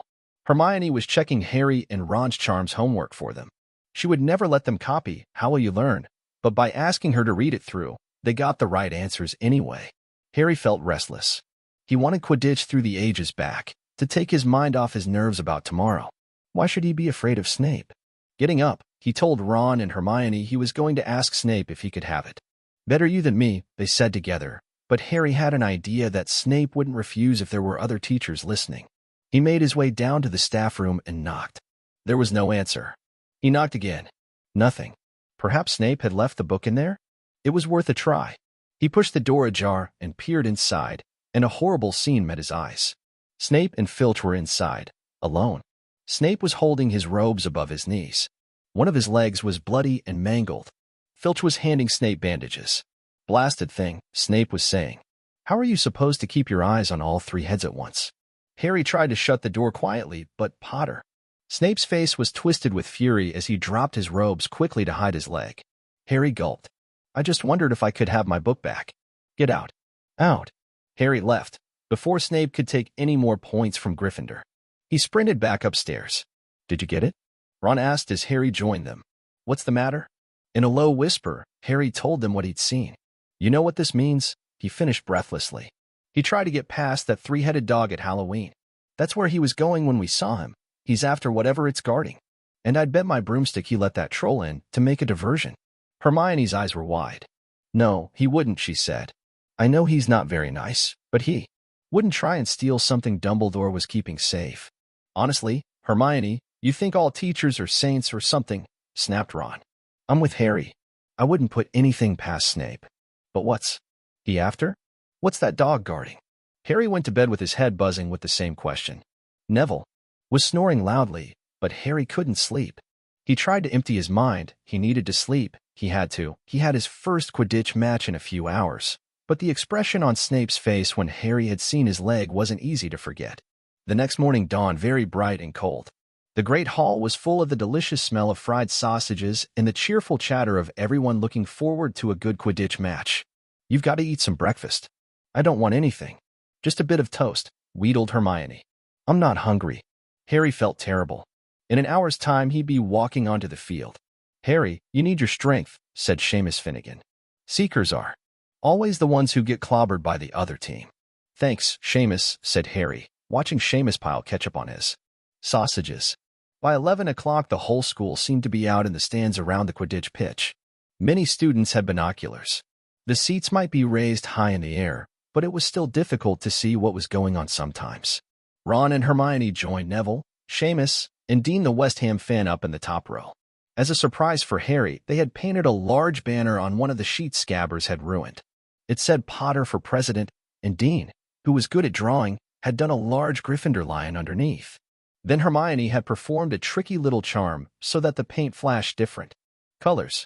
Meanwhile, in the locker room, Harry and the rest of the team were changing into their scarlet Quidditch robes. Slytherin would be playing in green. Wood cleared his throat for silence. "Okay, men," he said. "And women," said Chaser Angelina Johnson. "And women," Wood agreed. "This is it. The big one," said Fred Weasley. "The one we've all been waiting for," said George. "We know Oliver's speech by heart," Fred told Harry. "We were on the team last year." "Shut up, you two," said Wood. "This is the best team Gryffindor's had in years. We're going to win." "I know it." He glared at them all as if to say, "Or else." "Right. It's time. Good luck, all of you." Harry followed Fred and George out of the locker room and, hoping his knees weren't going to give way, walked onto the field to loud cheers. Madam Hooch was refereeing. She stood in the middle of the field waiting for the two teams, her broom in her hand. "Now, I want a nice fair game, all of you," she said, once they were all gathered around her. Harry noticed that she seemed to be speaking particularly to the Slytherin captain, Marcus Flint, a sixth year. Harry thought Flint looked as if he had some troll blood in him. Out of the corner of his eye, he saw the fluttering banner high above, flashing Potter for president over the crowd. His heart skipped. He felt braver. "Mount your brooms, please." Harry clambered onto his Nimbus 2000. Madam Hooch gave a loud blast on her silver whistle. 15 brooms rose up, high into the air. They were off. And the quaffle is taken immediately by Angelina Johnson of Gryffindor. What an excellent chaser that girl is, and rather attractive, too. "Jordan." "Sorry, Professor." The Weasley twins' friend, Lee Jordan, was doing the commentary for the match, closely watched by Professor McGonagall. "And she's really belting along up there." A neat pass to Alicia Spinnet. "A good find of Oliver Wood's. Last year only a reserve." Back to Johnson, and, "No, the Slytherins have taken the quaffle." Slytherin captain Marcus Flint gains the quaffle, and off he goes, Flint flying like an eagle up there. He's going to SC. No. Stopped by an excellent move by Gryffindor keeper Wood, and the Gryffindors take the quaffle. That's Chaser Katie Bell of Gryffindor there. Nice dive around Flint. Off up the field, and ouch, that must have hurt. Hit in the back of the head by a bludger. Quaffle taken by the Slytherins. That's Adrian Pusey speeding off toward the goalposts. But he's blocked by a second bludger, sent his way by Fred. Or George Weasley, can't tell which. Nice play by the Gryffindor beater. Anyway, and Johnson back in possession of the quaffle. A clear field ahead, and off she goes. She's really flying. Dodges a speeding bludger. The goalposts are ahead. Come on, now, Angelina. Keeper Bletchley dives, misses. Gryffindors score. Gryffindor cheers filled the cold air, with howls and moans from the Slytherins. "Budge up there. Move along." "Hagrid." Ron and Hermione squeezed together to give Hagrid enough space to join them. "Been watching from me hut," said Hagrid, patting a large pair of binoculars around his neck. "But it isn't the same as being in the crowd." "No sign of the snitch yet, eh?" "Nope," said Ron. "Harry hasn't had much to do yet. Kept out of trouble, though. That's something," said Hagrid, raising his binoculars and peering skyward at the speck that was Harry. Way up above them, Harry was gliding over the game, squinting about for some sign of the snitch. This was part of his and Wood's game plan. "Keep out of the way until you catch sight of the snitch," Wood had said. "We don't want you attacked before you have to be." When Angelina had scored, Harry had done a couple of loop-the-loops to let off his feelings. Now he was back to staring around for the snitch. Once he caught sight of a flash of gold, but it was just a reflection from one of the Weasleys' wristwatches, and once a bludger decided to come pelting his way, more like a cannonball than anything. But Harry dodged it, and Fred Weasley came chasing after it. All right there. Harry, he had time to yell, as he beat the bludger furiously toward Marcus Flint. Slytherin in possession, Lee Jordan was saying, Chaser Pusey ducks 2 bludgers, 2 Weasleys, and Chaser Bell, and speeds toward the— Wait a moment, was that the snitch? A murmur ran through the crowd as Adrian Pusey dropped the quaffle, too busy looking over his shoulder at the flash of gold that had passed his left ear. Harry saw it. In a great rush of excitement, he dived downward after the streak of gold. Slytherin seeker Terrence Higgs had seen it, too. Neck and neck they hurtled toward the snitch. All the chasers seemed to have forgotten what they were supposed to be doing as they hung in midair to watch. Harry was faster than Higgs. He could see the little round ball, wings fluttering. Darting up ahead, he put on an extra spurt of speed. Wham! A roar of rage echoed from the Gryffindors below. Marcus Flint had blocked Harry on purpose, and Harry's broom spun off course, Harry holding on for dear life. Foul! Screamed the Gryffindors. Madam Hooch spoke angrily to Flint and then ordered a free shot at the goalposts for Gryffindor. But in all the confusion, of course, the golden snitch had disappeared from sight again. Down in the stands, Dean Thomas was yelling, "Send him off. Ref. Red card." "What are you talking about, Dean?" said Ron. "Red card," said Dean furiously. "In soccer you get shown the red card, and you're out of the game." "But this isn't soccer, Dean," Ron reminded him. Hagrid, however, was on Dean's side. They ought to change the rules. Flint could have knocked Harry out of the air. Lee Jordan was finding it difficult not to take sides. So, after that obvious and disgusting bit of cheating— "Jordan," growled Professor McGonagall. "I mean, after that open and revolting foul." "Jordan, I'm warning you." All right. Flint nearly kills the Gryffindor seeker, which could happen to anyone, I'm sure. So a penalty to Gryffindor, taken by Spinner, who puts it away, no trouble, and we continue play. Gryffindor still in possession. It was as Harry dodged another bludger, which went spinning dangerously past his head, that it happened. His broom gave a sudden, frightening lurch. For a split second, he thought he was going to fall. He gripped the broom tightly with both his hands and knees. He'd never felt anything like that. It happened again. It was as though the broom was trying to buck him off. But Nimbus 2000s did not suddenly decide to buck their riders off. Harry tried to turn back toward the Gryffindor goalposts. He had half a mind to ask Wood to call timeout, and then he realized that his broom was completely out of his control. He couldn't turn it. He couldn't direct it at all. It was zigzagging through the air, and every now and then making violent swishing movements that almost unseated him. Lee was still commentating. Slytherin in possession, Flint with the quaffle, passes Spinette. Passes Bell, hit hard in the face by a bludger.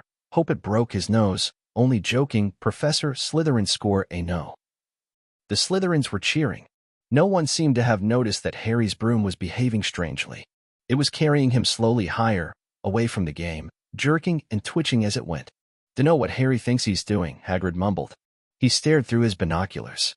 "If I didn't know better, I'd say he'd lost control of his broom, but he can't have." Suddenly, people were pointing up at Harry all over the stands. His broom had started to roll over and over, with him only just managing to hold on. Then the whole crowd gasped.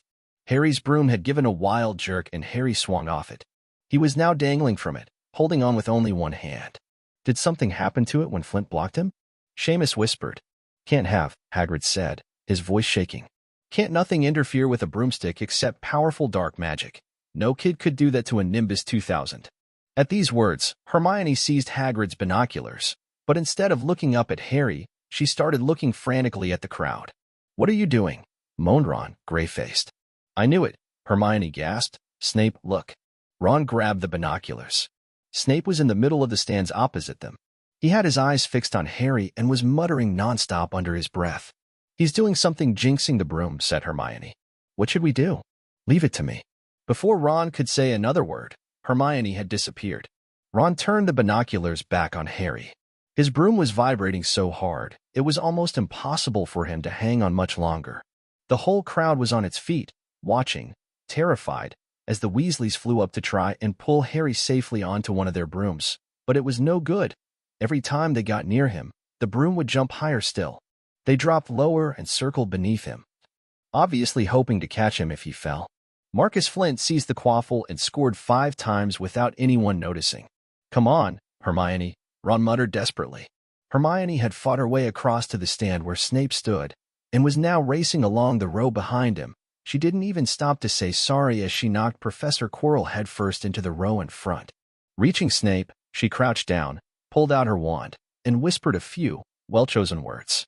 Bright blue flames shot from her wand onto the hem of Snape's robes. It took perhaps 30 seconds for Snape to realize that he was on fire. A sudden yelp told her she had done her job. Scooping the fire off him into a little jar in her pocket, she scrambled back along the row. Snape would never know what had happened. It was enough. Up in the air, Harry was suddenly able to clamber back onto his broom. "Neville, you can look," Ron said. Neville had been sobbing into Hagrid's jacket for the last 5 minutes. Harry was speeding toward the ground when the crowd saw him clap his hand to his mouth as though he was about to be sick. He hit the field on all fours, coughed, and something gold fell into his hand. "I've got the snitch," he shouted, waving it above his head, and the game ended in complete confusion. He didn't catch it, he nearly swallowed it. Flint was still howling 20 minutes later, but it made no difference. Harry hadn't broken any rules and Lee Jordan was still happily shouting the results. Gryffindor had won by 170 points to 60. Harry heard none of this, though. He was being made a cup of strong tea back in Hagrid's hut, with Ron and Hermione. "It was Snape," Ron was explaining. "Hermione and I saw him. He was cursing your broomstick, muttering he wouldn't take his eyes off you." "Rubbish," said Hagrid, who hadn't heard a word of what had gone on next to him in the stands. Why would Snape do something like that? Harry, Ron, and Hermione looked at one another, wondering what to tell him. Harry decided on the truth. "I found out something about him," he told Hagrid. "He tried to get past that three-headed dog on Halloween. It bit him. We think he was trying to steal whatever it's guarding." Hagrid dropped the teapot. "How do you know about Fluffy?" he said. "Fluffy? Yeah, he's mine. Bought him off a Greek chappie I met in the pub last year. I lent him to Dumbledore to guard the—" "Yes," said Harry eagerly. "Now, don't ask me any more," said Hagrid gruffly. "That's top secret." "That is. But Snape's trying to steal it." "Rubbish," said Hagrid again. "Snape's a Hogwarts teacher. He'd do nothing of the sort." "So why did he just try and kill Harry?" cried Hermione. The afternoon's events certainly seemed to have changed her mind about Snape. "I know a jinx when I see one, Hagrid. I've read all about them. You've got to keep eye contact." And Snape wasn't blinking at all. "I saw him." "I'm telling." "Yeah, you're wrong," said Hagrid hotly. "I don't know why Harry's broom acted like that. But Snape wouldn't try and kill a student. Now, listen to me, all three of you meddling in things that don't concern you. It's dangerous. You forget that dog, and you forget what it's guarding. That's between Professor Dumbledore and Nicholas Flamel." "Aha," said Harry, "so there's someone called Nicholas Flamel involved." "Is there?" Hagrid looked furious with himself. Chapter 12. The Mirror of Erist. See, Christmas was coming. One morning in mid-December, Hogwarts woke to find itself covered in several feet of snow. The lake froze solid, and the Weasley twins were punished for bewitching several snowballs so that they followed Quirrell around, bouncing off the back of his turban. The few owls that managed to battle their way through the stormy sky to deliver mail had to be nursed back to health by Hagrid before they could fly off again. No one could wait for the holidays to start. While the Gryffindor common room and the Great Hall had roaring fires, the drafty corridors had become icy and a bitter wind rattled the windows in the classrooms. Worst of all were Professor Snape's classes down in the dungeons, where their breath rose in a mist before them, and they kept as close as possible to their hot cauldrons. "I do feel so sorry," said Draco Malfoy, one potions class, "for all those people who have to stay at Hogwarts for Christmas because they're not wanted at home." He was looking over at Harry as he spoke. Crabbe and Goyle chuckled. Harry, who was measuring out powdered spine of lionfish, ignored them. Malfoy had been even more unpleasant than usual since the Quidditch match. Disgusted that the Slytherins had lost, he had tried to get everyone laughing at how a wide-mouthed tree frog would be replacing Harry as Seeker next. Then he'd realized that nobody found this funny, because they were all so impressed at the way Harry had managed to stay on his bucking broomstick. So Malfoy, jealous and angry, had gone back to taunting Harry about having no proper family. It was true that Harry wasn't going back to Privet Drive for Christmas. Professor McGonagall had come around the week before, making a list of students who would be staying for the holidays, and Harry had signed up at once. He didn't feel sorry for himself at all. This would probably be the best Christmas he'd ever had. Ron and his brothers were staying, too, because Mr. and Mrs. Weasley were going to Romania to visit Charlie. When they left the dungeons at the end of Potions, they found a large fir tree blocking the corridor ahead. Two enormous feet sticking out at the bottom, and a loud puffing sound told them that Hagrid was behind it. "Hi, Hagrid. Want any help?" Ron asked, sticking his head through the branches. "Nah, I'm all right. Thanks, Ron. Would you mind moving out of the way?" came Malfoy's cold drawl from behind them. "Are you trying to earn some extra money, Weasley? Hoping to be gamekeeper yourself when you leave Hogwarts, I suppose? That hut of Hagrid's must seem like a palace compared to what your family's used to." Ron dived at Malfoy just as Snape came up the stairs. "Weasley." Ron let go of the front of Malfoy's ropes. "He was provoked, Professor Snape," said Hagrid, sticking his huge hairy face out from behind the tree. "Malfoy was insulting his family. Be that as it may, fighting is against Hogwarts rules, Hagrid," said Snape silkily. 5 points from Gryffindor, Weasley, and be grateful it isn't more. Move along, all of you." Malfoy, Crabbe, and Goyle pushed roughly past the tree, scattering needles everywhere and smirking. "I'll get him," said Ron, grinding his teeth at Malfoy's back. "One of these days, I'll get him." "I hate them both," said Harry, Malfoy, and Snape. "Come on, cheer up. It's nearly Christmas," said Hagrid. "Tell ya what. Come with me and see the Great Hall. Looks a treat." So the three of them followed Hagrid and his tree off to the Great Hall, where Professor McGonagall and Professor Flitwick were busy with the Christmas decorations. "Ah, Hagrid, the last tree, put it in the far corner, would you?" The hall looked spectacular. Festoons of holly and mistletoe hung all around the walls, and no less than 12 towering Christmas trees stood around the room, some sparkling with tiny icicles, some glittering with hundreds of candles. "How many days you got left until your holidays?" Hagrid asked. "Just one," said Hermione. "And that reminds me, Harry, Ron, we've got half an hour before lunch. We should be in the library." "Oh yeah, you're right," said Ron, tearing his eyes away from Professor Flitwick, who had golden bubbles blossoming out of his wand and was trailing them over the branches of the new tree. "The library?" said Hagrid, following them out of the hall. "Just before the holidays? Bit keen, aren't ya?" "Oh, we're not working," Harry told him brightly. "Ever since you mentioned Nicholas Flamel, we've been trying to find out who he is." "You what?" Hagrid looked shocked. "Listen here. I've told ya, drop it. It's nothing to you what that dog's garden dot. We just want to know who Nicholas Flamel is, that's all," said Hermione. "Unless you'd like to tell us and save us the trouble?" Harry added. "We must have been through hundreds of books already, and we can't find him. Anywhere? Just give us a hint. I know I've read his name somewhere." "I'm saying nothing," said Hagrid flatly. "Just have to find out for ourselves, then," said Ron, and they left Hagrid looking disgruntled and hurried off to the library. They had indeed been searching books for Flamel's name ever since Hagrid had let it slip, because how else were they going to find out what Snape was trying to steal?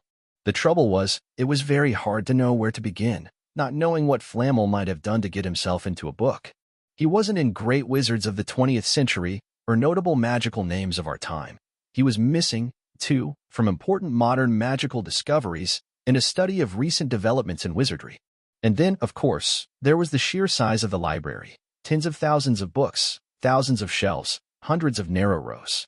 Hermione took out a list of subjects and titles she had decided to search while Ron strode off down a row of books and started pulling them off the shelves at random. Harry wandered over to the restricted section. He had been wondering for a while if Flamel wasn't somewhere in there. Unfortunately, you needed a specially signed note from one of the teachers to look in any of the restricted books, and he knew he'd never get one. These were the books containing powerful dark magic never taught at Hogwarts, and only read by older students studying advanced defense against the dark arts. "What are you looking for, boy?" "Nothing," said Harry. Madame Pants the librarian brandished a feather duster at him. "You better get out then. Go on out." Wishing he'd been a bit quicker at thinking up some story, Harry left the library. He, Ron, and Hermione had already agreed they'd better not ask Madame Pants where they could find Flamel. They were sure she'd be able to tell them, but they couldn't risk Snape hearing what they were up to. Harry waited outside in the corridor to see if the other two had found anything, but he wasn't very hopeful. They had been looking for 2 weeks after but as they only had odd moments between lessons, it wasn't surprising they'd found nothing. What they really needed was a nice long search without Madame Pants breathing down their necks. 5 minutes later, Ron and Hermione joined him, shaking their heads. They went off to lunch. "You will keep looking while I'm away, won't you?" said Hermione. "And send me an owl if you find anything. And you could ask your parents if they know who Flamel is," said Ron. "It'd be safe to ask them." "Very safe, as they're both dentists," said Hermione. Once the holidays had started, Ron and Harry were having too good a time to think much about flannel. They had the dormitory to themselves, and the common room was far emptier than usual, so they were able to get the good armchairs by the fire. They sat by the hour eating anything they could spear on a toasting fork, bread, English muffins, marshmallows, and plotting ways of getting Malfoy expelled, which were fun to talk about even if they wouldn't work. Ron also started teaching Harry wizard chess. This was exactly like Muggle chess except that the figures were alive, which made it a lot like directing troops in battle. Ron's set was very old and battered. Like everything else he owned, it had once belonged to someone else in his family, in this case, his grandfather. However, old chessmen weren't a drawback at all. Ron knew them so well he never had trouble getting them to do what he wanted. Harry played with chessmen Seamus Finnegan had lent him, and they didn't trust him at all. He wasn't a very good player yet, and they kept shouting different bits of advice at him, which was confusing. Don't send me there. Can't you see his knight? Send him. We can afford to lose him. On Christmas Eve, Harry went to bed looking forward to the next day for the food and the fun, but not expecting any presents at all. When he woke early in the morning, however, the first thing he saw was a small pile of packages at the foot of his bed. "Merry Christmas," said Ron sleepily as Harry scrambled out of bed and pulled on his bathrobe. "You too," said Harry. "Will you look at this? I've got some presents." "What did you expect? Turnips," said Ron, turning to his own pile, which was a lot bigger than Harry's. Harry picked up the top parcel. It was wrapped in thick brown paper and scrawled across it was to Harry from Hagrid. Inside was a roughly cut wooden flute. Hagrid had obviously whittled it himself. Harry blew it. It sounded a bit like an owl. A second, very small parcel contained a note. "We received your message and enclose your Christmas present. From Uncle Vernon and Aunt Petunia." Taped to the note was a 50-pence piece. "That's friendly," said Harry. Ron was fascinated by the 50 pence. "Weird," he said. "What a shape." "This is money." "You can keep it," said Harry, laughing at how pleased Ron was. "Hagrid, and my aunt and uncle, so who sent these?" "I think I know who that one's from," said Ron, turning a bit pink and pointing to a very lumpy parcel. "My mom. I told her you didn't expect any presents and, oh, no," he groaned. "She's made you a Weasley sweater." Harry had torn open the parcel to find a thick, hand-knitted sweater in emerald green and a large box of homemade fudge.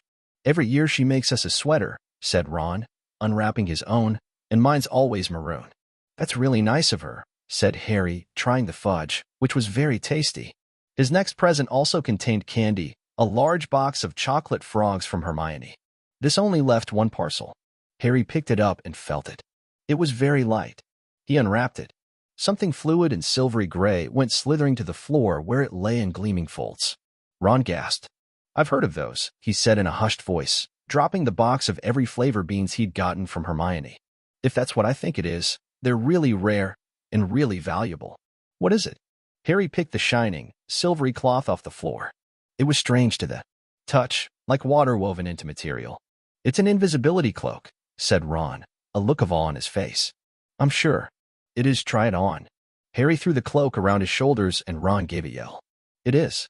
Look down." Harry looked down at his feet, but they were gone. He dashed to the mirror. Sure enough, his reflection looked back at him, just his head suspended in midair, his body completely invisible. He pulled the cloak over his head and his reflection vanished completely. "There's a note," said Ron suddenly. A note fell out of it. Harry pulled off the cloak and seized the letter. Written in narrow, loopy writing he had never seen before were the following words. "Your father left this in my possession before he died. It is time it was returned to you. Use it well. A very Merry Christmas to you." There was no signature. Harry stared at the note. Ron was admiring the cloak. "I'd give anything for one of these," he said. "Anything. What's the matter?" "Nothing," said Harry. He felt very strange. Who had sent the cloak? Had it really once belonged to his father? Before he could say or think anything else, the dormitory door was flung open and Fred and George Weasley bounded in. Harry stuffed the cloak quickly out of sight. He didn't feel like sharing it with anyone else yet. "Merry Christmas." "Hey, look, Harry's got a Weasley sweater, too." Fred and George were wearing blue sweaters, one with a large yellow F on it, the other AG. "Harry's is better than ours, though," said Fred, holding up Harry's sweater. "She obviously makes more of an effort if you're not family." "Why aren't you wearing yours, Ron?" George demanded. "Come on, get it on. They're lovely and warm." "I hate maroon," Ron moaned half-heartedly as he pulled it over his head. "You haven't got a letter on yours," George observed. "I suppose she thinks you don't forget your name. But we're not stupid. We know we're," called Gred and Forge. "What's all this noise?" Percy Weasley stuck his head through the door, looking disapproving. He had clearly gotten halfway through unwrapping his presents as he, too, carried a lumpy sweater over his arm, which Fred seized. P for prefect. "Get it on, Percy, come on, we're all wearing ours. Even Harry got one." "I don't want," said Percy thickly, as the twins forced the sweater over his head, knocking his glasses askew. "And you're not sitting with the prefects today, either," said George.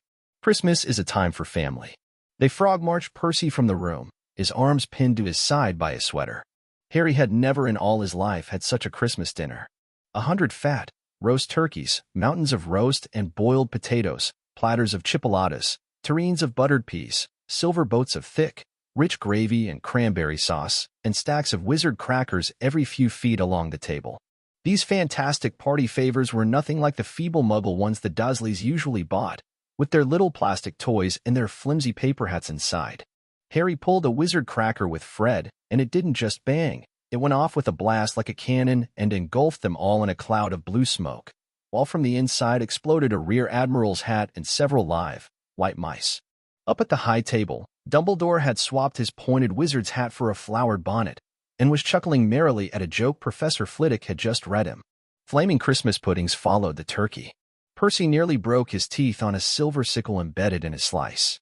Harry watched Hagrid getting redder and redder in the face as he called for more wine, finally kissing Professor McGonagall on the cheek, who, to Harry's amazement, giggled and blushed, her top hat lopsided. When Harry finally left the table, he was laden down with a stack of things out of the crackers, including a pack of non-explodable, luminous balloons, a grow-your-own-warts kit, and his own new wizard chess set. The white mice had disappeared, and Harry had a nasty feeling they were going to end up as Mrs. Norris's Christmas dinner. Harry and the Weasleys spent a happy afternoon having a furious snowball fight on the grounds. Then, cold, wet, and gasping for breath, they returned to the fire in the Gryffindor common room, where Harry broke in his new chess set by losing spectacularly to Ron. He suspected he wouldn't have lost so badly if Percy hadn't tried to help him so much. After a meal of turkey sandwiches, crumpets, trifle, and Christmas cake, everyone felt too full and sleepy to do much before bed except sit and watch Percy chase Fred and George all over Gryffindor Tower because they'd stolen his prefect badge. It had been Harry's best Christmas day ever. Yet something had been nagging at the back of his mind all day. Not until he climbed into bed was he free to think about it. The invisibility cloak and whoever had sent it. Ron, full of turkey and cake and with nothing mysterious to bother him, fell asleep almost as soon as he'd drawn the curtains of his four-poster. Harry leaned over the side of his own bed and pulled the cloak out from under it. His father's. This had been his father's.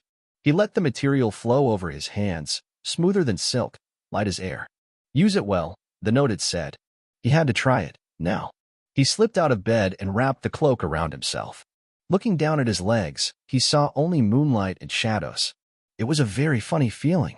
Use it well. Suddenly, Harry felt wide awake. The whole of Hogwarts was open to him in this cloak. Excitement flooded through him as he stood there in the dark and silence. He could go anywhere in this, anywhere, and Filch would never know. Ron grunted in his sleep. Should Harry wake him? Something held him back. His father's cloak. He felt that this time, the first time, he wanted to use it alone. He crept out of the dormitory, down the stairs, across the common room, and climbed through the portrait hole. "Who's there?" squawked the fat lady. Harry said nothing. He walked quickly down the corridor. Where should he go? He stopped, his heart racing, and thought. And then it came to him. The restricted section in the library. He'd be able to read as long as he liked, as long as it took to find out who Flamel was. He set off, drawing the invisibility cloak tight around him as he walked. The library was pitch black and very eerie. Harry lit a lamp to see his way along the rows of books. The lamp looked as if it was floating along in midair, and even though Harry could feel his arms supporting it, the sight gave him the creeps. The restricted section was right at the back of the library. Stepping carefully over the rope that separated these books from the rest of the library, he held up his lamp to read the titles. They didn't tell him much. Their peeling, faded gold letters spelled words and languages Harry couldn't understand. Some had no title at all. One book had a dark stain on it that looked horribly like blood. The hairs on the back of Harry's neck prickled. Maybe he was imagining it, maybe not, but he thought a faint whispering was coming from the books, as though they knew someone was there who shouldn't be. He had to start somewhere. Setting the lamp down carefully on the floor, he looked along the bottom shelf for an interesting-looking book. A large black and silver volume caught his eye. He pulled it out with difficulty, because it was very heavy, and, balancing it on his knee, let it fall open. A piercing, blood-curdling shriek split the silence. The book was screaming. Harry snapped it shut, but the shriek went on and on, one high, unbroken, ear-splitting note. He stumbled backward and knocked over his lamp, which went out at once. Panicking, he heard footsteps coming down the corridor outside. Stuffing the shrieking book back on the shelf, he ran for it. He passed Filch in the doorway. Filch's pale, wild eyes looked straight through him, and Harry slipped under Filch's outstretched arm and streaked off up the corridor, the book shriek still ringing in his ears. He came to a sudden halt in front of a tall suit of armor. He had been so busy getting away from the library, he hadn't paid attention to where he was going. Perhaps because it was dark, he didn't recognize where he was at all. There was a suit of armor near the kitchens, he knew, but he must be 5 floors above there. "You asked me to come directly to you, Professor, if anyone was wandering around at night, and somebody's been in the library restricted section." Harry felt the blood drain out of his face. Wherever he was, Filch must know a shortcut, because his soft, greasy voice was getting nearer, and to his horror, it was Snape who replied, "The restricted section. Well, they can't be far. We'll catch them." Harry stood rooted to the spot as Filch and Snape came around the corner ahead. They couldn't see him, of course, but it was a narrow corridor, and if they came much nearer they'd knock right into him. The cloak didn't stop him from being solid. He backed away as quietly as he could. A door stood ajar to his left. It was his only hope. He squeezed through it, holding his breath, trying not to move it, and to his relief he managed to get inside the room without their noticing anything. They walked straight past, and Harry leaned against the wall, breathing deeply, listening to their footsteps dying away. That had been close, very close. It was a few seconds before he noticed anything about the room he had hidden in. It looked like an unused classroom. The dark shapes of desks and chairs were piled against the walls, and there was an upturned wastepaper basket. But propped against the wall facing him was something that didn't look as if it belonged there. Something that looked as if someone had just put it there to keep it out of the way. It was a magnificent mirror, as high as the ceiling, with an ornate gold frame, standing on 2 clawed feet. There was an inscription carved around the top, Aristra Eruoidube Cafra Oidon Wosi. His panic fading now that there was no sound of Filch and Snape, Harry moved nearer to the mirror, wanting to look at himself but see no reflection again. He stepped in front of it. He had to clap his hands to his mouth to stop himself from screaming. He whirled around. His heart was pounding far more furiously than when the book had screamed, for he had seen not only himself in the mirror, but a whole crowd of people standing right behind him. But the room was empty. Breathing very fast, he turned slowly back to the mirror. There he was, reflected in it, white and scared-looking, and there, reflected behind him, were at least 10 others. Harry looked over his shoulder, but still, no one was there. Or were they all invisible, too? Was he in fact in a room full of invisible people, and this mirror's trick was that it reflected them, invisible or not? He looked in the mirror again. A woman standing right behind his reflection was smiling at him and waving. He reached out a hand and felt the air behind him. If she was really there, he'd touch her. Their reflections were so close together, but he felt only air. She and the others existed only in the mirror. She was a very pretty woman. She had dark red hair, and her eyes are just like mine, Harry thought, edging a little closer to the glass. Bright green, exactly the same shape, but then he noticed that she was crying, smiling, but crying at the same time. The tall, thin, black-haired man standing next to her put his arm around her. He wore glasses, and his hair was very untidy. It stuck up at the back, just as Harry's did. Harry was so close to the mirror now that his nose was nearly touching that of his reflection.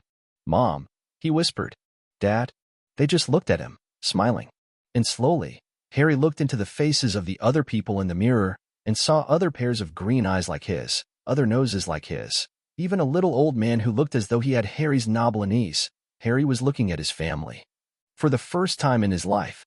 The Potters smiled and waved at Harry, and he stared hungrily back at them, his hands pressed flat against the glass as though he was hoping to fall right through it and reach them. He had a powerful kind of ache inside him, half joy, half terrible sadness. How long he stood there, he didn't know. The reflections did not fade, and he looked and looked until a distant noise brought him back to his senses. He couldn't stay here. he had to find his way back to bed. He tore his eyes away from his mother's face, whispered, "I'll come back," and hurried from the room. "You could have woken me up," said Ron, crossly. "You can come tonight. I'm going back. I want to show you the mirror."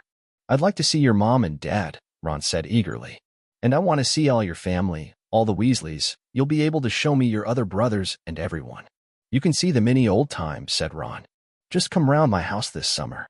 Anyway, maybe it only shows dead people. Shame about not finding Flamel, though. Have some bacon or something. Why aren't you eating anything?" Harry couldn't eat. He had seen his parents and would be seeing them again tonight. He had almost forgotten about Flamel. It didn't seem very important anymore. Who cared what the three-headed dog was guarding? What did it matter if Snape stole it, really? "Are you all right?" said Ron. "You look odd." What Harry feared most was that he might not be able to find the mirror room again. With Ron covered in the cloak, too, they had to walk much more slowly the next night.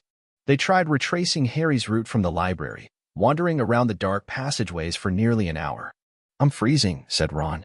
"Let's forget it and go back." "No," Harry hissed. "I know it's here somewhere." They passed the ghost of a tall witch gliding in the opposite direction, but saw no one else. Just as Ron started moaning that his feet were dead with cold, Harry spotted the suit of armor. "It's here, just here, yes." They pushed the door open. Harry dropped the cloak from around his shoulders and ran to the mirror. There they were. His mother and father beamed at the sight of him. "See?" Harry whispered. "I can't see anything." Look at them all. There are loads of them." "I can only see you." "Look at it properly. Go on, stand where I am." Harry stepped aside, but with Ron in front of the mirror, he couldn't see his family anymore, just Ron in his paisley pajamas. Ron, though, was staring transfixed at his image.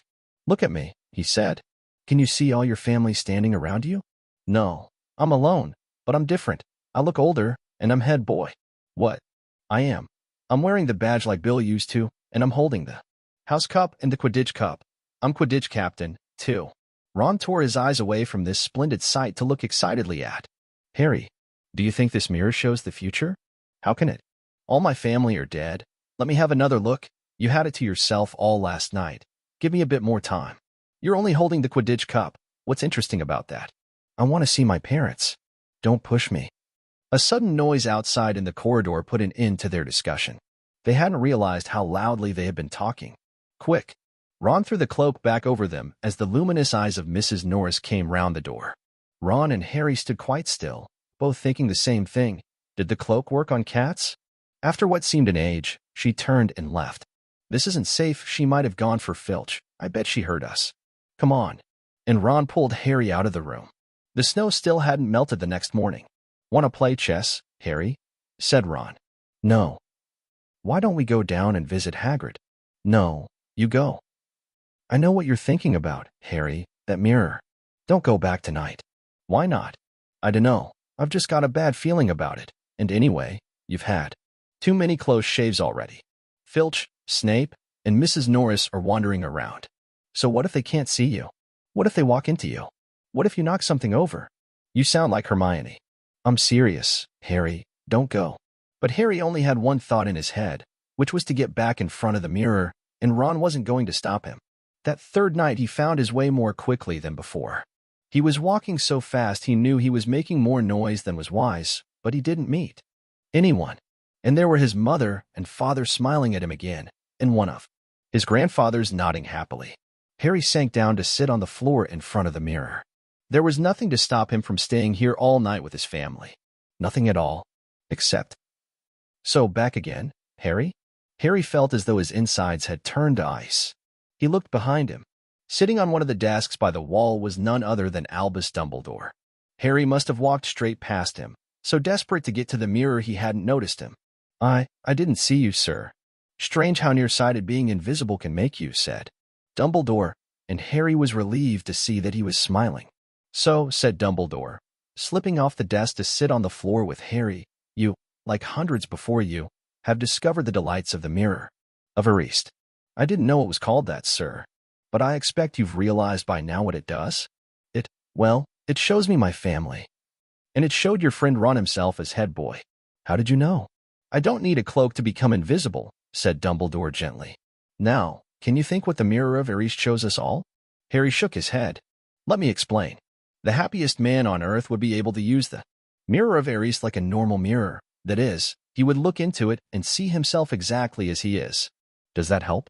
Harry thought. Then he said slowly, it shows us what we want, whatever we want.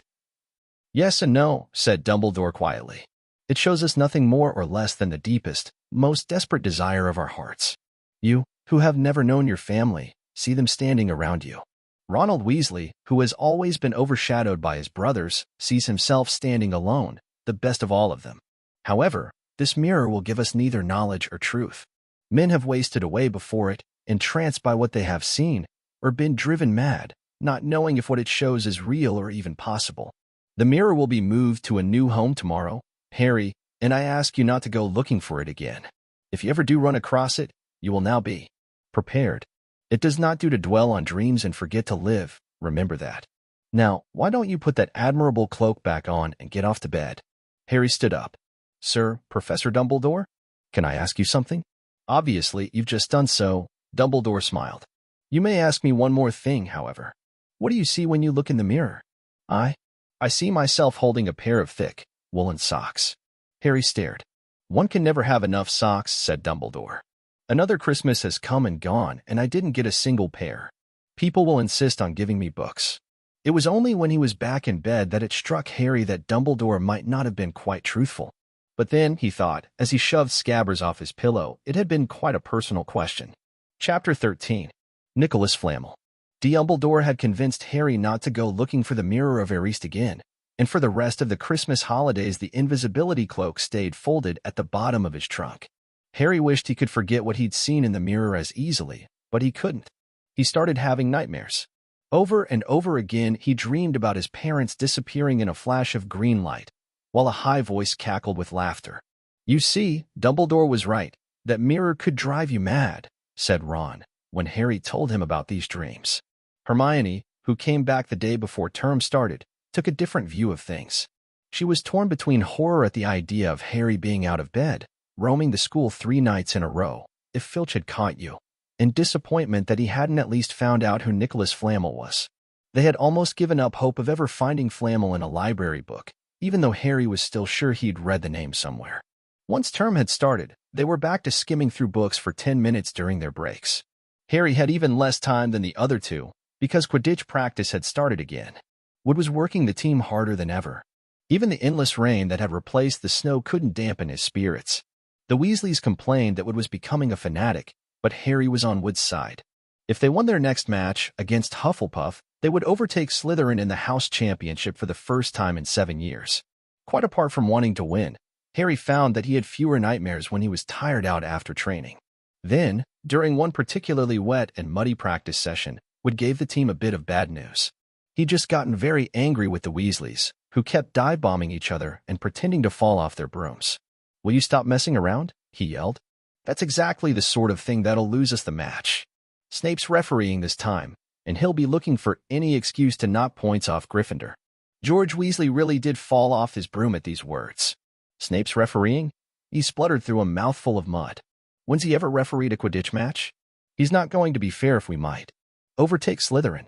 The rest of the team landed next to George to complain. 2. It's not my fault, said Wood. We've just got to make sure we play a clean game, so Snape hasn't got an excuse to pick on us. Which was all very well, thought Harry, but he had another reason for not wanting Snape near him while he was playing Quidditch. The rest of the team hung back to talk to one another as usual at the end of practice, but Harry headed straight back to the Gryffindor common room, where he found Ron and Hermione playing chess. Chess was the only thing Hermione ever lost at, something Harry and Ron thought was very good for her. Don't talk to me for a moment, said Ron when Harry sat down next to him. I need to concentrate. He caught sight of Harry's face.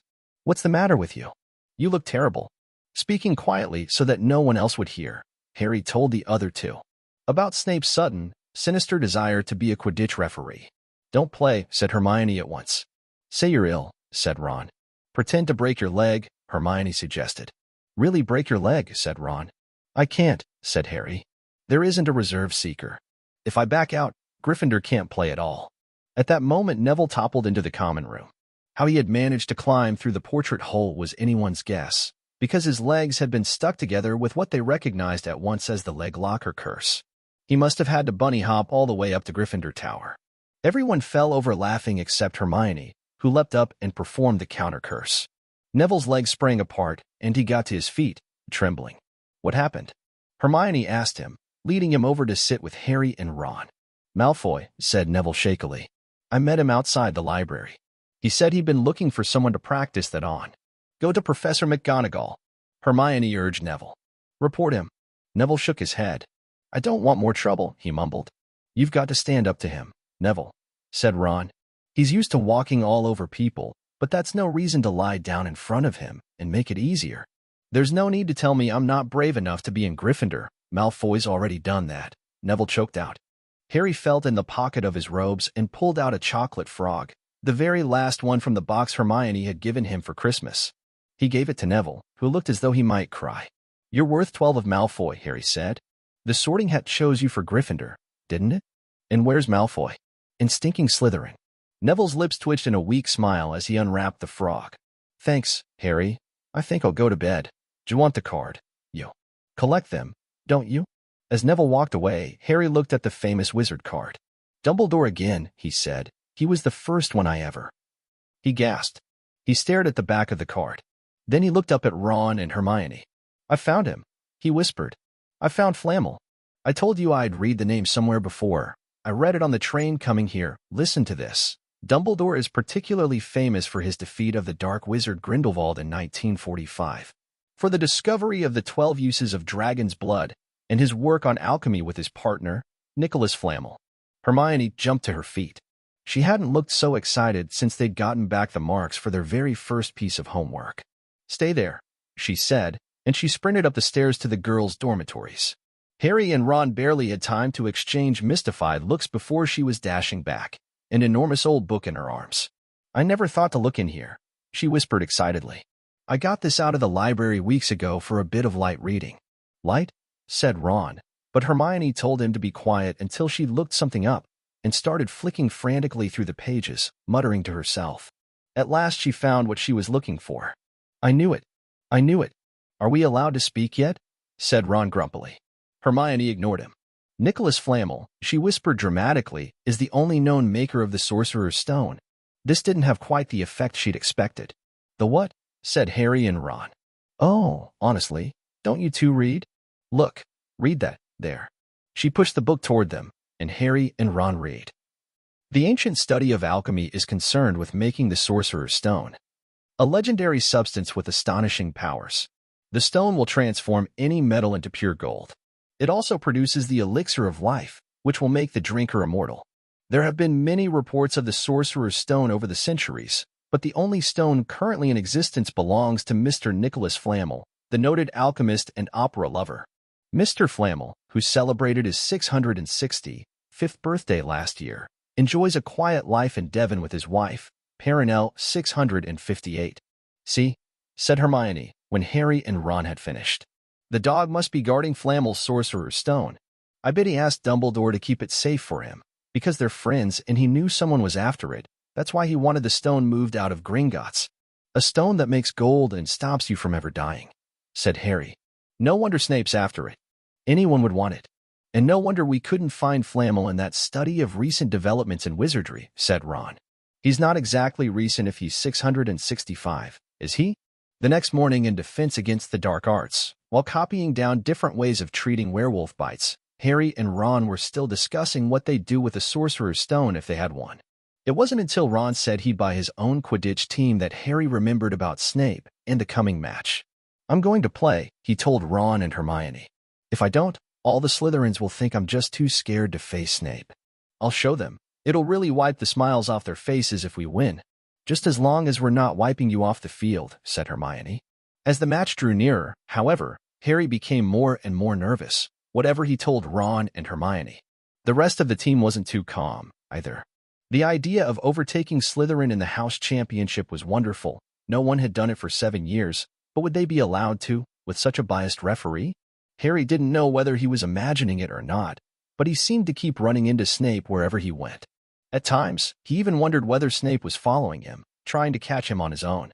Potions lessons were turning into a sort of weekly torture. Snape was so horrible to Harry. Could Snape possibly know they'd found out about the Sorcerer's Stone? Harry didn't. See how he could, yet he sometimes had the horrible feeling that Snape could read minds. Harry knew, when they wished him good luck outside the locker rooms the next afternoon, that Ron and Hermione were wondering whether they'd ever see him alive again. This wasn't what you'd call comforting. Harry hardly heard a word of Wood's pep talk as he pulled on his Quidditch robes and picked up his Nimbus 2000.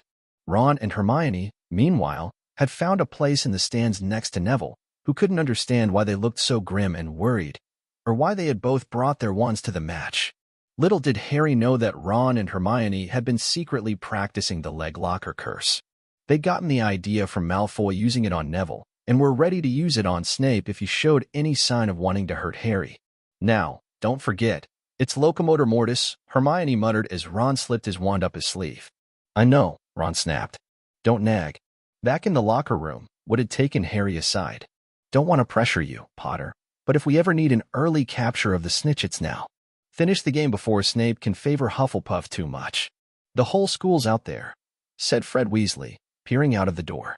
Even blimey, Dumbledore's come to watch. Harry's heart did a somersault. Dumbledore, he said, dashing to the door to make sure. Fred was right. There was no mistaking that silver beard. Harry could have laughed out loud with relief he was safe. There was simply no way that Snape would dare to try to hurt him if Dumbledore was watching.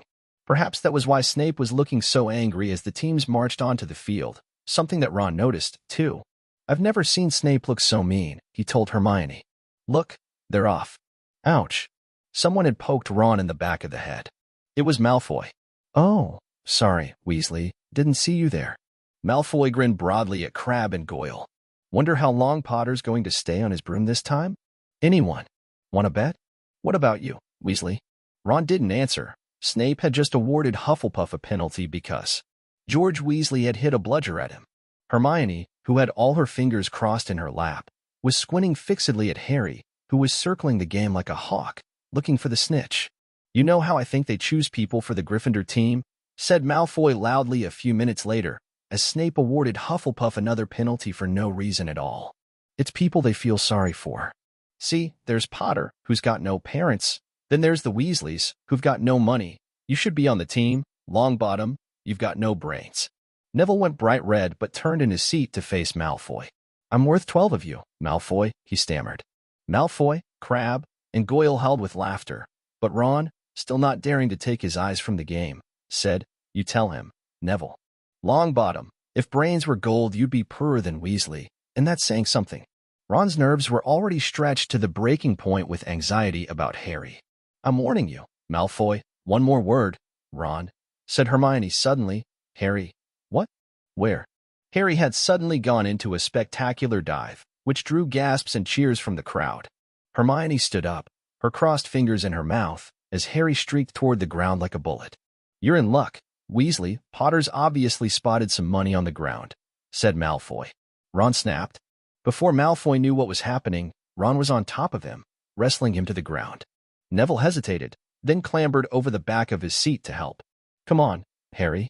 Hermione screamed, leaping onto her seat to watch as Harry sped straight at Snape. She didn't even notice Malfoy and Ron rolling around under her seat, or the scuffles and yelps coming from the whirl of fists that was Neville, Crabbe, and Goyle. Up in the air, Snape turned on his broomstick just in time to see something scarlet shoot past him, missing him by inches. The next second, Harry had pulled out of the dive, his arm raised in triumph, the snitch clasped in his hand. The stands erupted. It had to be a record. No one could ever remember the snitch being caught so quickly. Ron, where are you? The game's over. Harry's won. We've won. Gryffindor is in the lead, shrieked Hermione, dancing up and down on her seat, and hugging Parvati Patil in the row in front. Harry jumped off his broom, a foot from the ground. He couldn't believe it. He'd done it. The game was over. It had barely lasted 5 minutes. As Gryffindors came spilling onto the field, he saw Snape land nearby, white-faced and tight-lipped. Then Harry felt a hand on his shoulder and looked up into Dumbledore's smiling face. Well done, said Dumbledore quietly, so that only Harry could hear. Nice to see you haven't been brooding about that mirror. Been keeping busy. Excellent. Snape spat bitterly on the ground. Harry left the locker room alone some time later to take his Nimbus 2000 back to the broom shed. He couldn't ever remember feeling happier. He'd really done something to be proud of now. No one could say he was just a famous name anymore. The evening air had never smelled so sweet. He walked over the damp grass, reliving the last hour in his head, which was a happy blur, Gryffindors running to lift him onto their shoulders, Ron and Hermione in the distance, jumping up and down, Ron cheering through a heavy nosebleed. Harry had reached the shed. He leaned against the wooden door and looked up at Hogwarts, with its windows glowing red in the setting sun. Gryffindor in the lead. He'd done it, he'd shown Snape. And speaking of Snape, a hooded figure came swiftly down the front steps of the castle. Clearly, not wanting to be seen, it walked as fast as possible toward the forbidden forest. Harry's victory faded from his mind as he watched. He recognized the figure's prowling walk. Snape, sneaking into the forest while everyone else was at dinner. What was going on? Harry jumped back on his Nimbus 2000 and took off. Gliding silently over the castle, he saw Snape enter the forest at a run. He followed. The trees were so thick he couldn't see where Snape had gone. He flew in circles, lower and lower, brushing the top branches of trees until he heard voices. He glided toward them and landed noiselessly in a towering beech tree. He climbed carefully along one of the branches, holding tight to his broomstick, trying to see through the leaves. Below, in a shadowy clearing, stood Snape, but he wasn't alone. Quirrell was there, too. Harry couldn't make out the look on his face, but he was stuttering worse than ever. Harry strained to catch what they were saying. You don't know why you wanted TT to meet here of all places, Severus. Oh, I thought we'd keep this private, said Snape, his voice icy. Students aren't supposed to know about the Sorcerer's Stone, after all. Harry leaned forward. Quirrell was mumbling something. Snape interrupted him. Have you found out how to get past that beast of Hagrid's yet? BB but Severus, You don't want me as your enemy, Quirrell, said Snape, taking a step toward him. I don't know what you... You know perfectly well what I mean. And all hooted loudly, and Harry nearly fell out of the tree. He steadied himself in time to hear Snape say, Your little bit of hocus-pocus. I'm waiting. But I don't. Very well, Snape cut in. We'll have another little chat soon, when you've had time to think things over and decided where your loyalties lie. He threw his cloak over his head and strode out of the clearing. It was almost dark now, but Harry could see Quirrell, standing quite still as though he was petrified. Harry, where have you been? Hermione squeaked. We won. You won. We won, shouted Ron, thumping Harry on the back. And I gave Malfoy a black eye, and Neville tried to take on Crabbe and Goyle single-handed. He's still out cold, but Madame Pomfrey says he'll be all right. Talk about showing Slytherin. I'm waiting for you in the common room. We're having a party. Fred and George stole some cakes and stuff from the kitchens. Never mind that now, said Harry breathlessly. Let's find an empty room. You wait till you hear this. He made sure Peeves wasn't inside before shutting the door behind them. Then he told them what he'd seen and heard. So we were right, it is the Sorcerer's Stone, and Snape's trying to force Quirrell to help him get it. He asked if he knew how to get past Fluffy, and he said something about Quirrell's hocus-pocus. I reckon there are other things guarding the stone apart from Fluffy, loads of enchantments, probably. And Quirrell would have done some anti-dark arts spell that Snape needs to break through. So you mean the stone's only safe as long as Quirrell stands up to Snape? Said Hermione in alarm. It'll be gone by next Tuesday, said Ron. Chapter 14. Norbert the Norwegian Ridgeback. Hugh Uriel, however, must have been braver than they'd thought. In the weeks that followed, he did seem to be getting paler and thinner, but it didn't look as though he'd cracked yet. Every time they passed the third-floor corridor, Harry, Ron, and Hermione would press their ears to the door to check that Fluffy was still growling inside. Snape was sweeping about in his usual bad temper, which surely meant that the stone was still safe. Whenever Harry passed Quirrell these days, he gave him an encouraging sort of smile, and Ron had started telling people off for laughing at Quirrell's stutter. Hermione, however, had more on her mind than the Sorcerer's Stone. She had started drawing up study schedules and color-coding all her notes. Harry and Ron wouldn't have minded, but she kept nagging them to do the same. Hermione, the exams are ages away. 10 weeks, Hermione snapped. That's not ages, that's like a second to. Nicholas Flamel. But we're not 600 years old, Ron reminded her. Anyway, what are you studying for? You already know it's an A. What am I studying for? Are you crazy? You realize we need to pass these exams to get into the second year? They're very important. I should have started studying a month ago. I don't know what's gotten into me. Unfortunately, the teachers seemed to be thinking along the same lines as Hermione. They piled so much homework on them that the Easter holidays weren't nearly as much fun as the Christmas ones. It was hard to relax with Hermione next to you reciting the 12 uses of dragon's blood or practicing wand movements. Moaning and yawning, Harry and Ron spent most of their free time in the library with her, trying to get through all their extra work. I'll never remember this. Ron burst out one afternoon, throwing down his quill and looking longingly out of the library window. It was the first really fine day they'd had in months. The sky was a clear, forget-me-not blue, and there was a feeling in the air of summer coming. Harry, who was looking up, didn't he, in 1,000 magical herbs and fungi, didn't look up until he heard Ron say, "Hagrid, what are you doing?" In the library. Hagrid shuffled into view, hiding something behind his back. He looked very out of place in his moleskin overcoat. "Just lookin'," he said, in a shifty voice that got their interest at once. What are you lot up to?" He looked suddenly suspicious. "You not still lookin' fair Nicholas Flamel, are ya?" "Oh, we found out who he is ages ago," said Ron impressively. "And we know what that dog's guarding. It's a sorcerer's St. S-H-H-H. Hagrid looked around quickly to see if anyone was listening. "Don't go shoutin' about it. What's the matter with ya?" "There are a few things we wanted to ask you, as a matter of fact," said Harry, "about what's guarding the stone apart from Fluffy, S-H-H-H, said Hagrid again. "Listen, come and see me later. I'm not promisin' I'll tell ya anything, mind, but don't go rabbiting about it in here. Students aren't as posed to know. They'll think I've told ya." "See you later, then," said Harry. Hagrid shuffled off. "What was he hiding behind his back?" said Hermione thoughtfully. "Do you think it had anything to do with the stone?" "I'm going to see what section he was in," said Ron, who'd had enough of working. He came back a minute later with a pile of books in his arms and slammed them down on the table. "Dragons," he whispered. Hagrid was looking up stuff about dragons. "Look at these. Dragon species of Great Britain and Ireland. From Egg to Inferno. A Dragon Keeper's Guide. Hagrid's always wanted a dragon. He told me so the first time I ever met him," said Harry. "But it's against our laws," said Ron.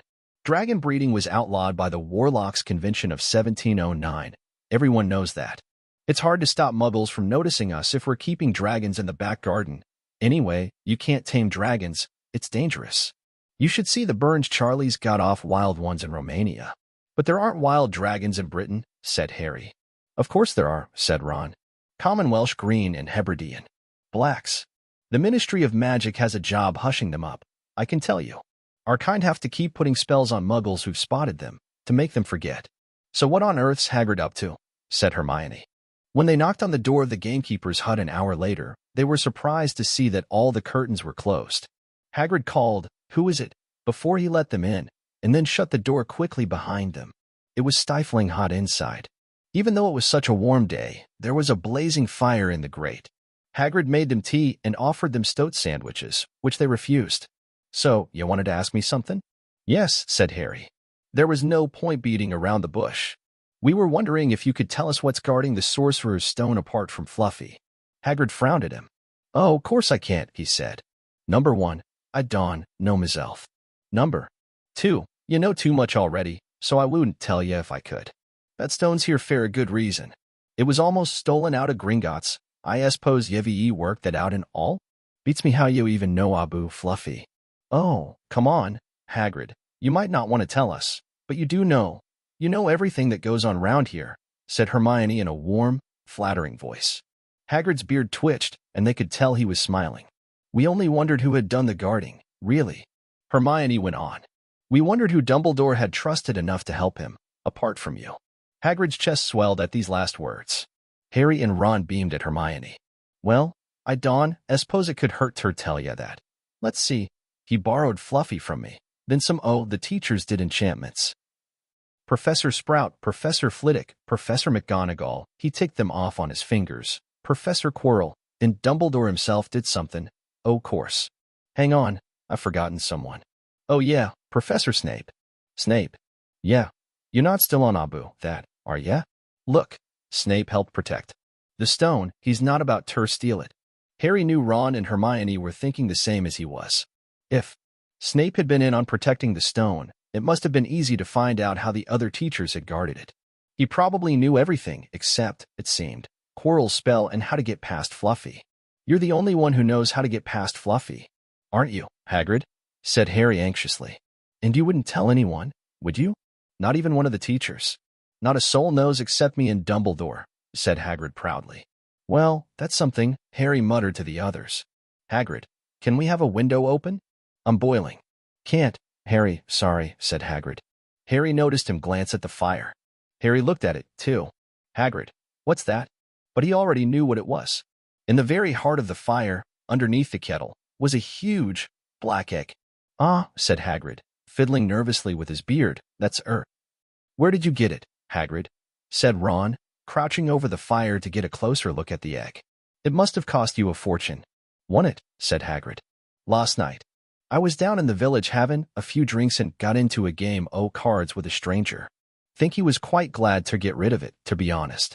But what are you going to do with it when it's hatched? Said Hermione. Well, I've been doing some reading, said Hagrid, pulling a large book from under his pillow. Got this out of the library. Dragon breeding for pleasure and profit. It's a bit out of date, of course, but it's all in here. Keep the egg in the fire, 'cause their mothers breathe on see, and when it hatches, feed it on a bucket o' brandy mixed with chicken blood every half hour. And see here, how to recognize different eggs. What I got there's a Norwegian Ridgeback. They're rare, them. He looked very pleased with himself, but Hermione didn't. Hagrid, you live in a wooden house, she said. But Hagrid wasn't listening.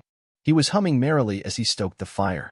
So now they had something else to worry about. What might happen to Hagrid if anyone found out he was hiding an illegal dragon in his hut? Wonder what it's like to have a peaceful life, Ron sighed, as evening after evening they struggled through all the extra homework they were getting. Hermione had now started making study schedules for Harry and Ron, too. It was driving them nuts. Then, one breakfast time, Hedwig brought Harry another note from Hagrid. He had written only 2 words, it's hatching. Ron wanted to skip herbology and go straight down to the hut. Hermione wouldn't hear of it. Hermione, how many times in our lives are we going to see a dragon hatching? We've got lessons, we'll get into trouble, and that's nothing to what? Hagrid's going to be in when someone finds out what he's doing. Shut up, Harry whispered. Malfoy was only a few feet away, and he had stopped dead to listen. How much had he heard? Harry didn't like the look on Malfoy's face at all. Ron and Hermione argued all the way to herbology, and in the end, Hermione agreed to run down to Hagrid's with the other 2 during morning break. When the bell sounded from the castle at the end of their lesson, the 3 of them dropped their trowels at once and hurried through the grounds to the edge of the forest. Hagrid greeted them, looking flushed and excited. It's nearly out. He ushered them inside. The egg was lying on the table. There were deep cracks in it. Something was moving inside. A funny clicking noise was coming from it. They all drew their chairs up to the table and watched with bated breath. All at once there was a scraping noise and the egg split open. The baby dragon flopped onto the table. It wasn't exactly pretty. Harry thought it looked like a crumpled, black umbrella. Its spiny wings were huge compared to its skinny jet body. It had a long snout with wide nostrils, the stubs of horns and bulging, orange eyes. It sneezed. A couple of sparks flew out of its snout. Isn't he beautiful? Hagrid murmured. He reached out a hand to stroke the dragon's head. It snapped at his fingers, showing pointed fangs. Bless him. Look, he knows his mommy, said Hagrid. Hagrid, said Hermione, how fast do Norwegian Ridgebacks grow? Exactly? Hagrid was about to answer when the color suddenly drained from his face. He leapt to his feet and ran to the window. What's the matter? Someone was looking through the gap in the curtains. It's a kid. He's running back up to the school. Harry bolted to the door and looked out. Even at a distance there was no mistaking him.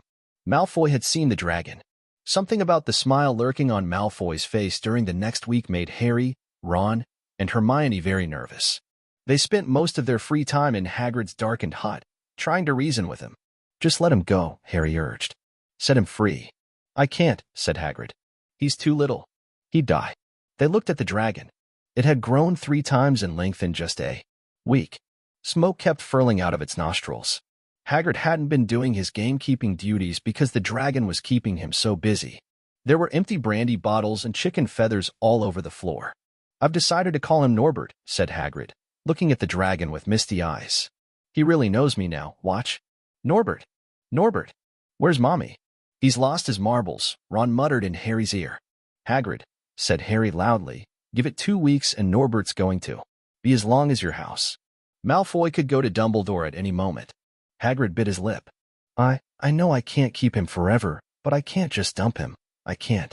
Harry suddenly turned to Ron. Charlie, he said. You're losing it, too, said Ron. I'm Ron. Remember? No, Charlie, your brother, Charlie. In Romania. Studying dragons. We could send Norbert to him. Charlie can take care of him, and then put him back in the wild. Brilliant, said Ron. How about it, Hagrid? And in the end, Hagrid agreed that they could send an owl to Charlie to ask him. The following week dragged by. Wednesday night found Hermione and Harry sitting alone in the common room, long after everyone else had gone to bed. The clock on the wall had just chimed midnight when the portrait hole burst open.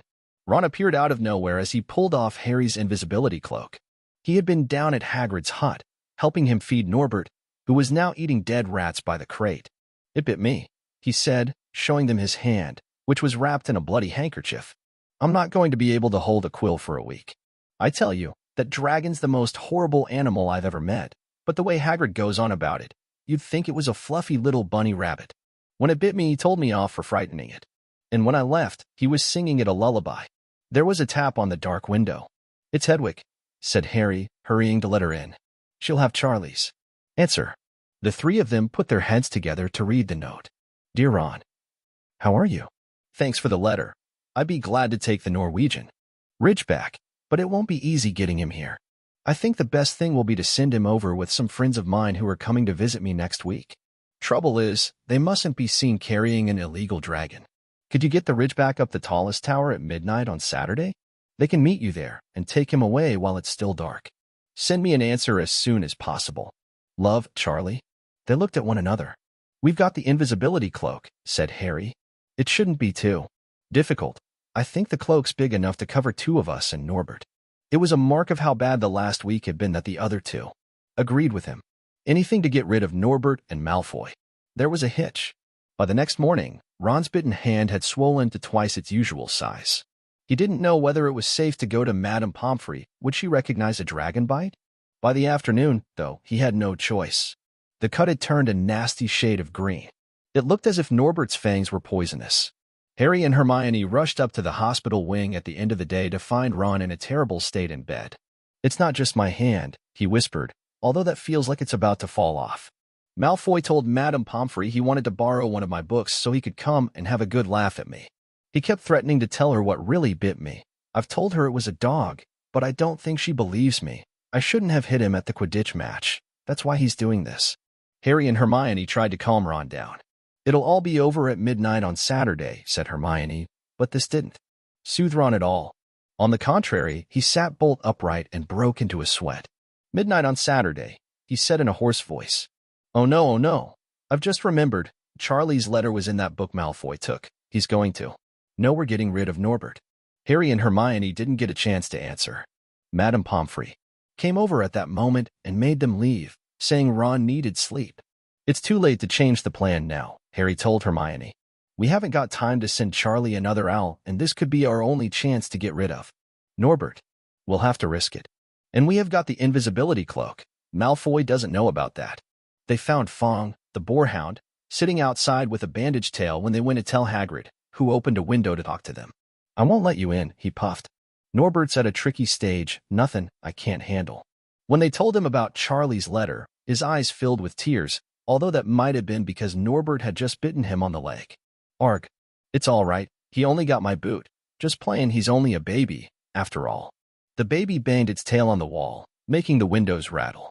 Harry and Hermione walked back to the castle feeling Saturday couldn't come quickly enough. They would have felt sorry for Hagrid when the time came for him to say goodbye to Norbert if they hadn't been so worried about what they had to do. It was a very dark, cloudy night, and they were a bit late arriving at Hagrid's hut because they'd had to wait for Peeves to get out of their way in the entrance hall, where he'd been playing tennis against the wall. Hagrid had Norbert packed and ready in a large crate. He's got lots o' rats and some brandy for the journey, said Hagrid in a muffled voice. And I've packed his teddy bear in case he gets lonely. From inside the crate came ripping noises that sounded to Harry as though the teddy was having his head torn off. Bye-bye, Norbert. Hagrid sobbed as Harry and Hermione covered the crate with the invisibility cloak and stepped underneath it themselves. Mommy will never forget you. How they managed to get the crate back up to the castle, they never knew. Midnight ticked nearer as they heaved Norbert up the marble staircase in the entrance hall and along the dark corridors. Up another staircase, then another, Even one of Harry's shortcuts didn't make the work much easier. Nearly there, Harry panted as they reached the corridor beneath the tallest tower. Then a sudden movement ahead of them made them almost drop the crate.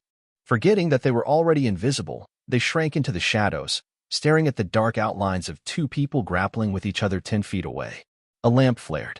Professor McGonagall, in a tartan bathrobe and a hairnet, had Malfoy by the ear. "Detention," she shouted. "And 20 points from Slytherin. Wandering around in the middle of the night, how dare you?" "You don't understand, Professor. Harry Potter's coming, he's got a dragon." "What utter rubbish. How dare you tell such lies? Come on, I shall see Professor Snape about you, Malfoy." The steep spiral staircase up to the top of the tower seemed the easiest thing in the world after that. Not until they'd stepped out into the cold night air did they throw off the cloak, glad to be able to breathe properly again. Hermione did a sort of jig. "Malfoy's got detention. I could sing." "Don't," Harry advised her. Chuckling about Malfoy, they waited, Norbert thrashing about in his crate. About 10 minutes later, 4 broomsticks came swooping down out of the darkness. Charlie's friends were a cheery lot. They showed Harry and Hermione the harness they'd rigged up so they could suspend Norbert between them. They all helped buckle Norbert safely into it, and then Harry and Hermione shook hands with the others and thanked them very much. At last, Norbert was gone. They slipped back down the spiral staircase, their hearts as light as their hands, now that Norbert was off them.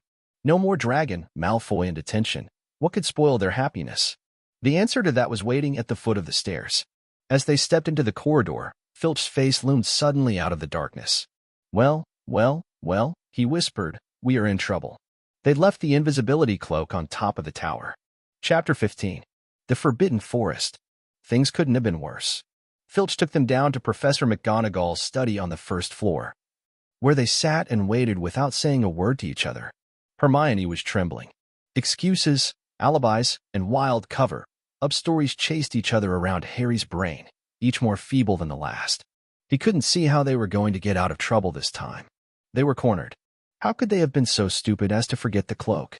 There was no reason on earth that Professor McGonagall would accept for their being out of bed and creeping around the school in the dead of night, let alone being up the tallest astronomy tower, which was out of bounds except for classes.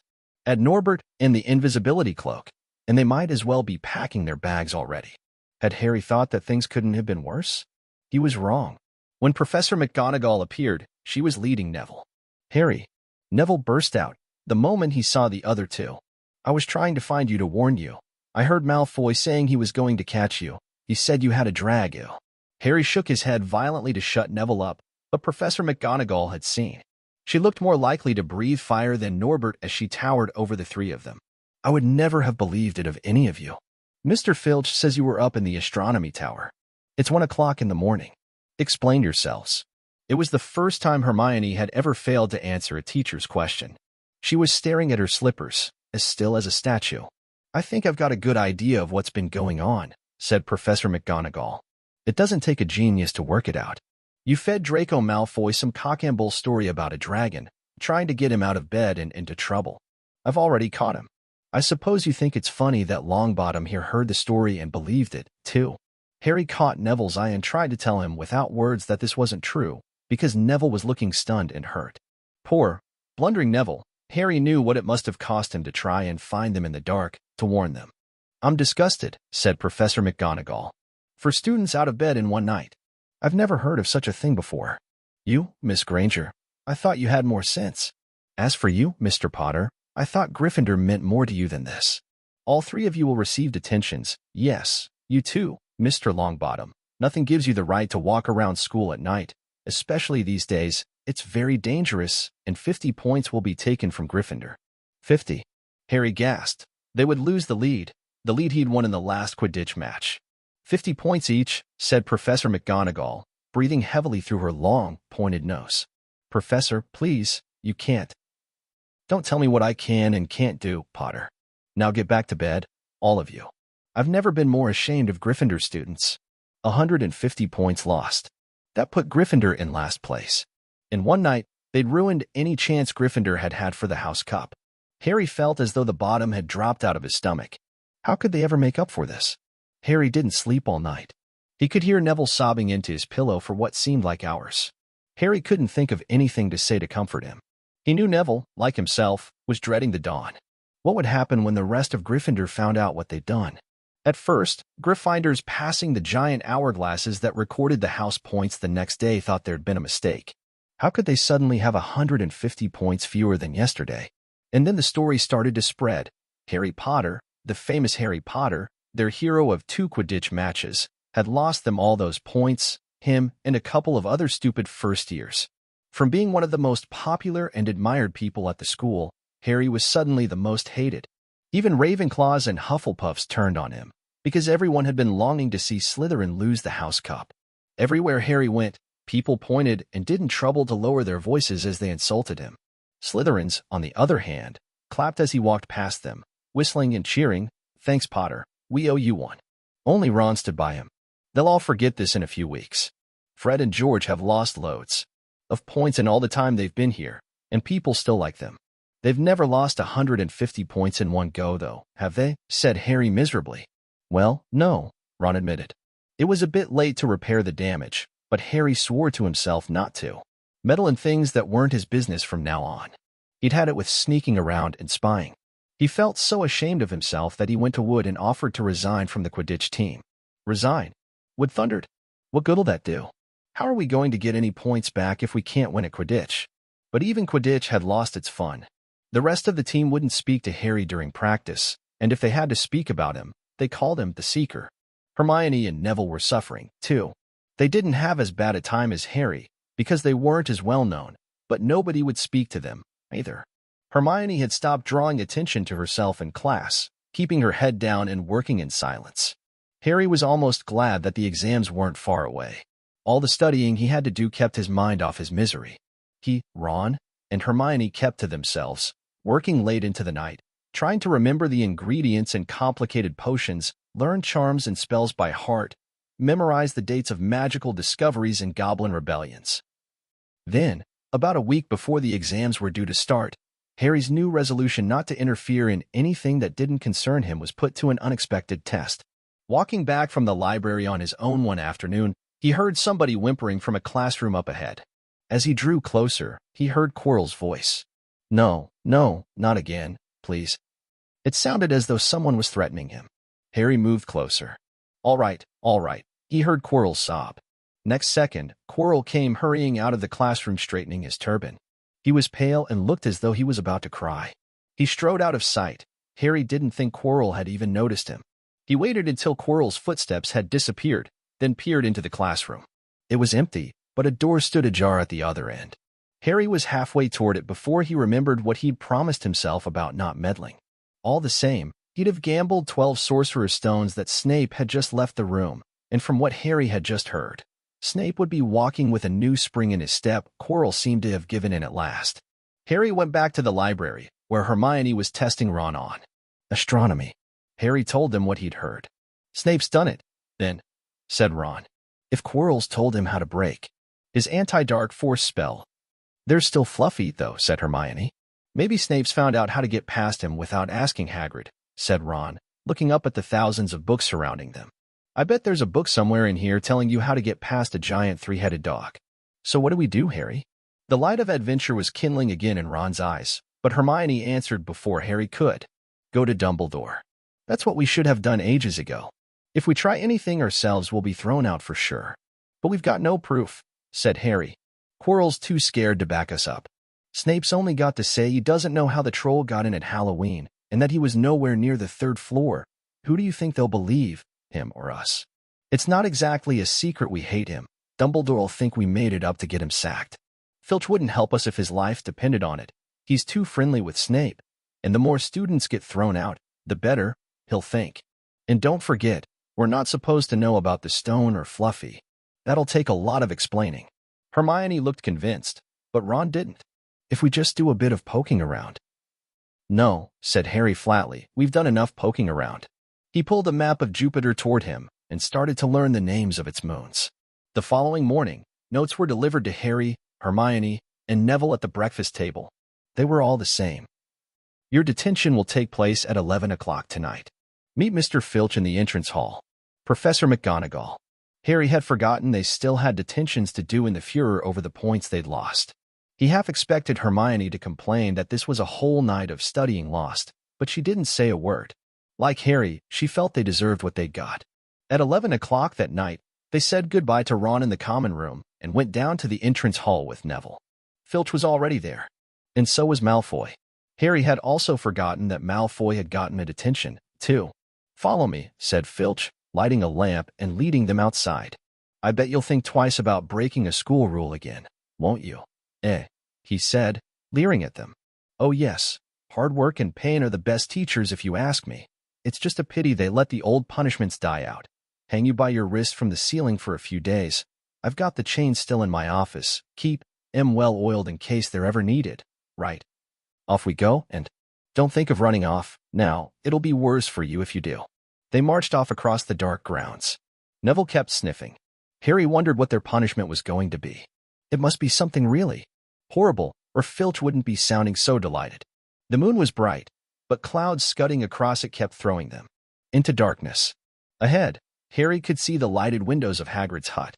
Then they heard a distant shout. "Is that you, Filch? Hurry up. I want to get started." Harry's heart rose. If they were going to be working with Hagrid, it wouldn't be so bad.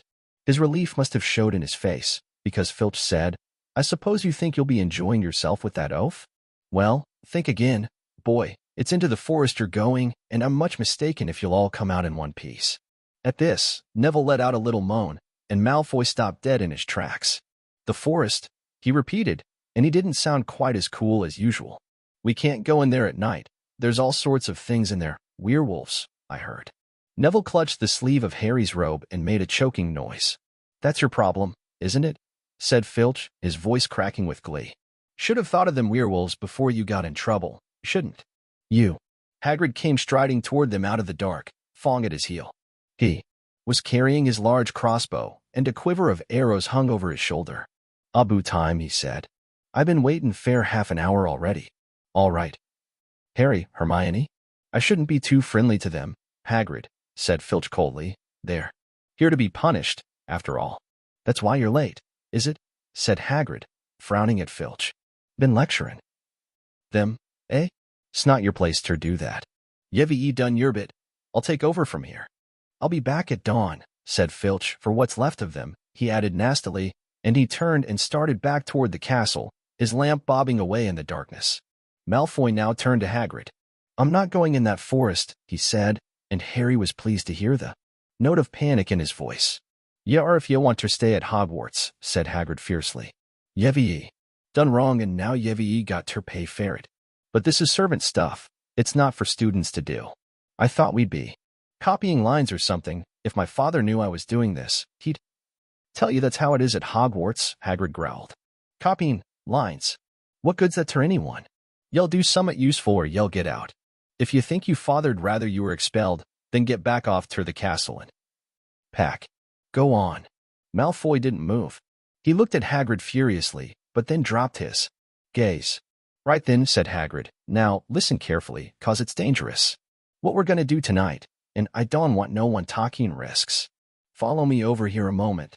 He led them to the very edge of the forest.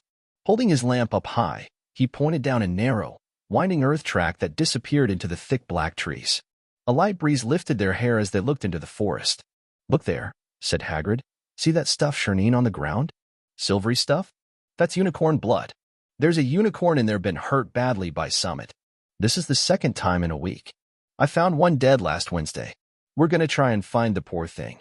We might have put it out of its misery." "And what if whatever hurt the unicorn finds us first?" said Malfoy, unable to keep the fear out of his voice.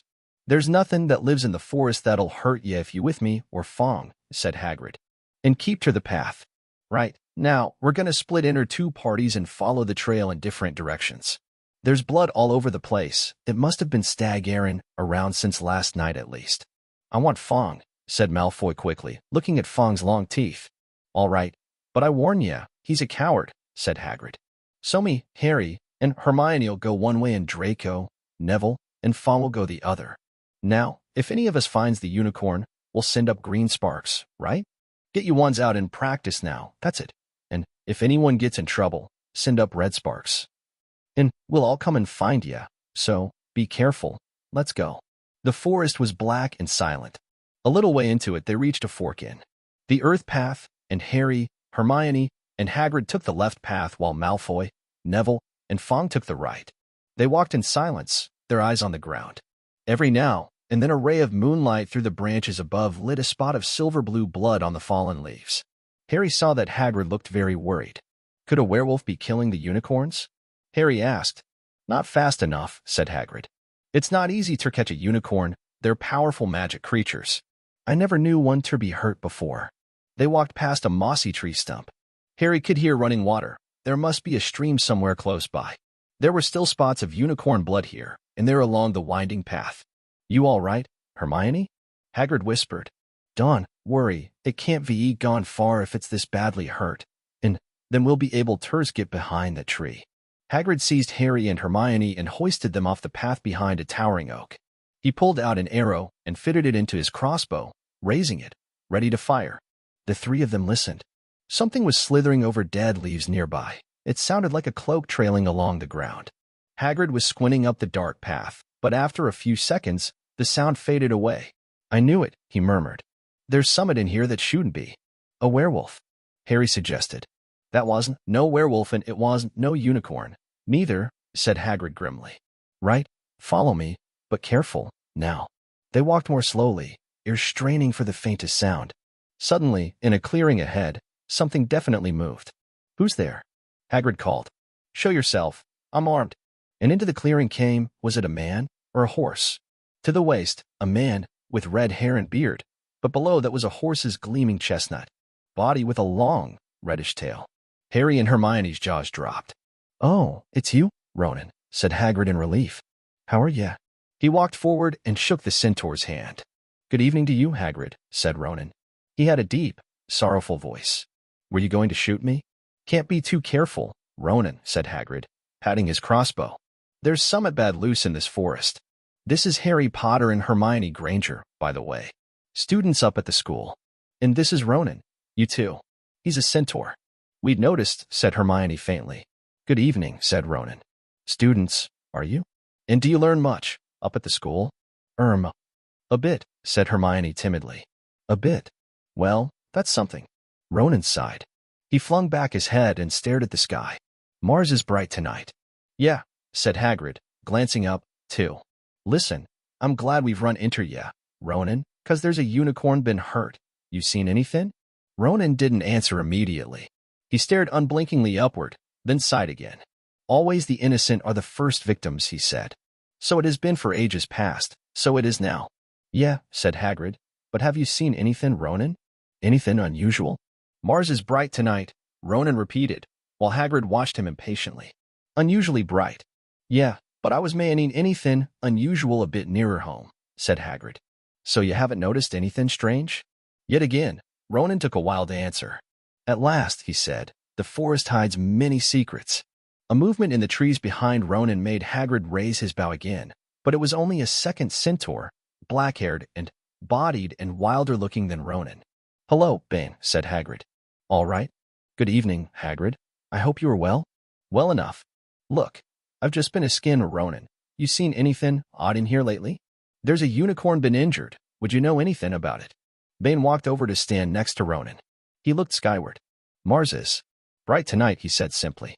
We've heard, said Hagrid grumpily.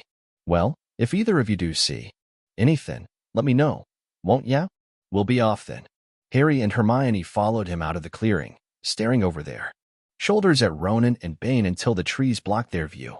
Never, said Hagrid irritably, try and get a straight answer out of a centaur. Ruddy stargazers. Not interested in anything closer in the moon. Are there many of them in here? Asked Hermione. Oh, a fair few. Keep themselves to themselves mostly, but they're good enough about turning up if ever I want a word. They're deep, mind, centaurs. They know things, just don't let on much. Do you think that was a centaur we heard earlier? Said Harry. Did that sound like hooves to you? Nah, if you ask me, that was what's been killing the unicorns. Never heard anything like it before. They walked on through the dense, dark trees. Harry kept looking nervously over his shoulder. He had the nasty feeling they were being watched. He was very glad they had Hagrid and his crossbow with them. They had just passed a bend in the path when Hermione grabbed Hagrid's arm. Hagrid, look. Red sparks, the others are in trouble. You two wait here, Hagrid shouted. Stay on the path. I'll come back. They heard him crashing away through the undergrowth and stood, looking at each other, very scared, until they couldn't hear anything but the rustling of leaves around them. You don't think they've been hurt, do you? Whispered Hermione. I don't care if Malfoy has, but if something's got Neville, it's our fault. He's here in the first place. The minutes dragged by. Their ears seemed sharper than usual. Harry's seemed to be picking up every sigh of the wind, every cracking twig. What was going on? Where were the others? At last, a great crunching noise announced Hagrid's return. Malfoy, Neville, and Fong were with him. Hagrid was fuming. Malfoy, it seemed, had sneaked up behind Neville and grabbed him as a joke. Neville had panicked and sent up the sparks. We'll be lucky to catch anything now, with the racket you two were making. Right, we're changing groups. Neville, you stay with me, and Hermione, Harry, you go with Fong and this idiot. I'm sorry, Hagrid added in a whisper to Harry, but he'll have a harder time frightening you, and we've got to get this done. So Harry set off into the heart of the forest with Malfoy and Fong. They walked for nearly half an hour, deeper and deeper into the forest, until the path became almost impossible to follow because the trees were so thick. Harry thought the blood seemed to be getting thicker. There were splashes on the roots of a tree, as though the poor creature had been thrashing around in pain close by. Harry could see a clearing ahead, through the tangled branches of an ancient oak. Look, he murmured, holding out his arm to stop Malfoy. Something bright white was gleaming on the ground. They inched closer. It was the unicorn all right, and it was dead. Harry had never seen anything so beautiful and sad. Its long, slender legs were stuck out at odd angles. Where it had fallen, and its mane was spread pearly white on the dark leaves. Harry had taken one step toward it when a slithering sound made him freeze where he stood. A bush on the edge of the clearing quivered. Then, out of the shadows, a hooded figure came crawling across the ground like some stalking beast. Harry, Malfoy, and Fong stood transfixed. The cloaked figure reached the unicorn, lowered its head over the wound in the animal's side, and began to drink its blood. AoE work. Malfoy let out a terrible scream and bolted. So did Fong. The hooded figure raised its head and looked right at Harry. Unicorn blood was dribbling down its front. It got to its feet and came swiftly toward Harry. He couldn't move for fear. Then a pain like he'd never felt before pierced his head.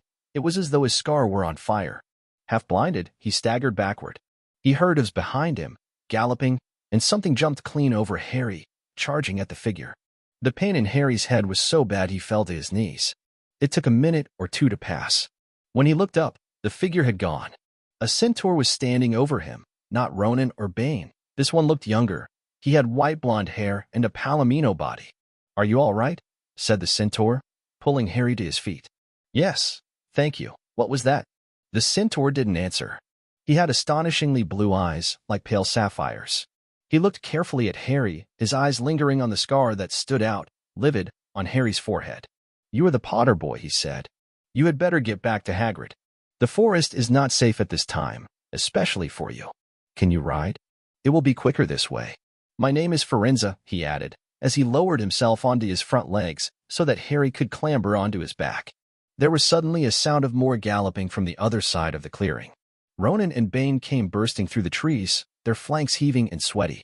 Firenze, Bane thundered. What are you doing? You have a human on your back. Have you no shame? Are you a common mule? Do you realize who this is? Said Firenze. This is the Potter boy. The quicker he leaves this forest, the better. What have you been telling him? Growled Bane. Remember, Firenze, we are sworn not to set ourselves against the heavens. Have we not read what is to come in the movements of the planets? Ronan pawed the ground nervously. I'm sure Firenze thought he was acting for the best, he said in his gloomy voice. Bane kicked his back legs in anger. For the best? What has that to do with us? Centaurs are concerned with what has been foretold. It is not our business to run around like donkeys after stray humans in our forest. Firenze suddenly reared onto his hind legs in anger, so that Harry had to grab his shoulders to stay on. Do you not see that unicorn? Firenze bellowed at Bane. Do you not understand why it was killed? Or have the planets not let you in on that secret? I set myself against what is lurking in this forest. Bane, yes, with humans alongside me if I must. And Firenze whisked around. With Harry clutching on as best he could, they plunged off into the trees, leaving Ronan and Bane behind them. Harry didn't have a clue what was going on. Why is Bane so angry? He asked. What was the thing you saved me from? Anyway, Forenza slowed to a walk, warned Harry to keep his head bowed in case of low-hanging branches, but did not answer Harry's question. They made their way through the trees in silence for so long that Harry thought Forenza didn't want to talk to him anymore. They were passing through a particularly dense patch of trees, however, when Forenza suddenly stopped. "Harry Potter, do you know what unicorn blood is used for?" "No," said Harry, startled by the odd question. "We've only used the horn and tail hair in potions." "That is because it is a monstrous thing to slay a unicorn," said Forenza. "Only one who has nothing to lose and everything to gain would commit such a crime. The blood of a unicorn will keep you alive, even if you are an inch from death, but at a terrible price. You have slain something pure and defenseless to save yourself, and you will have but a half-life, a cursed life, from the moment the blood touches your lips." Harry stared at the back of Forenza's head, which was dappled silver in the moonlight. But who'd be that desperate? He wondered aloud. "If you're going to be cursed forever, death's better, isn't it?" "It is," Forenza agreed, "unless all you need is to stay alive long enough to drink something else, something that will bring you back to full strength and power, something that will mean you can never die." "Mr. Potter, do you know what is hidden in the school at this very moment?" "The Sorcerer's Stone. Of course, the elixir of life. But I don't understand who. Can you think of nobody who has waited many years to return to power? Who has clung to life, awaiting their chance?"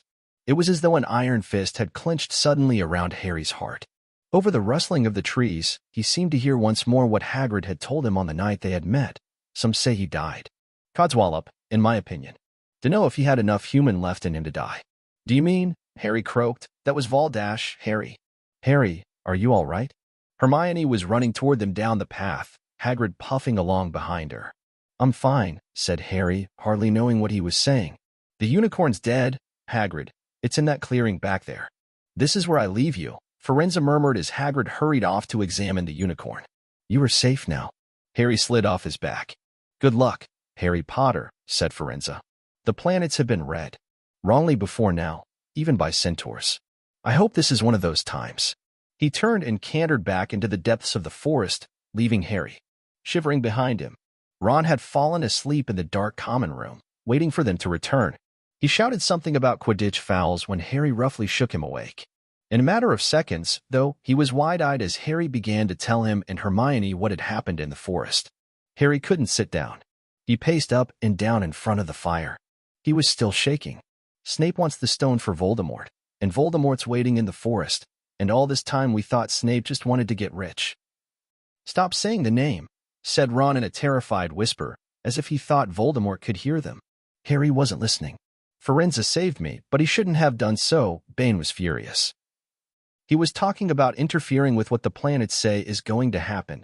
They must show that Voldemort's coming back. Bane thinks Forenza should have let Voldemort kill me. I suppose that's written in the stars as well. Will you stop saying the name?" Ron hissed. "So all I've got to wait for now is Snape to steal the stone," Harry went on feverishly. "Then Voldemort will be able to come and finish me off." "Well, I suppose Bane'll be happy." Hermione looked very frightened, but she had a word of comfort. "Harry, everyone says Dumbledore's the only one you know who is ever afraid of with Dumbledore around. You know who won't touch you.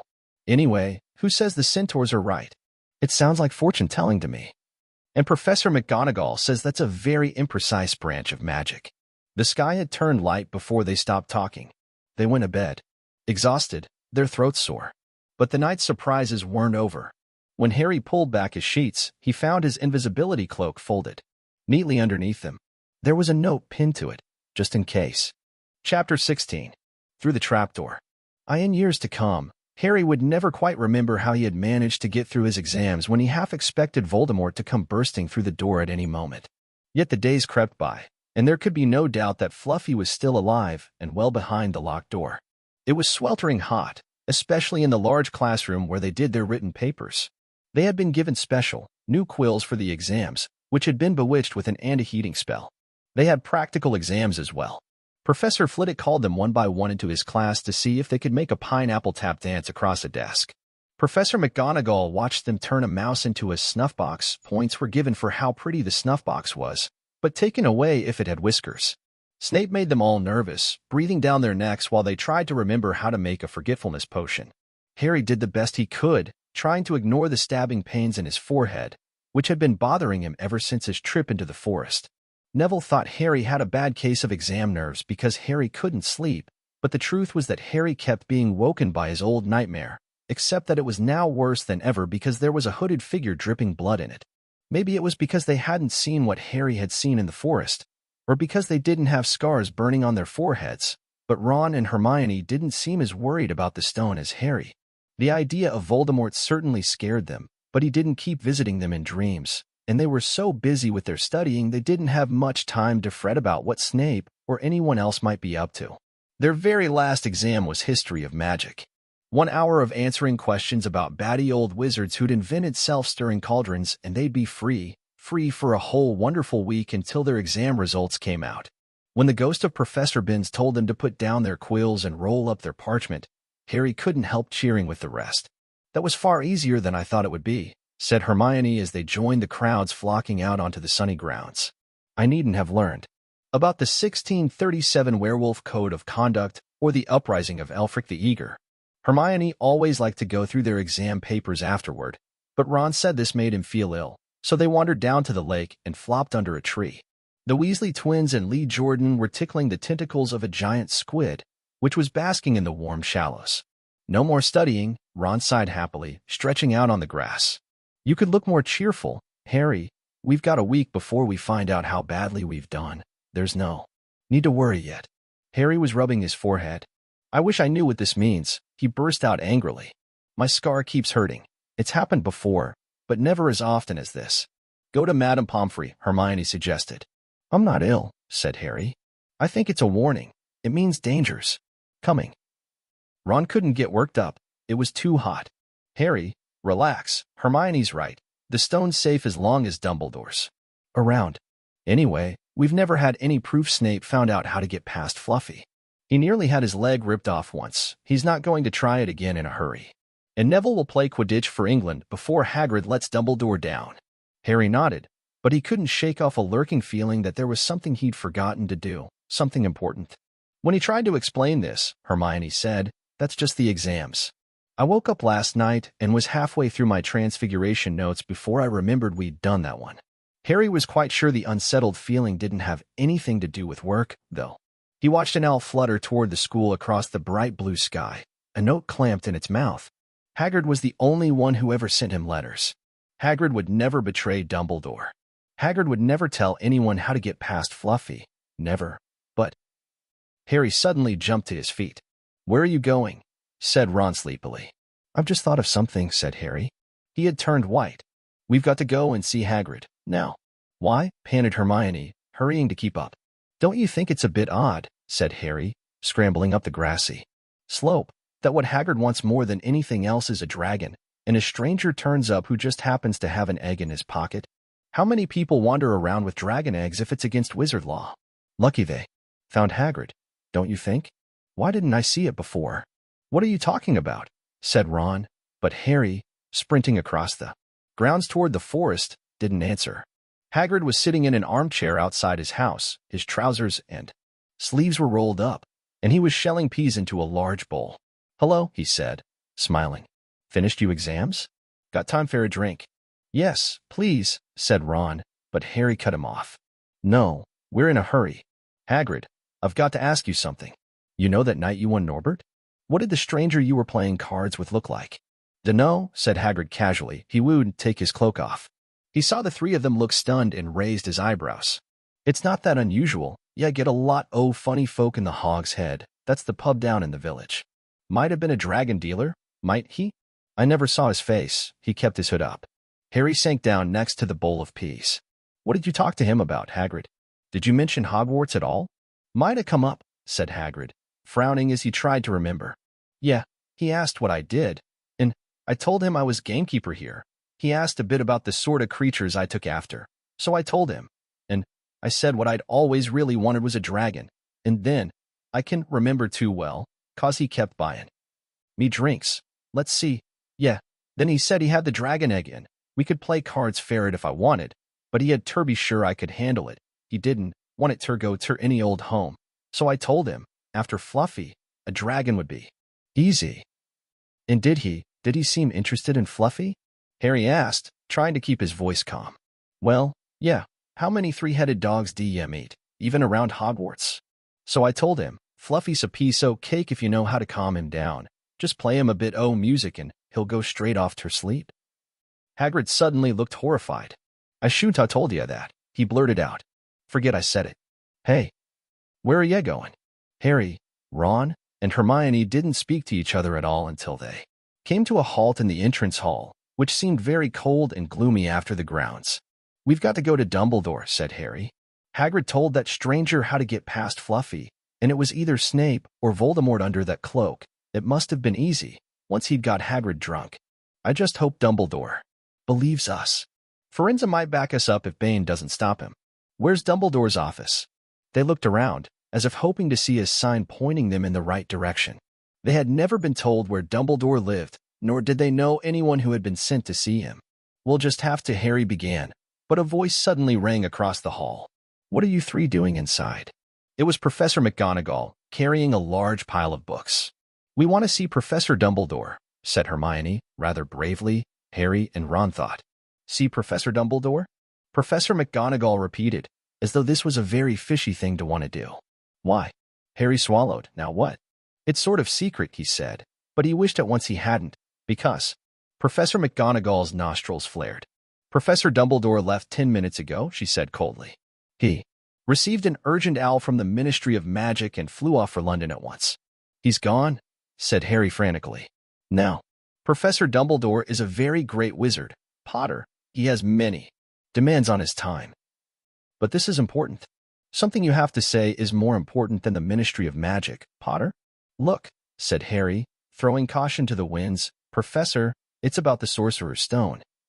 Whatever Professor McGonagall had expected, it wasn't that. The books she was carrying tumbled out of her arms, but she didn't pick them up. How do you know? She spluttered.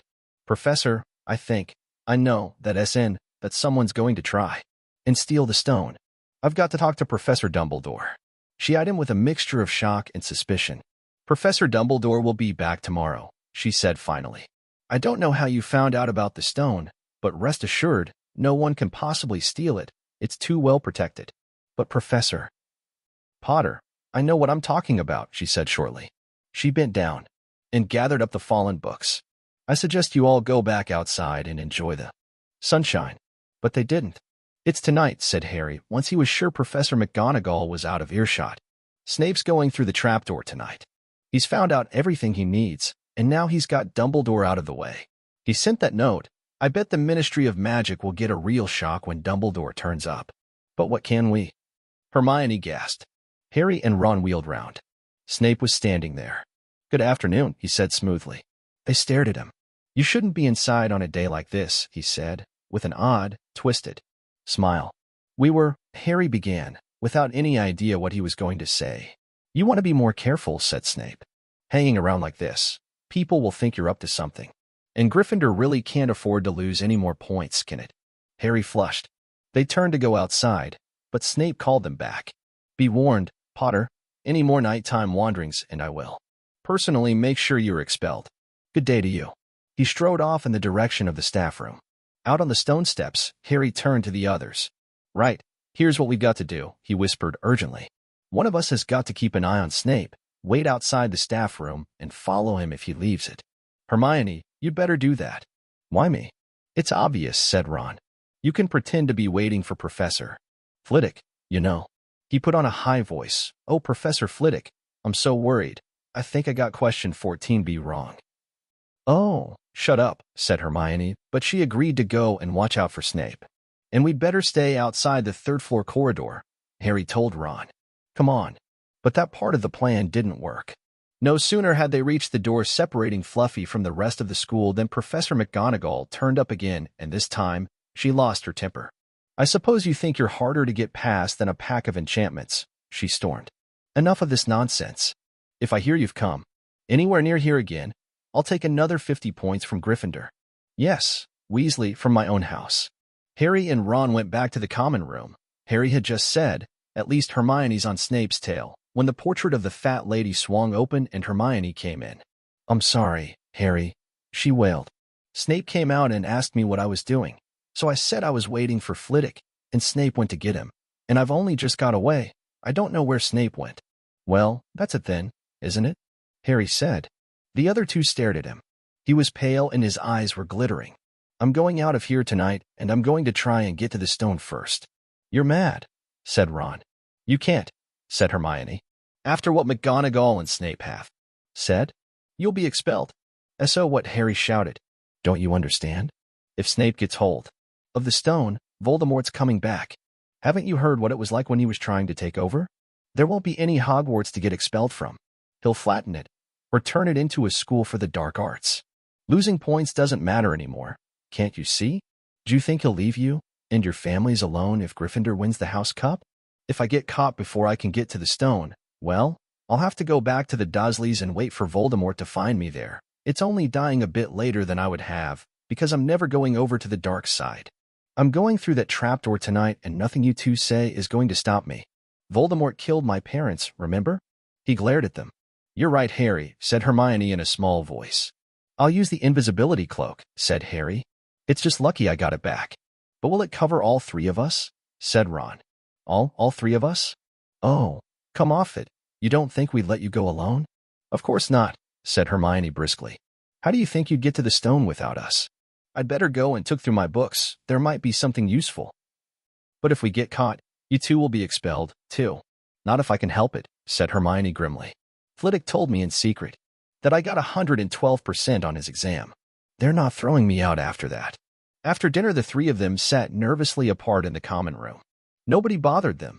None of the Gryffindors had anything to say to Harry anymore. After all, this was the first night he hadn't been upset by it. Hermione was skimming through all her notes, hoping to come across one of the enchantments they were about to try to break. Harry and Ron didn't talk much. Both of them were thinking about what they were about to do. Slowly, the room emptied as people drifted off to bed. Better get the cloak, Ron muttered as Lee Jordan finally left. Stretching and yawning, Harry ran upstairs to their dark dormitory. He pulled out the cloak, and then his eyes fell on the flute Hagrid had given him for Christmas. He pocketed it to use on Fluffy. He didn't feel much like singing. He ran back down to the common room. We'd better put the cloak on here, and make sure it covers all three of us, if Philip spots one of our feet wandering along on its own. What are you doing? Said a voice from the corner of the room. Neville appeared from behind an armchair, clutching Trevor the Toad, who looked as though he'd been making another bid for freedom. Nothing, Neville, nothing, said Harry, hurriedly putting the cloak behind his back. Neville stared at their guilty faces. You're going out again, he said. No, said Hermione. No, we're not. Why don't you go to bed, Neville? Harry looked at the grandfather clock by the door. They couldn't afford to waste any more time. Snape might even now be playing Fluffy to sleep. You can't go out, said Neville. You'll be caught again. Gryffindor will be in even more trouble. You don't understand, said Harry. This is important. But Neville was clearly steeling himself to do something desperate. I won't let you do it, he said, hurrying to stand in front of the portrait hole. I'll fight you. Neville, Ron exploded, get away from that hole and don't be an idiot. Don't you call me an idiot, said Neville. I don't think you should be breaking any more rules. And you were the one who told me to stand up to people. Yes, but not to us, said Ron in exasperation. Neville, you don't know what you're doing. He took a step forward and Neville dropped Trevor the Toad, who leapt out of sight. Go on then, try and hit me, said Neville, raising his fists. I'm ready. Harry turned to Hermione. Do something, he said desperately.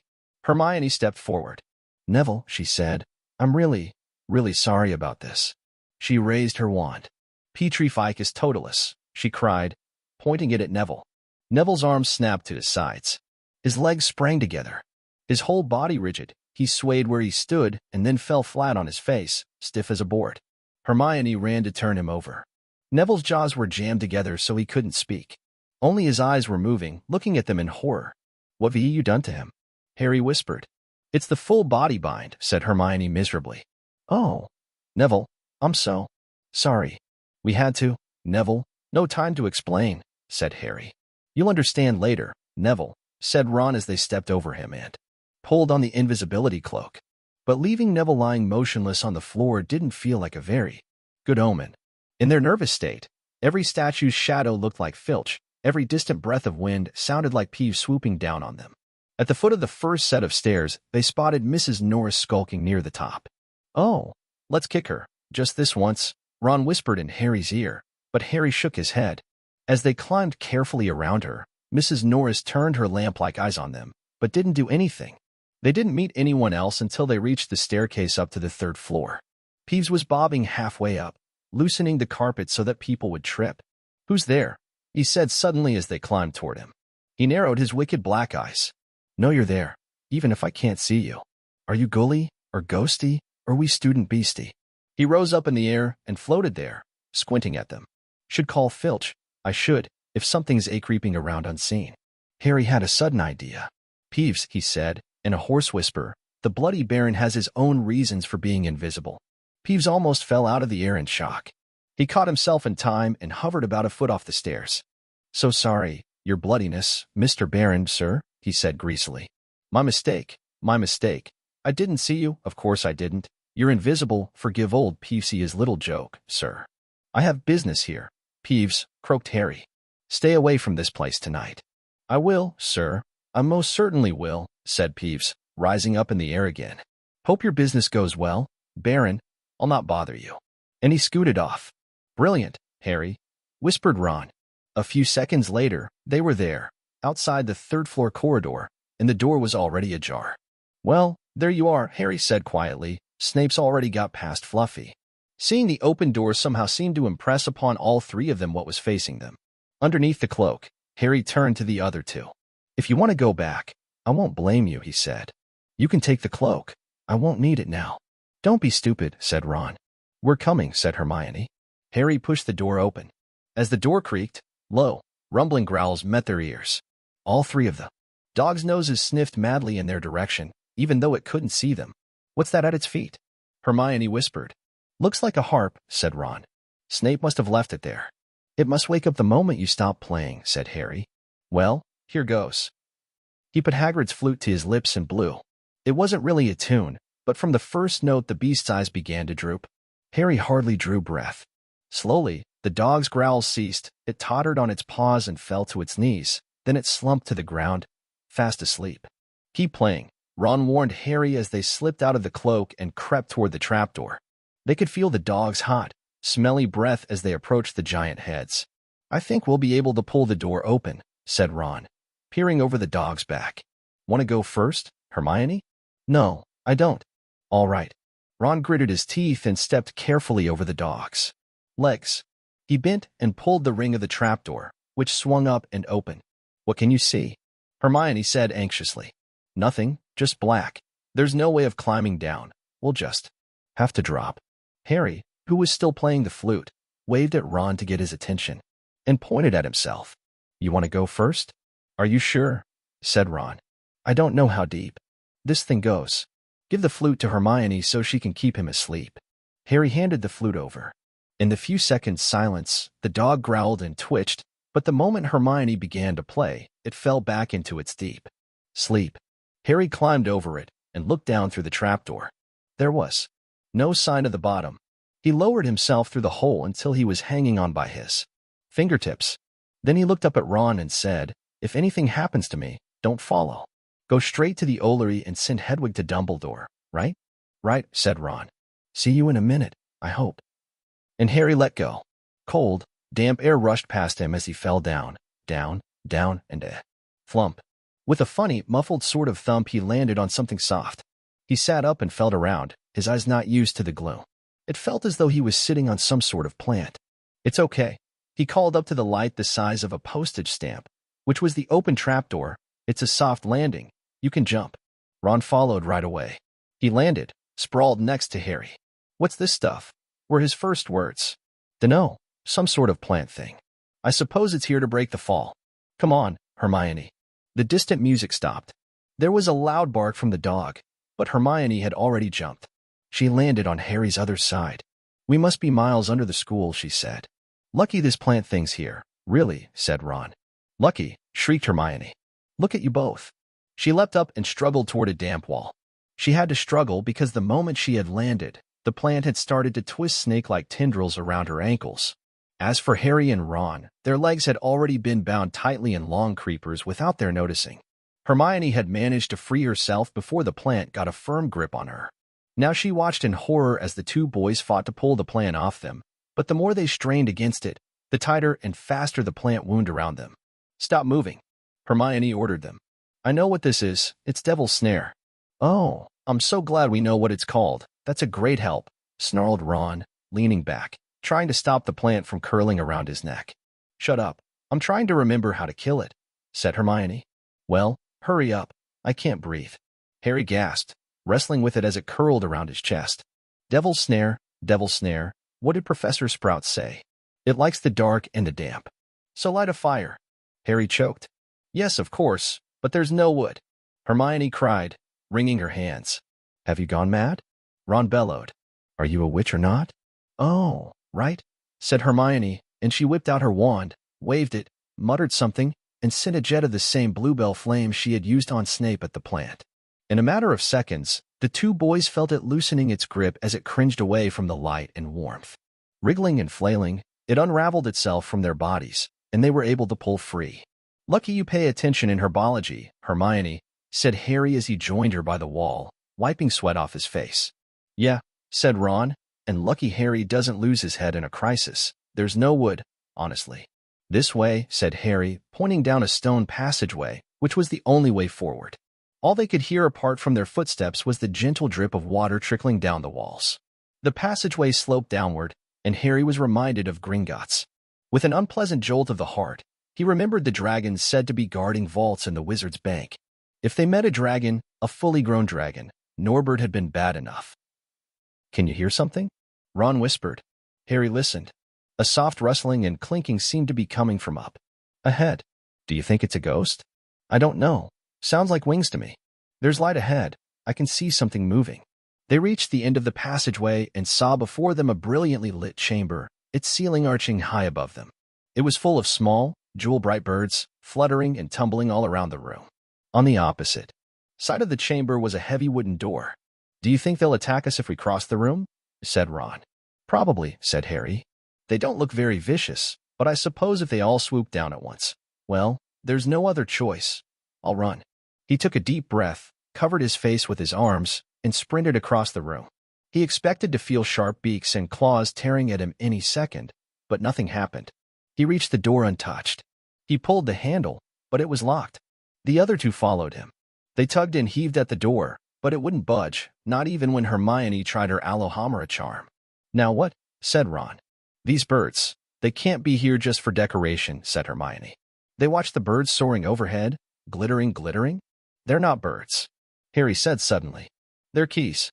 Winged keys. Look carefully." So that must mean. He looked around the chamber while the other two squinted up at the flock of keys. "Yes, look. Broomsticks. We've got to catch the key to the door. But there are hundreds of them." Ron examined the lock on the door. "We're looking for a big, old-fashioned one, probably silver, like the handle."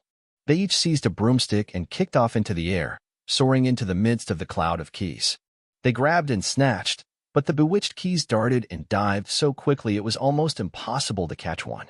Not for nothing, though, was Harry the youngest seeker in a century. He had a knack for spotting things other people didn't. After a minute's weaving about through the whirl of rainbow feathers, he noticed a large silver key that had a bent wing, as if it had already been caught and stuffed roughly into the keyhole. "That one," he called to the others. "That big one. There, no. There, with bright blue wings, the feathers are all crumpled on one side." Ron went speeding in the direction that Harry was pointing, crashed into the ceiling, and nearly fell off his broom. "We've got to close in on it," Harry called, not taking his eyes off the key with the damaged wing. "Ron, you come at it from above. Hermione, stay below and stop it from going down, and I'll try and catch it." "Right, now." Ron dived, Hermione rocketed upward, the key dodged them both, and Harry streaked after it. It sped toward the wall. Harry leaned forward and with a nasty, crunching noise, pinned it against the stone with one hand. Ron and Hermione's cheers echoed around the high chamber. They landed quickly, and Harry ran to the door, the key struggling in his hand. He rammed it into the lock and turned. It worked. The moment the lock had clicked open, the key took flight again, looking very battered now that it had been caught twice. "Ready?" Harry asked the other two, his hand on the door handle. They nodded. He pulled the door open. The next chamber was so dark they couldn't see anything at all. But as they stepped into it, Light suddenly flooded the room to reveal an astonishing sight. They were standing on the edge of a huge chessboard, behind the black chessmen, which were all taller than they were and carved from what looked like black stone. Facing them, way across the chamber, were the white pieces. Harry, Ron, and Hermione shivered slightly. The towering white chessmen had no faces. "Now what do we do?" Harry whispered. "It's obvious, isn't it?" said Ron. "We've got to play our way across the room." Behind the white pieces they could see another door. "How?" said Hermione nervously. "I think," said Ron, "we're going to have to be chessmen." He walked up to a black knight and put his hand out to touch the knight's horse. At once, the stone sprang to life. The horse pawed the ground, and the knight turned his helmeted head to look down at Ron. "Do we, have to join you to get across?" The black knight nodded. Ron turned to the other two. "This needs thinking about," he said. "I suppose we've got to take the place of 3 of the black pieces." Harry and Hermione stayed quiet, watching Ron think. Finally he said, "Now, don't be offended or anything, but neither of you are that good at chess." "We're not offended," said Harry quickly. "Just tell us what to do." "Well, Harry, you take the place of that bishop, and Hermione, you next. To him instead of that castle. What about you?" "I'm going to be a knight," said Ron. The chessmen seemed to have been listening, because at these words a knight, a bishop, and a castle turned their backs on the white pieces and walked off the board, leaving 3 empty squares that Harry, Ron, and Hermione took. "White always plays first in chess," said Ron, peering across the board. "Yes, look." A white pawn had moved forward 2 squares. Ron started to direct the black pieces. They moved silently wherever he sent them. Harry's knees were trembling. What if they lost? Harry moved diagonally 4 squares to the right. Their first real shot came when their other knight was taken. The white queen smashed him to the floor and dragged him off the board, where he lay quite still, face down. "Had to let that happen," said Ron, looking shaken. "Leaves you free to take that bishop." "Hermione, go on." Every time one of their men was lost, the white pieces showed no mercy. Soon there was a huddle of limp black players slumped along the wall. Twice, Ron only just noticed in time that Harry and Hermione were in danger. He himself darted around the board, taking almost as many white pieces as they had lost black ones. "We're nearly there," he muttered suddenly. Let me think. The white queen turned her blank face toward him. "Yes," said Ron softly, "it's the only way. I've got to be taken." "No," Harry and Hermione shouted. "That's chess," snapped Ron. "You've got to make some sacrifices. I take 1 step forward and she'll take me. That leaves you free to checkmate the king, Harry. But do you want to stop Snape or not?" "Ron, look, if you don't hurry up, he'll already have the stone." There was no alternative. "Ready?" Ron called, his face pale but determined. "Here I go now. Don't hang around once you've won." He stepped forward, and the white queen pounced. She struck Ron hard across the head with her stone arm, and he crashed to the floor. Hermione screamed, but stayed on her square. The white queen dragged Ron to one side. He looked as if he'd been knocked out. Shaking, Harry moved 3 spaces to the left. The white king took off his crown and threw it at Harry's feet. They had won. The chessmen parted and bowed, leaving the door ahead clear. With one last desperate look back at Ron, Harry and Hermione charged through the door and up the next passageway. "What if he'll be all right," said Harry, trying to convince himself. "What do you reckon's next?" "We've had sprouts. That was the devil's snare. Flitwick must have put charms on the keys. McGonagall transfigured the chessmen to make them alive. That leaves Quirrell's spell, and Snape's." They had reached another door. "All right," Harry whispered. "Go on." Harry pushed it open. A disgusting smell filled their nostrils, making both of them pull their robes up over their noses. Eyes watering, they saw, flat on the floor in front of them, a troll even larger than the one they had tackled, out cold with a bloody lump on its head. "I'm glad we didn't have to fight that one," Harry whispered as they stepped carefully over one of its massive legs. "Come on, I can't breathe." He pulled open the next door, both of them hardly daring to look at what came next. But there was nothing very frightening in here, just a table with 7 differently shaped bottles standing on it in a line. "Snape's," said Harry. "What do we have to do?" They stepped over the threshold, and immediately a fire sprang up behind them in the doorway. It wasn't ordinary fire either. It was purple. At the same instant, black flames shot up in the doorway leading onward. They were trapped. "Look." Hermione seized a roll of paper lying next to the bottles. Harry looked over her shoulder to read it. "Danger lies before you. while safety lies behind. 2 of us will help you, whichever you would find. 1 among us 7 will let you move ahead. Another will transport the drinker back instead. 2 among our number hold only nettle wine. 3 of us are killers, waiting bidden in line. Choose, unless you wish to stay here forevermore. To help you in your choice, we give you these clues for. First, however slyly the poison tries to hide, you will always find some on nettle wine's left side. Second, different are those who stand at either end. But if you would move onward, neither is your friend. Third, as you see clearly, all are different size. Neither dwarf nor giant holds death in their insides. Fourth, the second left and the second on the right are twins once you taste them, though different at first sight. Hermione let out a great sigh and Harry, amazed, saw that she was smiling, the very last thing he felt like doing. Brilliant, said Hermione. This isn't magic, it's logic, a puzzle. A lot of the greatest wizards haven't got an ounce of logic, they'd be stuck in here forever. But so will we, won't we? Of course not, said Hermione. Everything we need is here on this paper. 7 bottles, 3 are poison, 2 are wine. 1 will get us safely through the black fire, and 1 will get us back through the purple. But how do we know which to drink? Give me a minute. Hermione read the paper several times. Then she walked up and down the line of bottles, muttering to herself and pointing at them. At last, she clapped her hands. Got it, she said. The smallest bottle will get us through the black fire, toward the stone. Harry looked at the tiny bottle.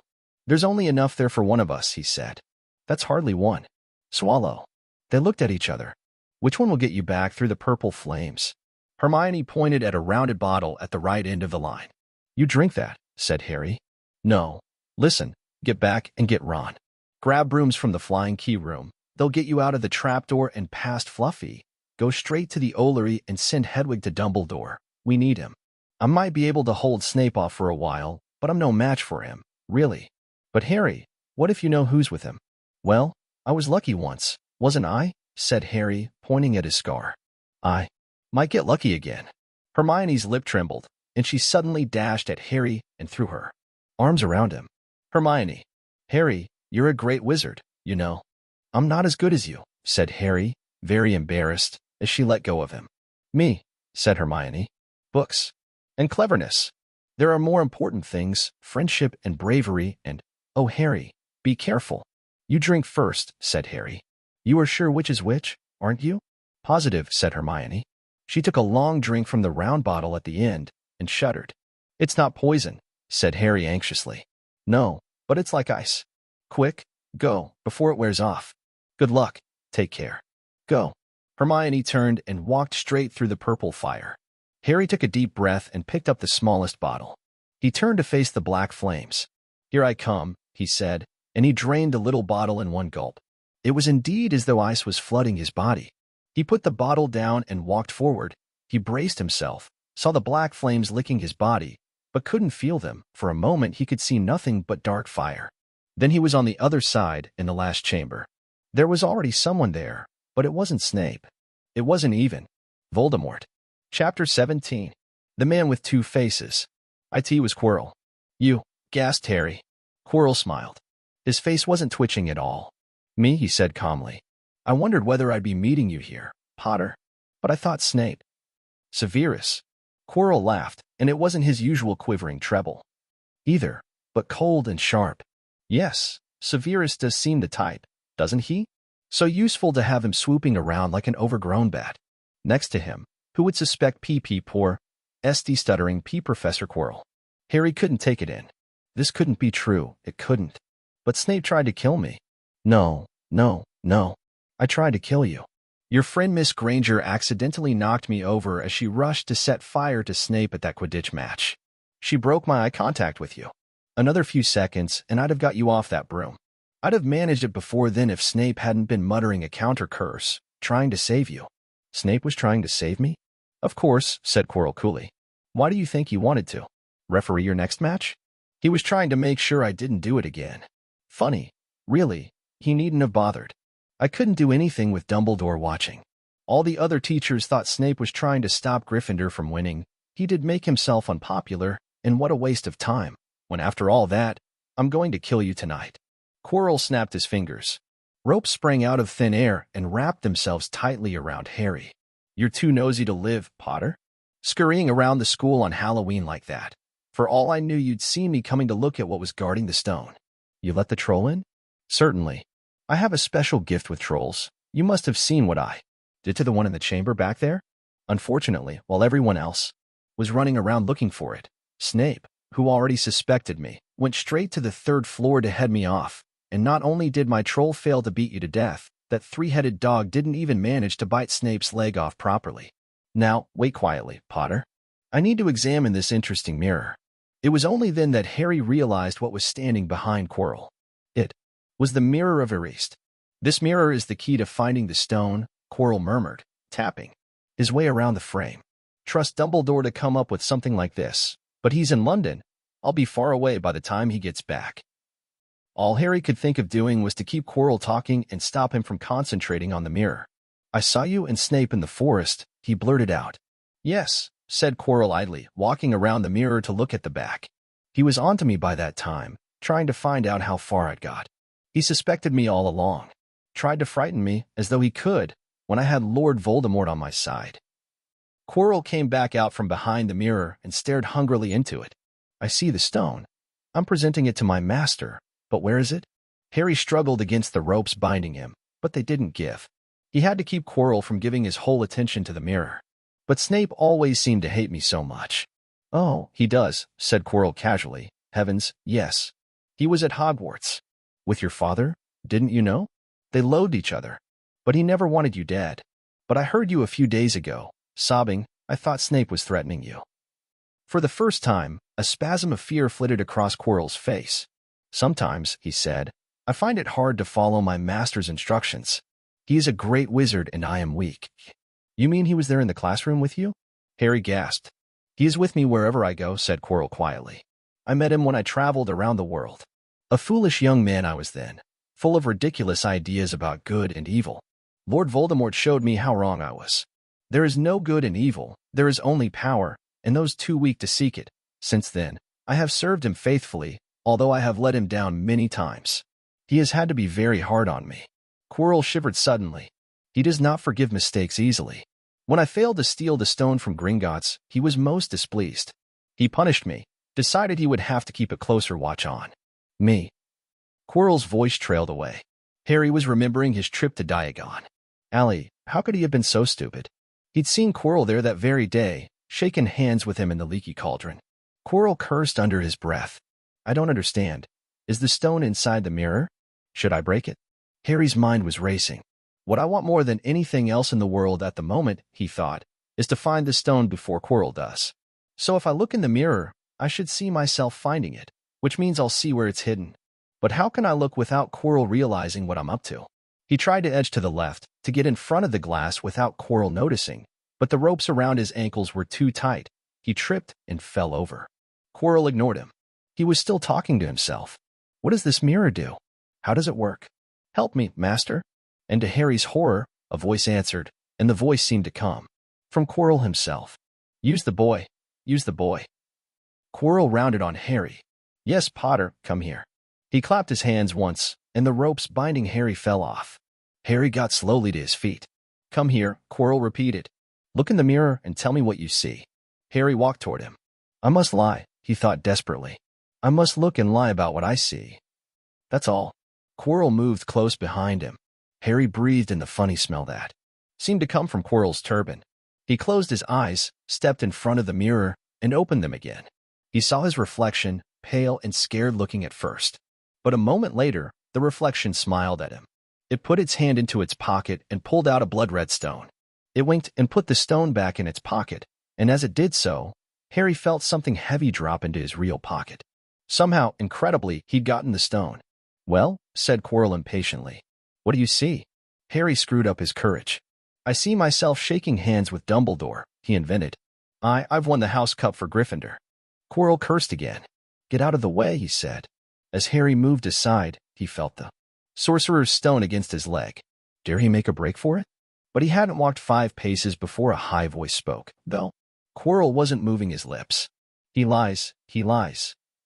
"Potter, come back here," Quirrell shouted. "Tell me the truth. What did you just see? The high voice spoke again. Let me speak to him, face to face. Master, you are not strong enough. I have strength enough for this. Harry felt as if Devil's Snare was rooting him to the spot. He couldn't move a muscle. Petrified, he watched as Quirrell reached up and began to unwrap his turban. What was going on? The turban fell away. Quirrell's head looked strangely small without it. Then he turned slowly on the spot. Harry would have screamed, but he couldn't make a sound. Where there should have been a back to Quirrell's head, there was a face, the most terrible face Harry had ever seen. It was chalk white with glaring red eyes and slits for nostrils, like a snake. Harry Potter, it whispered. Harry tried to take a step backward, but his legs wouldn't move. See what I have become? The face said. Mere shadow and vapor. I have form only when I can share another's body, but there have always been those willing to let me into their hearts and minds. Unicorn blood has strengthened me these past weeks. You saw faithful Quirrell drinking it for me in the forest. And once I have the elixir of life, I will be able to create a body of my own. Now, why don't you give me that stone in your pocket? So he knew. The feeling suddenly surged back into Harry's legs. He stumbled backward. Don't be a fool, snarled the face. Better save your own life and join me, or you'll meet the same end as your parents. They died begging me for mercy. Liar, Harry shouted suddenly. Quirrell was walking backward at him, so that Voldemort could still see him. The evil face was now smiling. How touching, it hissed. I always value bravery. Yes, boy, your parents were brave. I killed your father first, and he put up a courageous fight. But your mother needn't have died. She was trying to protect you. Now, give me the stone, unless you want her to have died in vain. Never. Harry sprang toward the flame door, but Voldemort screamed, seize him, and the next second, Harry felt Quirrell's hand close on his wrist. At once, a needle-sharp pain seared across Harry's scar. His head felt as though it was about to split in two. He yelled, struggling with all his might, and to his surprise, Quirrell let go of him. The pain in his head lessened. He looked around wildly to see where Quirrell had gone, and saw him hunched in pain, looking at his fingers. They were blistering before his eyes. Seize him! Seize him! Shrieked Voldemort again, and Quirrell lunged, knocking Harry clean off his feet, landing on top of him, both hands around Harry's neck. Harry's scar was almost blinding him with pain, yet he could see Quirrell howling in agony. Master, I cannot hold him. My hands, my hands. And Quirrell, though pinning Harry to the ground with his knees, let go of his neck and stared, bewildered, at his own palms. Harry could see they looked burned, raw, red, and shiny. Then kill him, fool, and be done, screeched Voldemort. Quirrell raised his hand to perform a deadly curse, but Harry, by instinct, reached up and grabbed Quirrell's face. Aarg! Quirrell rolled off them, his face blistering, too, and then Harry knew. Quirrell couldn't touch his bare skin, not without suffering terrible pain. His only chance was to keep hold of Quirrell, keep him in enough pain to stop him from doing a curse. Harry jumped to his feet, caught Quirrell by the arm, and hung on as tight as he could. Quirrell screamed and tried to throw Harry off. The pain in Harry's head was building. He couldn't see. He could only hear Quirrell's terrible shrieks and Voldemort's yells of, kill him, and other voices, maybe in Harry's own head, crying, Harry, Harry. He felt Quirrell's arm wrench from his grasp, knew all was lost, and fell into blackness, down, down, down. Something gold was glinting just above him. The snitch. He tried to catch it, but his arms were too heavy. He blinked. It wasn't the snitch at all. It was a pair of glasses. How strange. He blinked again. The smiling face of Albus Dumbledore swam into view above him. Good afternoon, Harry, said Dumbledore. Harry stared at him. Then he remembered. Sir. The stone. It was. Quirrell. He's got the stone. Sir, quick. Calm yourself, dear boy. You are a little behind the times, said Dumbledore. Quirrell does not have the stone. Then who does? Sir, I... Harry, please relax, or Madame Pomfrey will have me thrown out. Harry swallowed and looked around him. He realized he must be in the hospital wing. He was lying in a bed with white linen sheets, and next to him was a table piled high with what looked like half the candy shop. Tokens from your friends and admirers, said Dumbledore, beaming.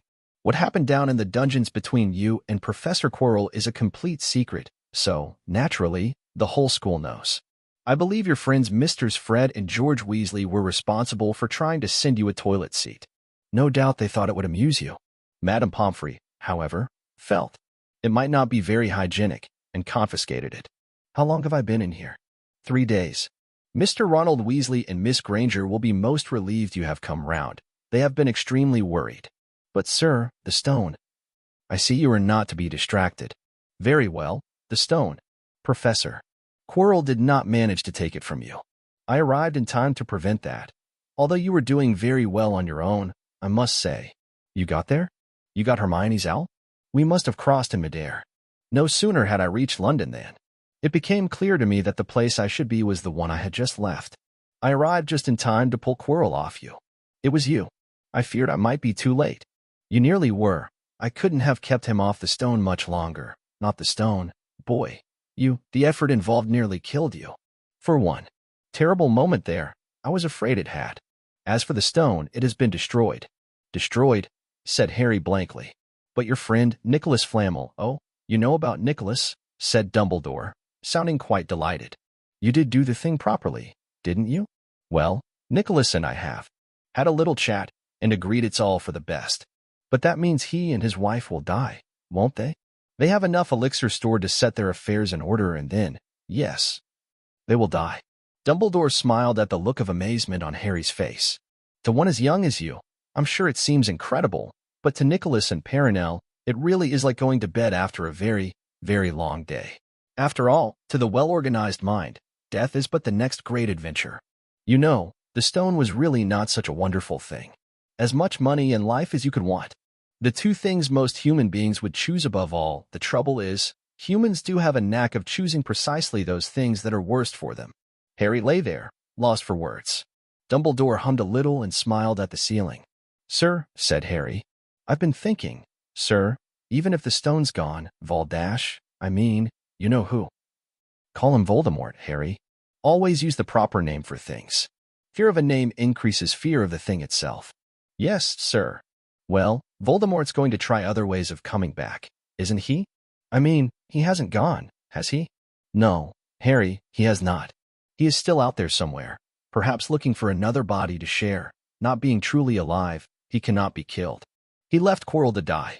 He shows just as little mercy to his followers as his enemies. Nevertheless, Harry, while you may only have delayed his return to power, it will merely take someone else who is prepared to fight what seems a losing battle next time. And if he is delayed again and again, why, he may never return to power. Harry nodded, but stopped quickly because it made his head hurt. Then he said, Sir, there are some other things I'd like to know, if you can tell me. Things I want to know the truth about. The truth. Dumbledore sighed. It is a beautiful and terrible thing, and should therefore be treated with great caution. However, I shall answer your questions unless I have a very good reason not to, in which case I beg you'll forgive me. I shall not, of course, lie. Well, Voldemort said that he only killed my mother because she tried to stop him from killing me. But why would he want to kill me in the first place? Dumbledore sighed very deeply this time. Alas, the first thing you ask me, I cannot tell you. Not today. Not now. You will know, one day. Put it from your mind for now, Harry. When you are older. I know you hate to hear this. When you are ready, you will know. And Harry knew it would be no good to argue. But why couldn't Quirrell touch me? Your mother died to save you. If there is one thing Voldemort cannot understand, it is love. He didn't realize that love as powerful as your mother's for you leaves its own mark. Not a scar, no visible sign. To have been loved so deeply, even though the person who loved us is gone, will give us some protection forever. It is in your very skin. Quirrell, full of hatred, greed, and ambition, sharing his soul with Voldemort, could not touch you for this reason. It was agony to touch a person marked by something so good. Dumbledore now became very interested in a bird out on the windowsill, which gave Harry time to dry his eyes on the sheet. When he had found his voice again, Harry said, in the invisibility cloak, Do you know who sent it to me? Ah, your father happened to leave it in my possession, and I thought you might like it. Dumbledore's eyes twinkled. Useful things. Your father used it mainly for sneaking off to the kitchens to steal food when he was here. And there's something else. Fire away. Quirrell said Snape. Professor Snape, Harry. Yes, him. Quirrell said he hates me because he hated my father. Is that true? Well, they did rather detest each other. Not unlike yourself and Mr. Malfoy. And then, your father did something Snape could never forgive. What? He saved his life. What? Yes, said Dumbledore dreamily. Funny, the way people's minds work, isn't it? Professor Snape couldn't bear being in your father's debt. I do believe he worked so hard to protect you this year because he felt that would make him and your father even. Then he could go back to hating your father's memory in peace. Harry tried to understand this, but it made his head pound, so he stopped. And sir, there's one more thing.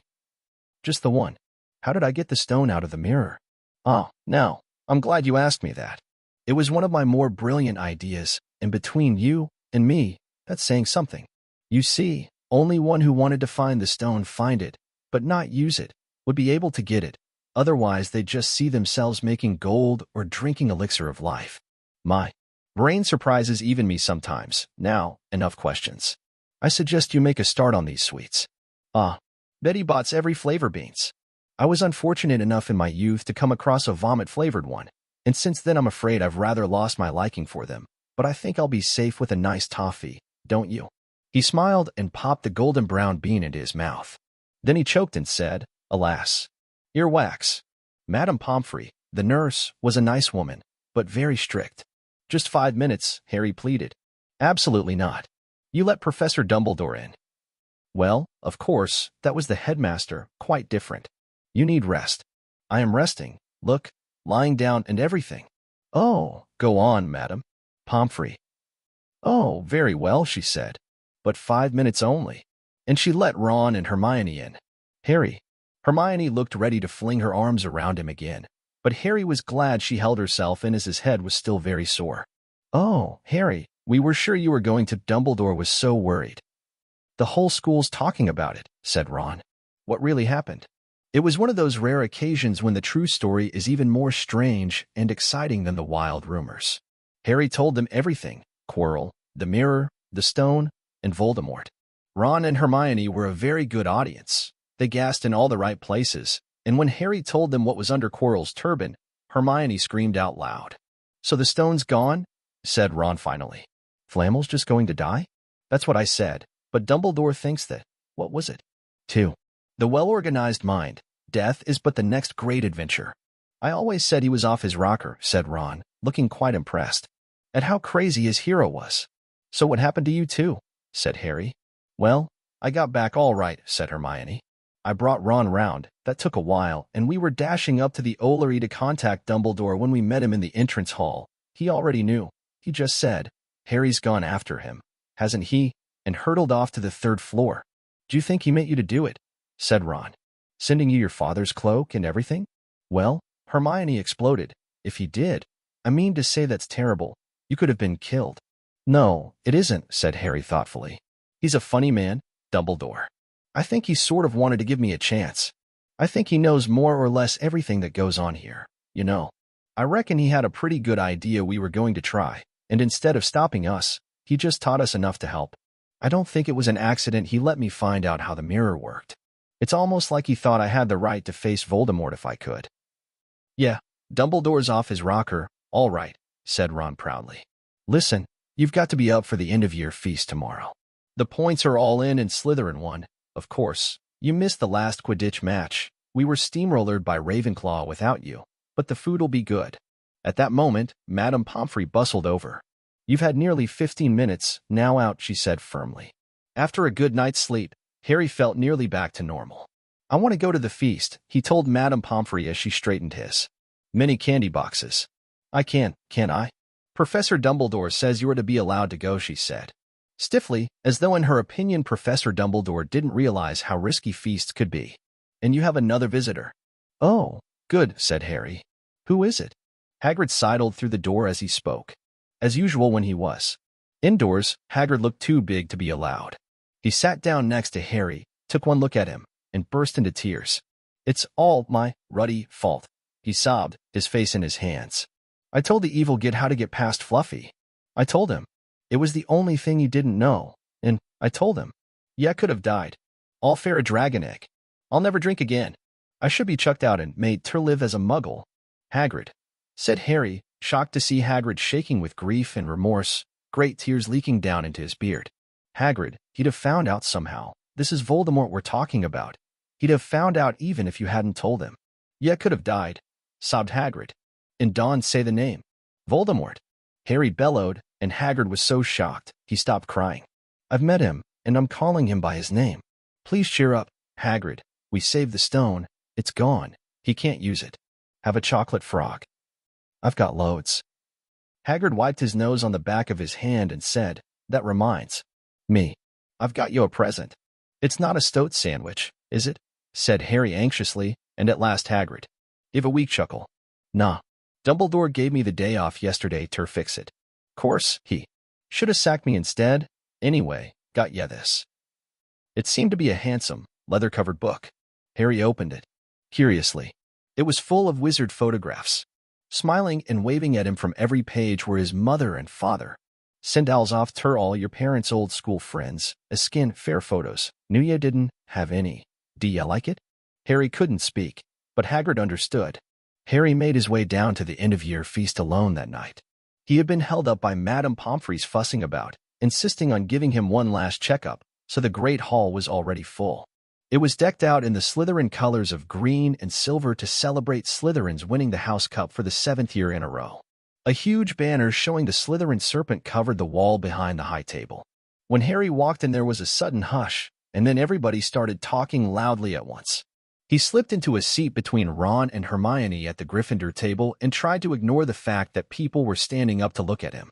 Fortunately, Dumbledore arrived moments later. The babble died away.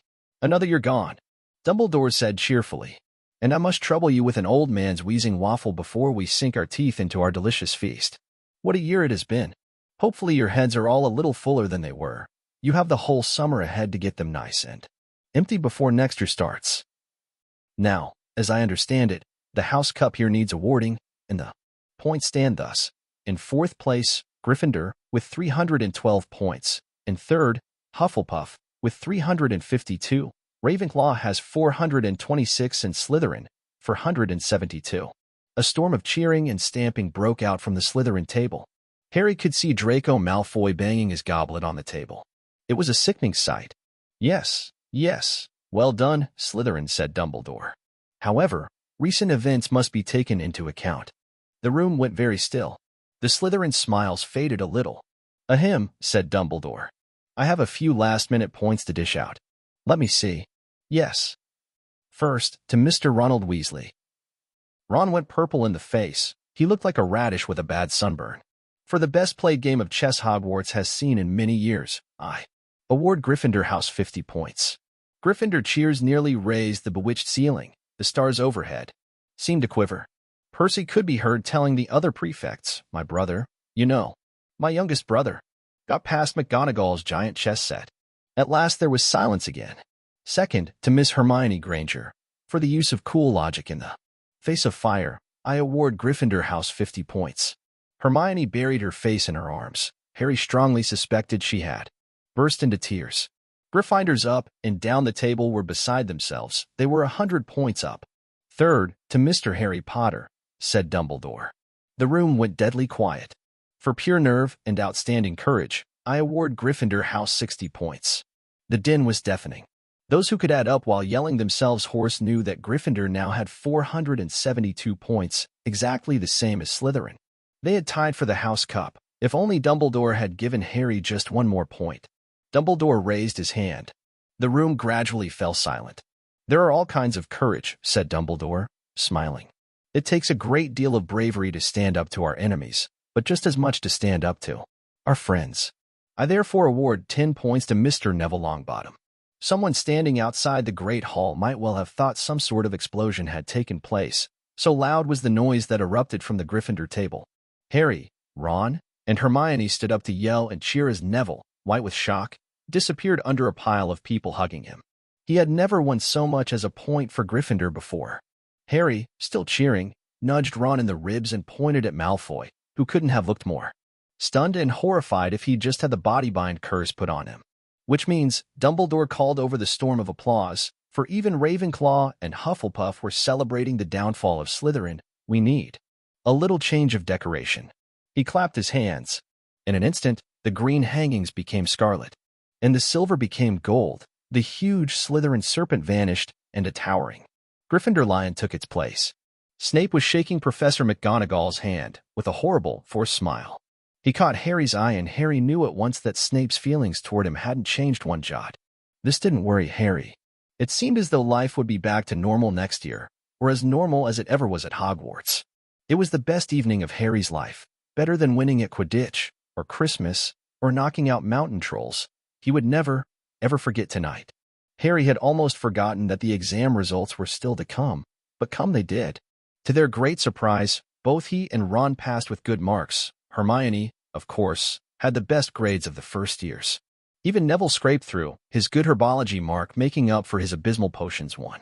They had hoped that Goyle, who was almost as stupid as he was mean, might be thrown out, but he had passed, too. It was a shame, but as Ron said, you couldn't have everything in life. And suddenly, their wardrobes were empty, their trunks were packed. Neville's toad was found lurking in a corner of the toilets. Notes were handed out to all students, warning them not to use magic over the holidays. I always hope they'll forget to give us these, said Fred Weasley sadly. Hagrid was there to take them down to the fleet of boats that sailed across the lake. They were boarding the Hogwarts Express, talking and laughing as the countryside became greener and tidier, eating Betty Bott's every flavor beans as they sped past Muggle towns, pulling off their wizard robes and putting on jackets and coats, pulling into platform 9 3/4 at King's Cross Station. It took quite a while for them all to get off the platform. A wizened old guard was up by the ticket barrier, letting them go through the gate in 2s and 3s so they didn't attract attention by all bursting out of a solid wall at once and alarming the Muggles. You must come and stay this summer, said Ron. Both of you. I'll send you an owl. Thanks, said Harry. I'll need something to look forward to. People jostled them as they moved forward toward the gateway back to the Muggle world. Some of them called. Bye, Harry. See you, Potter. Still famous, said Ron, grinning at him. Not where I'm going, I promise you, said Harry. He, Ron, and Hermione passed through the gateway together. There he is, Mom, there he is, look. It was Ginny Weasley, Ron's younger sister, but she wasn't pointing at Ron. Harry Potter, she squealed. Look, Mom, I can see. Be quiet, Ginny, and it's rude to point. Mrs. Weasley smiled down at them. Busy year, she said. Very, said Harry. Thanks for the fudge and the sweater, Mrs. Weasley. Oh, it was nothing, dear. Ready, are you? It was Uncle Vernon, still purple-faced, still mustached, still looking furious at the nerve of Harry, carrying an owl in a cage in a station full of ordinary people. Behind him stood Aunt Petunia and Dudley, looking terrified at the very sight of Harry. You must be Harry's family, said Mrs. Weasley. In a manner of speaking, said Uncle Vernon. Hurry up, boy. We haven't got all day. He walked away. Harry hung back for a last word with Ron and Hermione. See you over the summer, then. Hope you have a good holiday, said Hermione, looking uncertainly after Uncle Vernon, shocked that anyone could be so unpleasant.